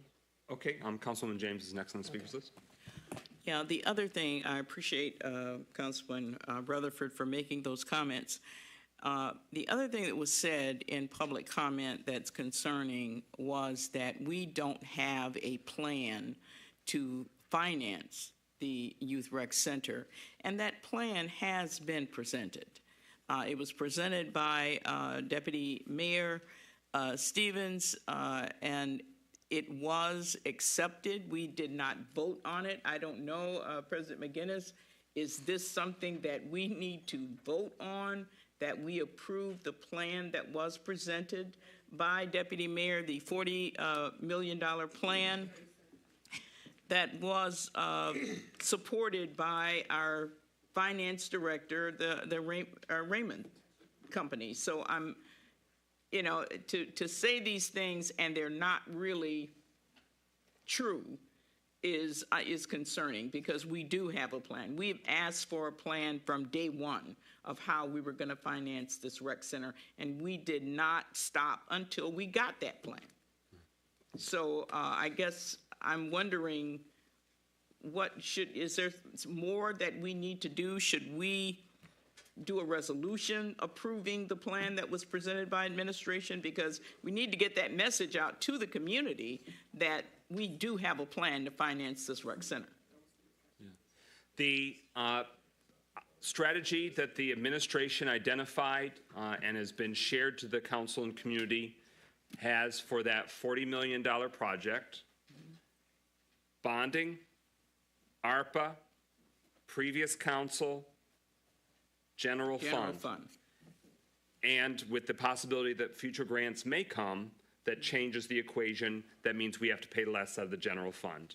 But so of those four funding sources, one of them, bonding, is before us. The initiation is tonight. After the 45 days, and when we ultimately pass a resolution, that's the action, the formal action, the council saying, yes, we concur and we are taking this action by allowing it to be bonded. The second, ARPA, we have already taken the vote to say we are saying 6.8 million, and I don't want to get the point wrong, but approximately just under $7 million in ARPA funds. We have already obligated that. So that action or that consent from the council has already happened. The $3 million, which now is 3.2 million because interest has been compounding, the previous city council put that in a dedicated fund. So that previous council already took the action, and we continue to ratify and stand by that decision. Each year we adopt the budget and we keep those funds dedicated to that source. The final stage or action of that, in tandem with the bonding action underway, is the general fund. When we approve our budget this spring to start July 1st, that'll be our formal way of saying, do we agree? Do we think that was a good way to do it or not? And what we approve in the budget this spring will put that more formally in place. And we'd also be putting in the budget how much from the bonding. Okay. So what we have before us right now is $15 million for specifically the recreation center, and that would be what's bonded. What this council is able to do, and you don't have to decide it tonight, although whenever we decide it, it starts a window, as the deputy mayor said, and then it'll come before us again for final ratification, is that we have to say, do we want to bond for more than $15 million for capital improvements? The primary candidate is the recreation center. Another candidate is a public works facility acquisition. Another candidate is a new fire station. Those are some of the primary top burner public facility capital improvement needs we have, but there's many, many more. This only will deal with one set or one few sets of needs we have for capital improvement. What we can also do is say, you know what? We would like to extend out how much is being bonded for the recreation center. You have that right as a council. You could say instead of 15, we want to bond 20, and then that's $5 million less that it would cost us from the general fund to finish and finance the recreation center project overall. So if you bond more, then it's less out of the general fund or from some other funding source that we identified. Those are sort of the options that are before us. And what, for those that are concerned, we've had multiple meetings over last number of months with bond professionals who have been providing us professional advice on what we need to look for. We have the ability to, at this point, go larger, and then when it comes for final approval, approve a smaller dollar amount or remove the scope. Like, let's say we were going for 2 projects, and then we ultimately are going to issue the bond for just 1. We are allowed to start larger tonight and narrow down. Councilman Rutherford. So I just want to put this on the record in a Connor voice. We do need to make some tough decisions tonight. And the reason why I'm saying this because we eventually have things that have been being pushed down the road from different councils. We need a DPW department. We need a fire station. And this is one step towards getting it towards the mark. In saying that, instead of doing 15, can we do the 20 instead? And then if we don't, hold on. Yeah. And then if we don't, then I can't believe I'm saying this. I'm agreeing with Tim Graham. And if we don't, then we can take the money back out of the. Would that be a fair assessment? So you're interested in potentially going from 15 million up to 20 million bonding, and it would be for the recreation center? Yes. Okay. That is an option, and tonight would be the right night to make that option. The motion. Okay. Councilwoman Rutherford moves to amend the resolution before us to say instead of not to exceed $15,500,000, make it say not to exceed $20 million, and so it would remain for that same multiple purposes of the broader recreation center project. She's moving it. Is there a second? It's been moved by Councilman Rutherford, seconded by Councilman Parker. So now we're discussing, should we borrow as a city for 20 million instead of 15 million? That's a valid question. There are pros and cons. One pro is that it will free up more general fund revenues that can be more flexible. This must be solely for that purpose. So it allows for more general fund flexibility that still can go towards other capital improvement projects or site acquisitions for a future public works facility. The cons is that it will be a little bit more in terms of the debt service payment. The memo spells out, and other research we've had spells out what would be the city's obligation. Looks like it would be quarterly. Deputy Mayor, can you shed some light in terms of the debt service expectation that the city's coffers will have to provide for? And would it be a Fund 101 general fund expense, or would we probably in the future set up a specific or a new fund or a new account for the debt service payment for this and future bonds? Because it's worth letting the community know, this is not our only bite at the apple. We can, in 6 months, 1 year, 5 years, bond for more, for different capital improvement needs. This is a tax-free municipal capital improvement bond that is available to us and all other municipalities, I think in America. It's not a Michigan-specific product. This is a federal authorized action that what the rating agencies have expected or modeled is that we can right now, without any deterioration of our bond rating or credit rating, can borrow up to 70 million.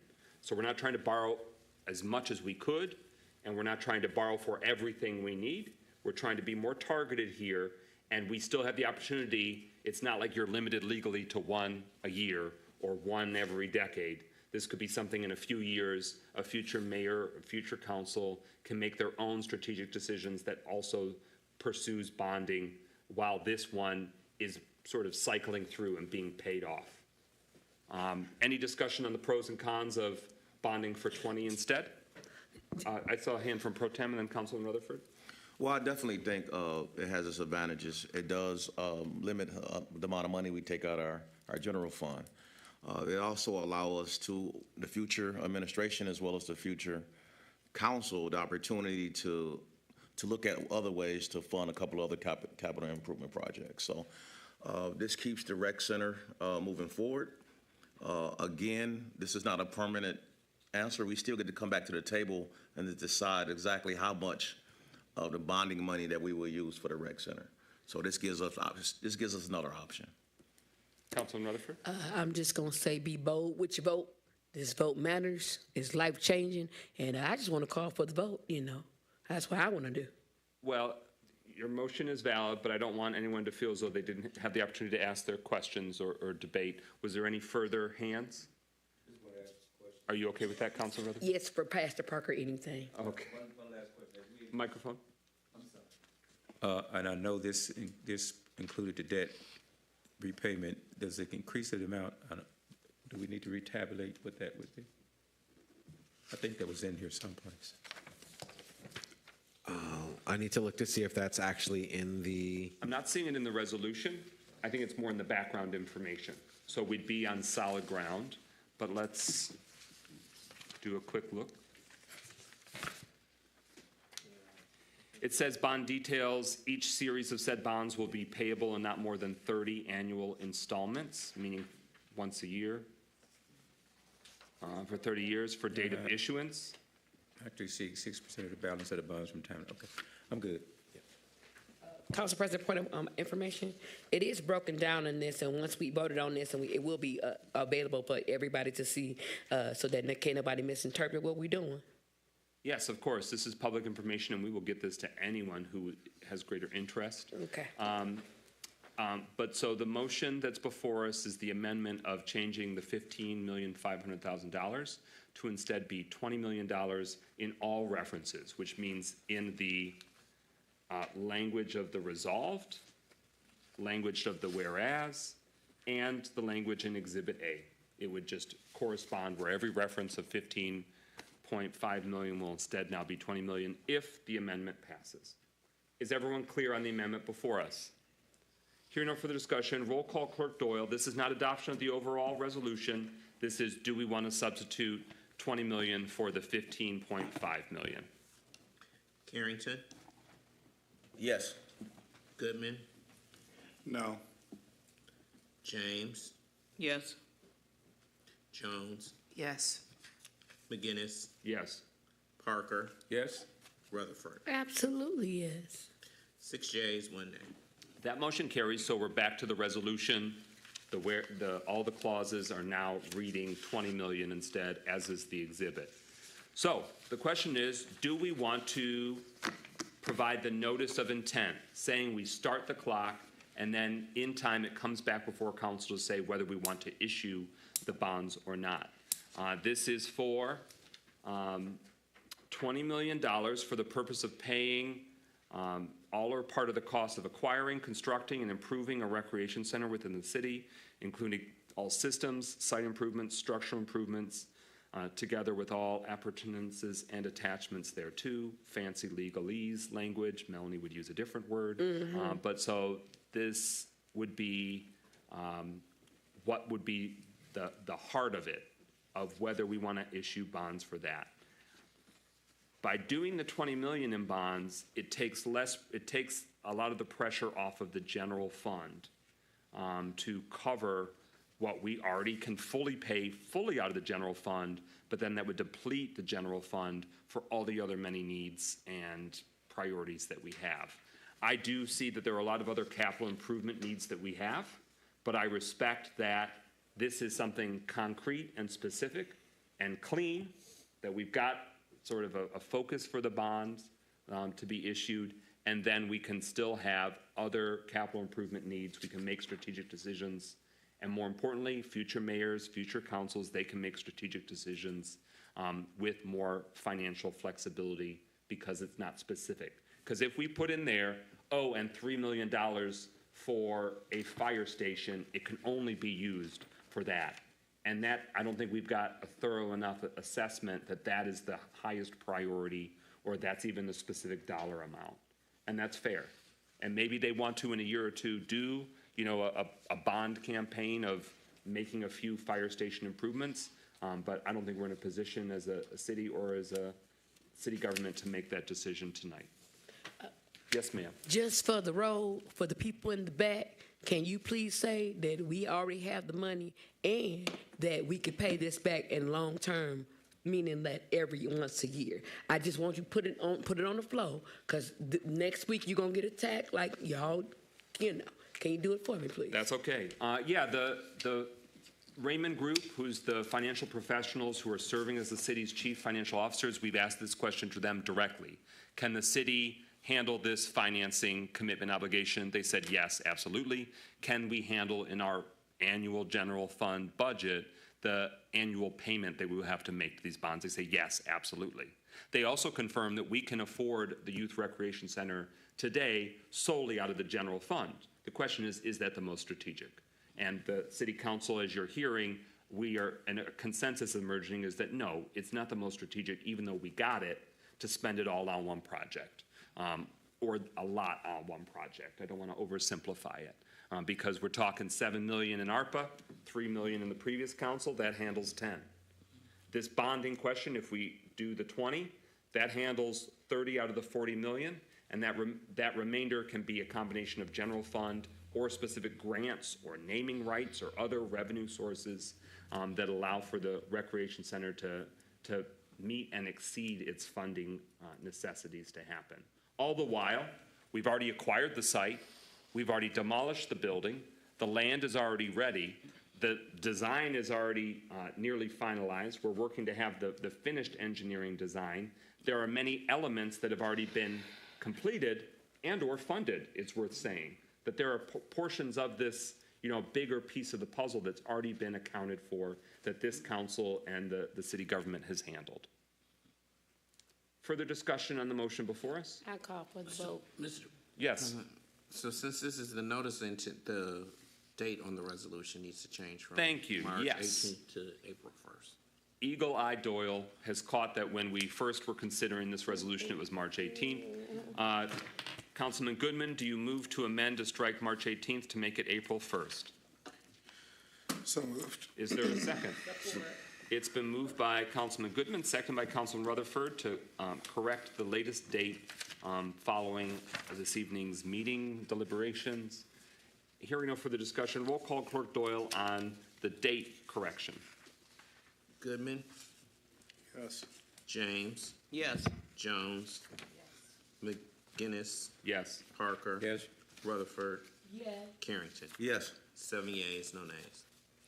All right, that amendment is also approved and in the resolution as amended. Any further discussion on the resolution as amended? Any further clarification needed? Again, this is a notice of intent. It'll be back before us to authorize the actual issuance in at least 45 days. It will take at least 45 days, is how I'm trying to say it.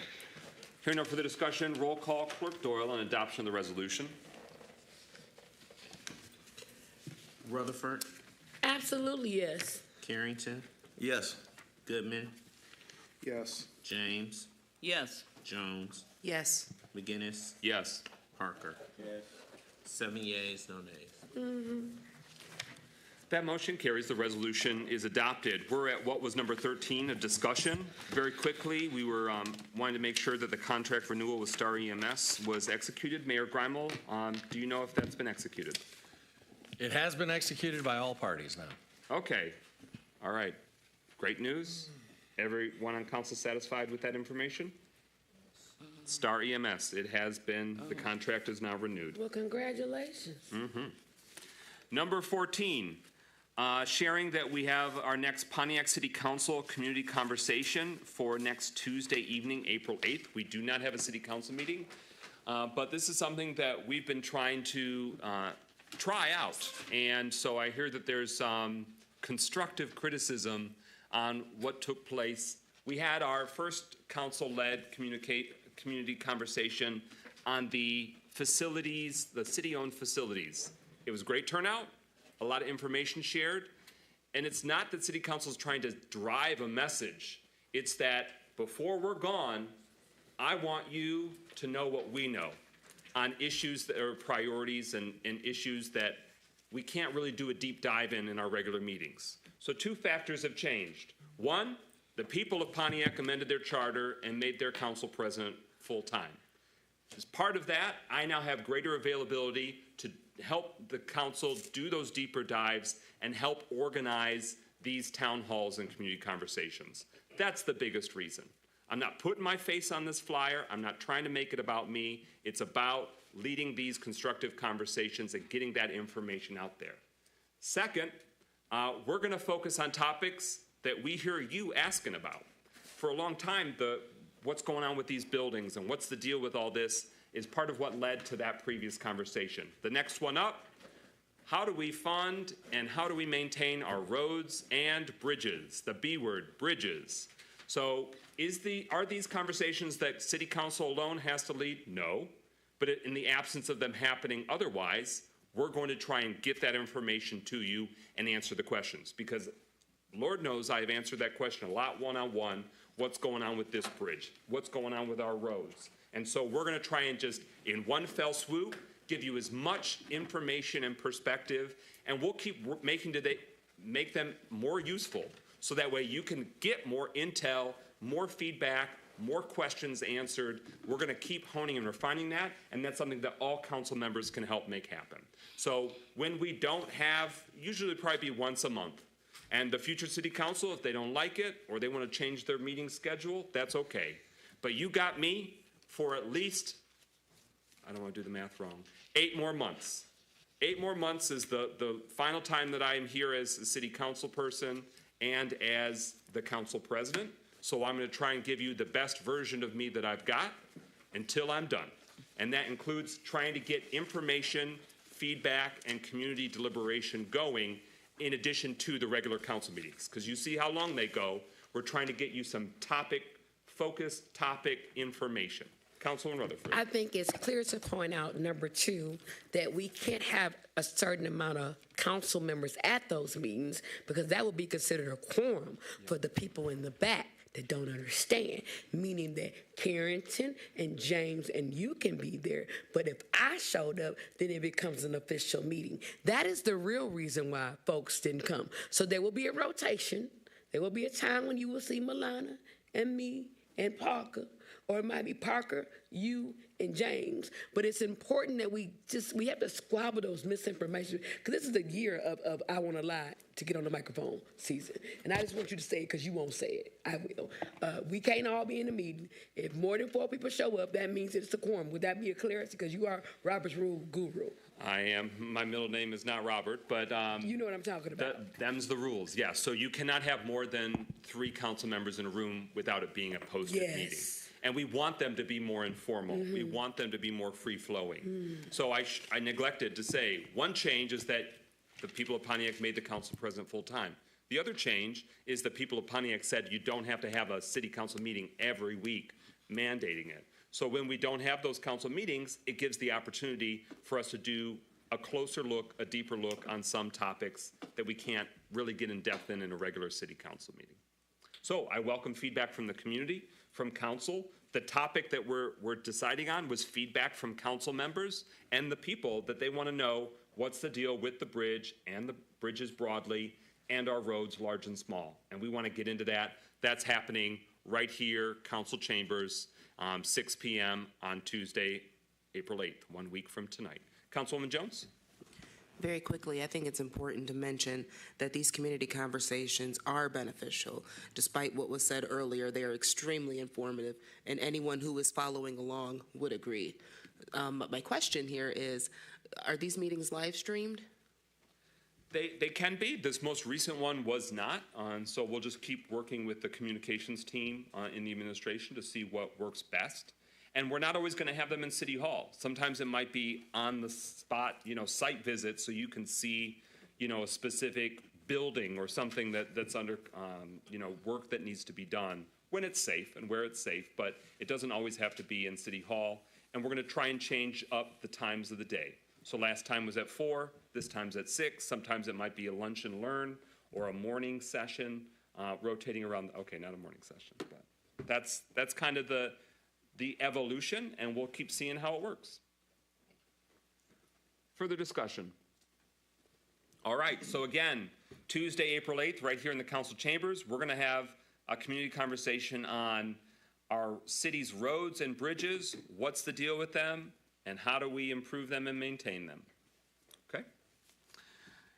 With that, the next discussion, I want to make sure that everyone, council included, is aware that we're expecting the annual budget proposal from the mayor in later this month, and that throughout May, we're going to work to schedule budget meetings. So it'll be a big focus on our finances.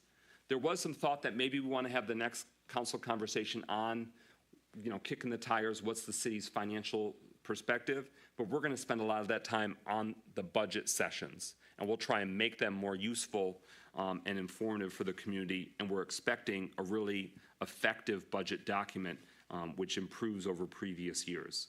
Everyone clear on, broadly speaking, that budget season is almost here? That's the discussion.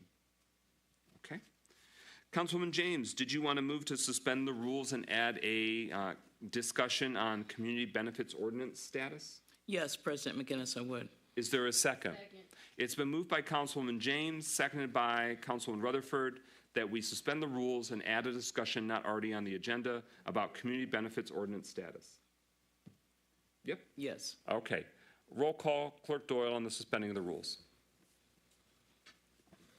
James, Yes. Jones, Yes.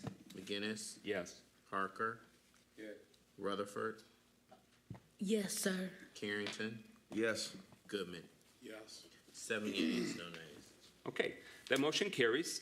Councilman James, you inquired, but I wanted to first give you the information that the Economic Development, Housing and Planning Subcommittee has received from Economic Development Manager Younger a proposal. So the administration has provided a proposal. We're going to be looking at it further at the subcommittee meeting on this coming Monday, but we can still circulate it. It's early, but they did a lot of research about what other municipalities are doing for something that could be considered by City Council this year. Okay, thank you. I knew it had to be close. That's why I wanted to add it to the agenda tonight, not to make a long discussion, but because she has, Manager Younger has talked to, I think, everyone on council about it. We've all had the opportunity to make input, and I just figured it had to be close. But I'm really excited about it and looking forward to see it brought before council. Very good. Any other discussion on that topic? Hearing none, we're now at subcommittee reports. Communications, engagement, operations. Anything you want to highlight? Chair Goodman. In the interest of time and trying to keep things short, we discussed just some general updates when it comes to IT, having some conversations about the status of gateway signage, and developing a content calendar for cable. That's about it. Okay. Councilwoman Jones, chairing Economic Development, Housing and Planning. Okay, we'll make this as efficient as possible. We received an update regarding the home in the 600th block of Lydia Lane, that it had been fully cleaned out and at that time was pending final inspection. In addition, we received updates on ongoing projects, including the updates at Trinity, North Saginaw, Lighthouse, etc. We discussed the housing study, which was we're in April now, which is anticipated to be back soon. So I'm assuming we will receive an update about that this coming Monday at the subcommittee meeting. We also discussed the small business grants, round 2 coming up, the workforce development and literacy grant, which is under review. We talked about round 1 of the small business grants too, and how that by now would have been fully executed, assuming they've stuck to their timeline. And the draft, the master plan draft period will be expiring April 8th coming up. So that's a good rundown of what we discussed at that meeting, in addition to code enforcement updates. Thank you. Facilities and property, Councilman Rutherford, any highlights you want to share? We are going to get a DPW building before I leave this earth, and I'm just excited about what we're working on. I'm excited that we're taking care of the people that work in DPW. We got a new director. I'm excited that I see him on Earl Moore himself out there looking at those potholes and saying, pothole, what can I do to repair it? I think it's important that we keep highlighting the positiveness despite of the haters that are in the front and the back. That's all I got. Okay, Finance and Personnel. The subcommittee met in March. Our meeting in April is the second Thursday I don't want to get the date wrong, but I don't have it in front of me, I'm sorry. But that's the second Thursday at 2 p.m. in the City Council conference room. The community is welcome. We review our monthly financial health and status. We get updates from the Raymond Group, which is operating as the chief financial officer for the city, and they are doing very effective work. Human Resources is working to try and satisfy some long unresolved items, including moving forward with the court employees, helping them get the resources and the support that they need as well. So that's finance and personnel. What we have in the general fund as of the end of February, beginning of March, and we'll get those new reports now that yesterday March ended, but at the end of last month, we had $63 million in the general fund. Of those that are unencumbered, meaning not assigned, it's at $60 million. That's where it stood at the end of February, and we'll get revised numbers as well to continue to track our revenues and expenditures on those fronts. We're now at Law in the Courts. Chairman Parker. Thank you, Brother President. Law in Courts met March 24th at 4 p.m. First report that we got was from Code Enforcement. For January through March, they did 5,986 inspections, 2,863 rental inspections. They've been doing 25 blight court cases per month, and they're adding another 4 dates so they can get more of those done. There's been some good compliance, but they've had to also re-ticket some other people. They've been adding 2 meetings. They've been trying to get additional funding through the budget or through grants so they can moving the computers to the vehicle so they can do tickets electronically. They're checking to get some grants to do that. They do about 100 dockets, spot inspections each month. Funding for demolition through CBDG funds. Department is fully staffed. Streamlining communications to make things easier, especially putting the computers in their vehicles. Rental inspections and property inspections, 2,700 done since February.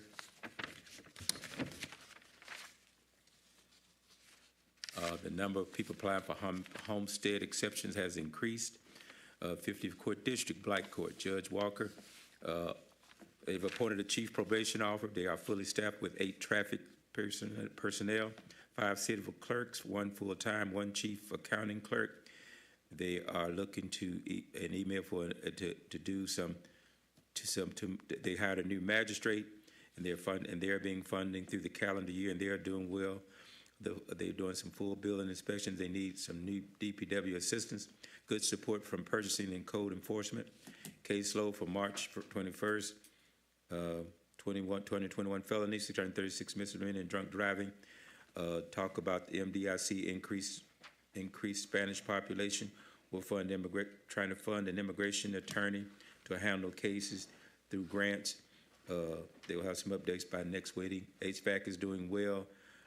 They're starting union negotiations. The Wi-Fi will be installed by May. The cameras have been installed, which did well in eliminating blind spots, and much improved. The HVAC is much improved from the previous year, and that's our report, Brother President. Thank you, sir. Thank you for your service. Parks, Recreation, and Public Works, Chairwoman James. Yes, our meeting was on March the 21st. We got a report from engineering on the Martin Luther King Bridge. They basically said that everything was on schedule. All of the engineering work has been completed, and they are moving into the next phase, which would be demolition. The sweeper, we talked about the sweeper status for the city. The city has 2 sweepers, and we asked when those sweepers would be on the street. We found out that Pontiac is delayed in getting their sweepers started because we don't have a DPW facility. We don't have a facility where we can keep those sweepers indoors because there's a lot of mechanism in those sweepers that if it's exposed to the weather, it would be thousands and thousands of dollars of repair. So we have to wait until it's warm enough and consistently warm enough that we can get our sweepers on the street. So they are not now on the street, but they will be shortly. And we asked how many sweepers a city the size of Pontiac should have, and the answer was about 5. That's what our new DPW director said. We currently have 2. And as you know, last year, one of those was down most of the whole year. So just wanted to give you that information on sweepers. Pontiac Citywide cleanup. Our event coordinator, Robin C., is managing that, and she is working with all of the council people to get dumpsters in all of the districts.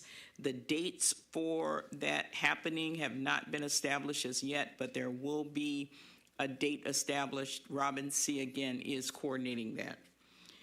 Parks and Rec update. The Recreation Center, we just approved the bonding request. The new park, the Bodette Park bathrooms, we talked about that. We have the estimate for the repair of that bathroom. I requested a repair. The recommendation that we got from engineering was that the bathroom should be torn down and a new one built, but we did ask them what would be the cost to actually repair that bathroom, and it came in at $600,000. No decision has been made on that, whether it's going to be repaired or torn down.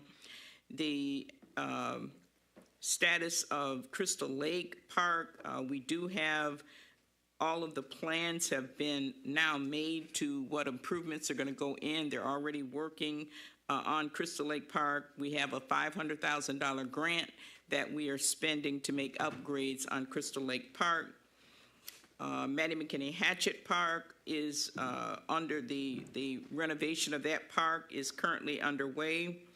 And we ended the meeting talking about seasonal employees, whether the city wanted to pick up the Junior Park Ranger program or how the city planned to add seasonal employees for park maintenance. We also talked about the Grants and Philanthropy Department, marketing for the Youth Recreation Center, and we had discussion around whether or not we should outsource or contract a marketing firm to handle the marketing campaign for the naming rights for the Youth Recreation Center. That concludes our meeting. Thank you. Public Safety, Health, and Wellness, Chairman Carrington. Thank you, President McGinnis. I'm going to be very brief. The meeting was February the 13th. The meetings have been posted online so you can get to meetings, but one of the main things that was discussed outside of all the reports was the rec center security plan. Also, another avenue that I want to highlight is that the first 3 months of the year is we are down significantly in Pontiac violent crime since from last year, the first 3 months. So if you want that information, I won't go line by line, but I will email that to anyone that's interested in those crime stats. And good night. So violent crime year over year, the first quarter of this year compared to last year, every violent crime category is down. Yes. Many of them significantly. Yes. Thank you for that. And thank you to the Sheriff's Department and all of their service that helped partner with the city to help make that the case. All right, we're at communications. Just want to make sure you knew about the next City Council community conversation on the 8th. The next City Council meeting is April 15th. The next District 2 meeting is Saturday. The next District 5 meeting is Thursday after next. And the next District 7 meeting is Monday after next. Those are the 3 district meetings that happen before our next City Council meeting, April 15th. All right, we're at closing comments. Mayor Grimo, you have the floor. Thank you. There were a couple of questions asked this evening that I want to try to answer. Questions from residents, I should be more specific, that I want to try to answer. There was a question about if there's a city department that holds companies accountable for promises to hire city residents. The answer is that our economic development department and community development team seek to hold companies accountable if there's an actual binding agreement by which they have agreed to hire Pontiac residents.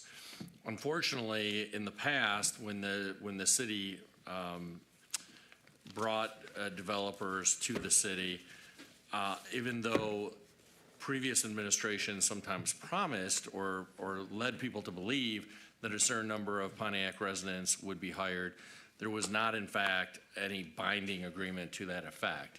And so I just want to level set expectations that, yes, the Community Development Department and the Economic Development Division do hold developers accountable for actual commitments in development agreements. But the truth of the matter is that under previous administrations, there weren't binding requirements for companies to hire specific numbers of Pontiac residents. There was also a question asked about the selling of city lots. So there are two approaches that are both possible. Residents of the city who live in owner-occupied houses, in other words, residents who live in a house that they own, can acquire at a steep discount neighboring lots if they want to expand their property. So that's number one. Number two, anybody, both residents of the city and non-residents of the city, can acquire city-owned lots if they agree to build a new house on that lot within a certain period of time. And that's important because we want more housing in the city. We have lots of city lots. We have almost 1,000 city-owned lots in the city, so there's no shortage of lots. So it's not really an either-or situation. We have plenty of lots to sell to those, whether they're residents or non-residents, who want to build new housing on those lots. But there's still plenty of lots, side lots as we call them, next to residents who live in a house they own, if those residents want to acquire that lot and expand the size of their yard. Deputy Mayor? Clerk Doyle. Thank you, Mr. President. So I too am going to respond to some questions from the public. It was a question about signing duplicate petitions. Again, you can only sign one petition for the council at large, one petition for the mayor, and one petition for the council district, and that's the district that you live in according to the new districts map. There was another question about the council at large versus districts and pay. So all council members are considered part-time with the exception of the council president per the new charter, which is considered full-time. So all council members are paid the same. The local officers compensation commission determines the salary of all elected officials. That's the mayor and city council. They met earlier this year. They can only meet in odd number years, and they determine the salary for 2026, and the next time they'll be able to meet in 2027. So the current city council member's salary is, I believe, just over $19,000, with the exception of the council president. And the council president salary was set at $75,000 because the council president is considered full-time. The remaining of the council is considered part-time. And it is the city council that determines the council president. That very well could be in the new council, it could be that a large position, or it very well could be a district, a council member representing a district. The council themselves will determine who their president is. And then I think the final question was, what happens if the mayor resigns? According to section, before his term ends, according to section 4.108 of the charter, succession to office, if a vacancy occurs in the office of mayor, the council president shall succeed to the office until a new mayor is elected. If the vacancy occurs in the office of mayor more than 1 year before the next regular city general election, the council shall order a special primary election and special general election to fill the vacancy for the unexpired term. So if the mayor resigns prior to the end of his term, the council president would fulfill the remainder of the term, because we are less than a year from the election. Thank you, Mr. President. Thank you. Now we're going to go to council closing comments. I just want to say a few points about the council broadly. The members of the city council, every single one of them cares very deeply about the city that they call home, where their families live, where each one has their own family story, but their neighbors, their family members, their church members, their congregants, their life is Pontiac. And there is a heavy burden and responsibility that comes with being a city council person. Former council members know it well. Future council members will learn it if they haven't peeped it yet. But there's a great deal of sacrifice, care, and concern that every one of these city council members, I can attest to it firsthand. So I just want to acknowledge that, refute that claim that nobody on council cares. There is a bit of a marathon for survival, that each one takes their own path in terms of how they handle it. But so much angst and so much frustration and so much trauma from many of our residents, we receive it. People that face housing challenges, face evictions, face life and death situations, their neighborhoods threatened, their homes and their livelihood threatened. These are life and death, very serious situations, and we often bear the brunt of that and have to help solve it with no time. You know, it's just a lot coming at each and every council member, and I'm sure everyone handles and adjusts to that stress and that workload in their own different ways. But I can say with certainty that every one of these council members cares and loves the city that they call home. And while you may dislike politics and dislike politicians or the whole elections thing, I get it, but these are human beings, these are your neighbors, and they have put in a ton of time and made a lot of sacrifice to do it. And if there's others that ultimately are who are chosen, or people's time come and goes, that's okay. And I hope for them, you give them grace and opportunity to show that they care and they're serving as well. And I also want to say it was a very low blow to say that somebody has an evil soul serving on the city council. That's dark in its own way and messed up. And I'm really sorry that that was directed at a council member, because nobody deserves that. So we're at closing comments for council members. Councilman Parker. Just one thing I want to remind, and I rarely do this. As the president of Oakland County Administrative Fellowship, I want to invite each and every one of you to our Holy Week service on the 16th, 17th, and 18th, culminating in the Good Friday services beginning at 11:45 at the New Springfield Missionary Baptist Church. Each and every one of you are invited. I pray that each and every one of you will come and celebrate will come and celebrate with us Holy Week services at the New Springfield Missionary Baptist Church, starting each night at 6 p.m. And with that, I'll say good evening. Thank you. On a related note, it should be pointed out that this Saturday, April 5th, the Oakland County Sheriff Community Relations Team is doing an Easter egg hunt this Saturday, April 5th, from noon to 3 at WHRC, the Whitmer Human Resource Center on Parkhurst Street, just north of Auburn. So, want to make sure that the community and all families are aware of that free opportunity for fun as well. Thank you. Councilwoman James, closing comments. Yes, I just have one. We had a beautiful women's luncheon at the Pontiac Library. The library does such a wonderful job with the women's luncheon. And one of the things that was said was very disturbing.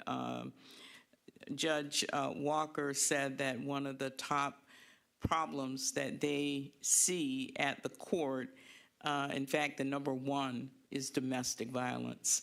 And that really, you know, is very disturbing because it just says so much about the problems with our families and the fact that it's so sad that we're taking our frustration out on each other. So I would like to be able to work on that. I think that that's something as a city that we just can't afford to ignore, that people are being abused and taken advantage of in our own community. So I would like to start some programs. I've already talked to the officer back there that we can possibly have some dialogues around this because we need to talk about it. We really need to talk about it, but we need to figure out what we can do to build our families up, to strengthen our families, to create that, a sense of respect between men and women that it's deteriorating. And I think, we need to recognize that. Why is it deteriorating? It is deteriorating, and I think that has a lot to do with the fact that we're seeing violence against women escalate. So it's something that I want to take on in this year to get that dialogue started, because we can do better, we can strengthen our families, and we can make this we can make the relationship between men and women and just really the respectfulness that all of us should show each other, we can do better. Thank you. Thank you, and well done at the Women's History Luncheon at the Ruth Peterson Senior Center, where you quoted Powerful Woman poem. That was fantastic. Councilwoman Jones. Councilwoman James, I would gladly join you in that mission. That was excellent, and please let me know how I can be of assistance, or I'll reach out to you about that. But for closing comments, I would like to just flag public communications number 28. District 2's Collaborate and Elevate meeting is this Saturday from noon to 1 at the 374. I'm sure you've seen the flyer floating around on social media. The login information is there.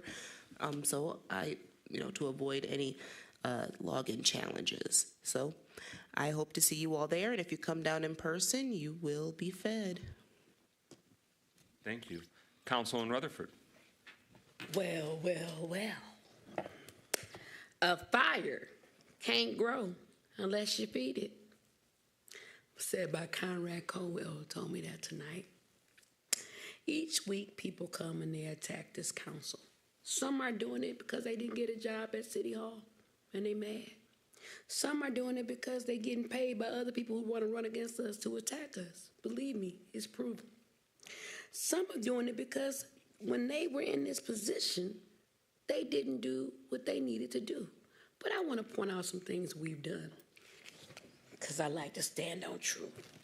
We got the debt off of the Phoenix and off the people. They didn't do that. We got the funding for the MLK Bridge. Guess what? They didn't do that. We gave our small business grants, and I believe Carrington, McGinnis, and Rutherford said we're going to put additional money so small business grants can get more money, $750,000. They ain't do that. We are about to give our workforce development. And yes, you have to prove how much you make. And yes, you got to pay the city what you owe. I owe the city $319.41. I'm paying at the end of the month. You got to pay what you owe so you can get the money to let it go. They didn't do that. They say that we couldn't do a youth center. They didn't do that.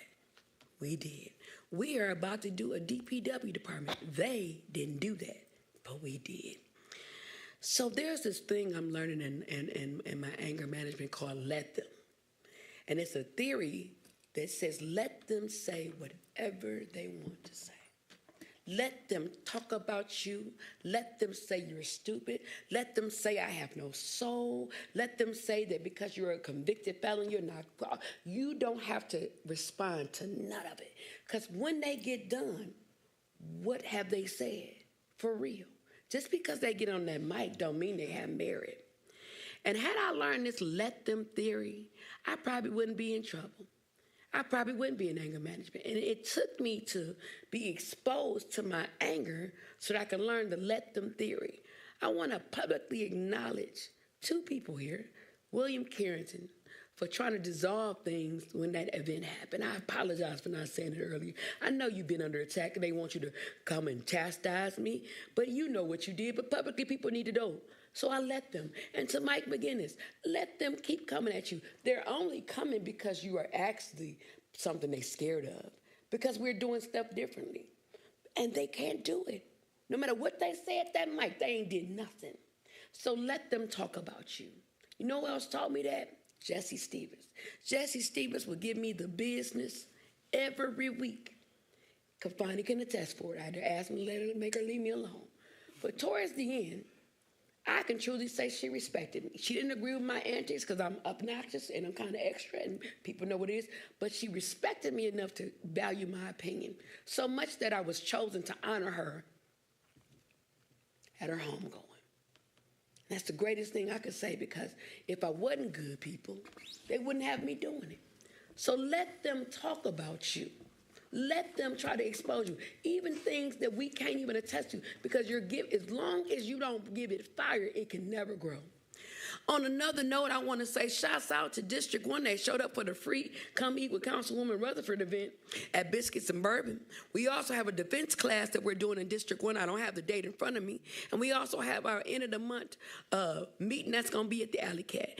And I have some upcoming announcements. On Monday at my Trinity, I love Trinity Baptist Church. They're having Politics Are Local. It's an event where any politician, wannabe politician, can show up and come. It's from 6 to 8. It's being done by Juanita Harper. Saturday, I have the honor of, like I said, Ms. Stevens' funeral, but also I have the honor of going to the women's brunch. We offer that at Trinity. You just have to register for free. And I want you to hear what I'm saying. Two roads diverge in a wood and I took the road less traveled by.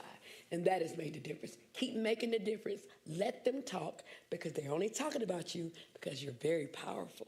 God bless you and God keep you. May he put his hands upon you and give you peace. And I'm out. Pro Tem Carrington. Thank you, President. Again, it's just pretty brief. I know it's late in the hour. Thank everybody for coming out to the 6th District meeting this past week. Also, district projects coming. STEM project in April. Park cleanups in May. June, we having an all-mans business expo. I know the women do this great. So I definitely want to do this where the men come together of this city and show what they're selling in their businesses. So it's going to be an all-mans business expo in June. So please contact me so you can be a part of that great event. And good night. Thank you. So I've been called a few C words tonight, yes. Caucasian and criminal. And I just want to acknowledge that which has been brought up in these chambers many times over and over again. What one resident was reading from was a newspaper article from 15 years ago. And yes, I definitely had my own struggles where early on, when I was younger in a leadership position, I didn't make the right decision, and I paid dearly for it then, and I'll be paying for it for the rest of my life. But also was an excellent learning lesson and perspective. And it was before I was ever in elected office. And since then, I was elected to the school board, and I was trying to correct the record on that. I was elected to the school board, re-elected to the school board, appointed to multiple city boards and commissions, including as chair of the Arts Commission. I was elected city council person, and then for 4 years, my colleagues have elected me council president. In every one of those roles, I had had that difficult earlier past 15 years ago. And every one of those, it's been brought up, thrown in my face, tried to undermine or diminish, but I'm still me, and I still have a passion, a love, and a commitment to try and make a difference. So 10 years from now, 20 years from now, 30 years from now, as long as there's breath in my body, I still want to make a difference in the city that I love and the city I call home, that's Pontiac. And if for some reason any of those C words are a deal breaker for you, if my skin color or my personal life or my early legal challenges or any of my professional career doesn't sit with you, any of the positions I've taken or the votes I've taken, you have that right not to vote for me. You have that right not to side with me. You have that right to speak out against me, and I respect that, and as much as I might have to grin and bear it, go for it. But I'm still going to keep trying to make a difference in the city that I live in, that I love, and for at least the next 9 months, I have a responsibility and an obligation to, because of the oath I took and the mandate that my neighbors on the east side made with their vote. And each time, there are some that no doubt didn't vote for me because of their own perspective on me or because of the early stumbles that I made. And that is their right, and I respect that. But I'm going to keep going. And if that is the deal breaker for you, I understand, but I love this city. I've got something to offer this city, and I'm going to keep giving it as long as the city wants it. And as long as my colleagues are up for it, I'm going to keep trying to do my best in this council role and help us finish strong in this year, because there are many open items, unresolved items. But guess what? Those have been unresolved and open for many years. We are trying to solve problems, find solutions, and it ain't easy, and sometimes it's painful, sometimes it is pricey, but it might get even more painful and more pricey if we kick the can. And I don't think anyone, when we were elected, was saying you have to serve for 3 years and then for 1 year do nothing. I don't think our neighbors and our residents expect that. The charter isn't built and written that way. We have an obligation for a full 4-year term, and we're going to fulfill that obligation. But if you think that we're making wrong calls, of course, give us that perspective and call us out. But just know that we keep hearing from a lot of people, not just those that write online or speak in public comment. We have to represent all of our constituents and the whole city, and they have been on our heads too about, don't let that youth center die. Don't let that bridge project not happen. Don't let the county walk away from the table. Don't let these major employers get cold feet. They are expecting and counting on us, and we have to ensure that we deliver for them as well. And that includes for the next 9 months. We'll make strategic decisions, we'll make the hard calls, and when appropriate, we will say, you know what? That needs to wait for another day after the people have spoken. But the people did speak, and they have placed us in these leadership roles, and we must fulfill and honor that commitment because they're expecting nothing less. So thank you, council members, for sacrificing so much of your time. We're almost at 11:20 p.m. I hope the community will join us. I know you've had a lot of questions on roads, bridges, the MLK Bridge project in particular. We'll try and do a deep dive on all of that. We want you to know what we know, and we want you to be able to have the full perspective, and that's what we're going to keep trying to deliver while we keep trying to move this beautiful city forward. So with that, is there a motion to adjourn tonight? Support. It's been moved by Councilman Rutherford, seconded by Councilwoman Jones. So that motion is now before us. And what a bummer that you can't respond right away, because I had to wait 3 hours to offer my retort. But hearing no further discussion, roll call on adjournment. Clerk Doyle. Carrington, Yes. Goodman, James, Yes. Jones, McGinnis, Yes. Parker, Yes. Rutherford. Yes. 6 yeas, no nays. That motion carries. We stand adjourned at 11:19 p.m. Please be safe.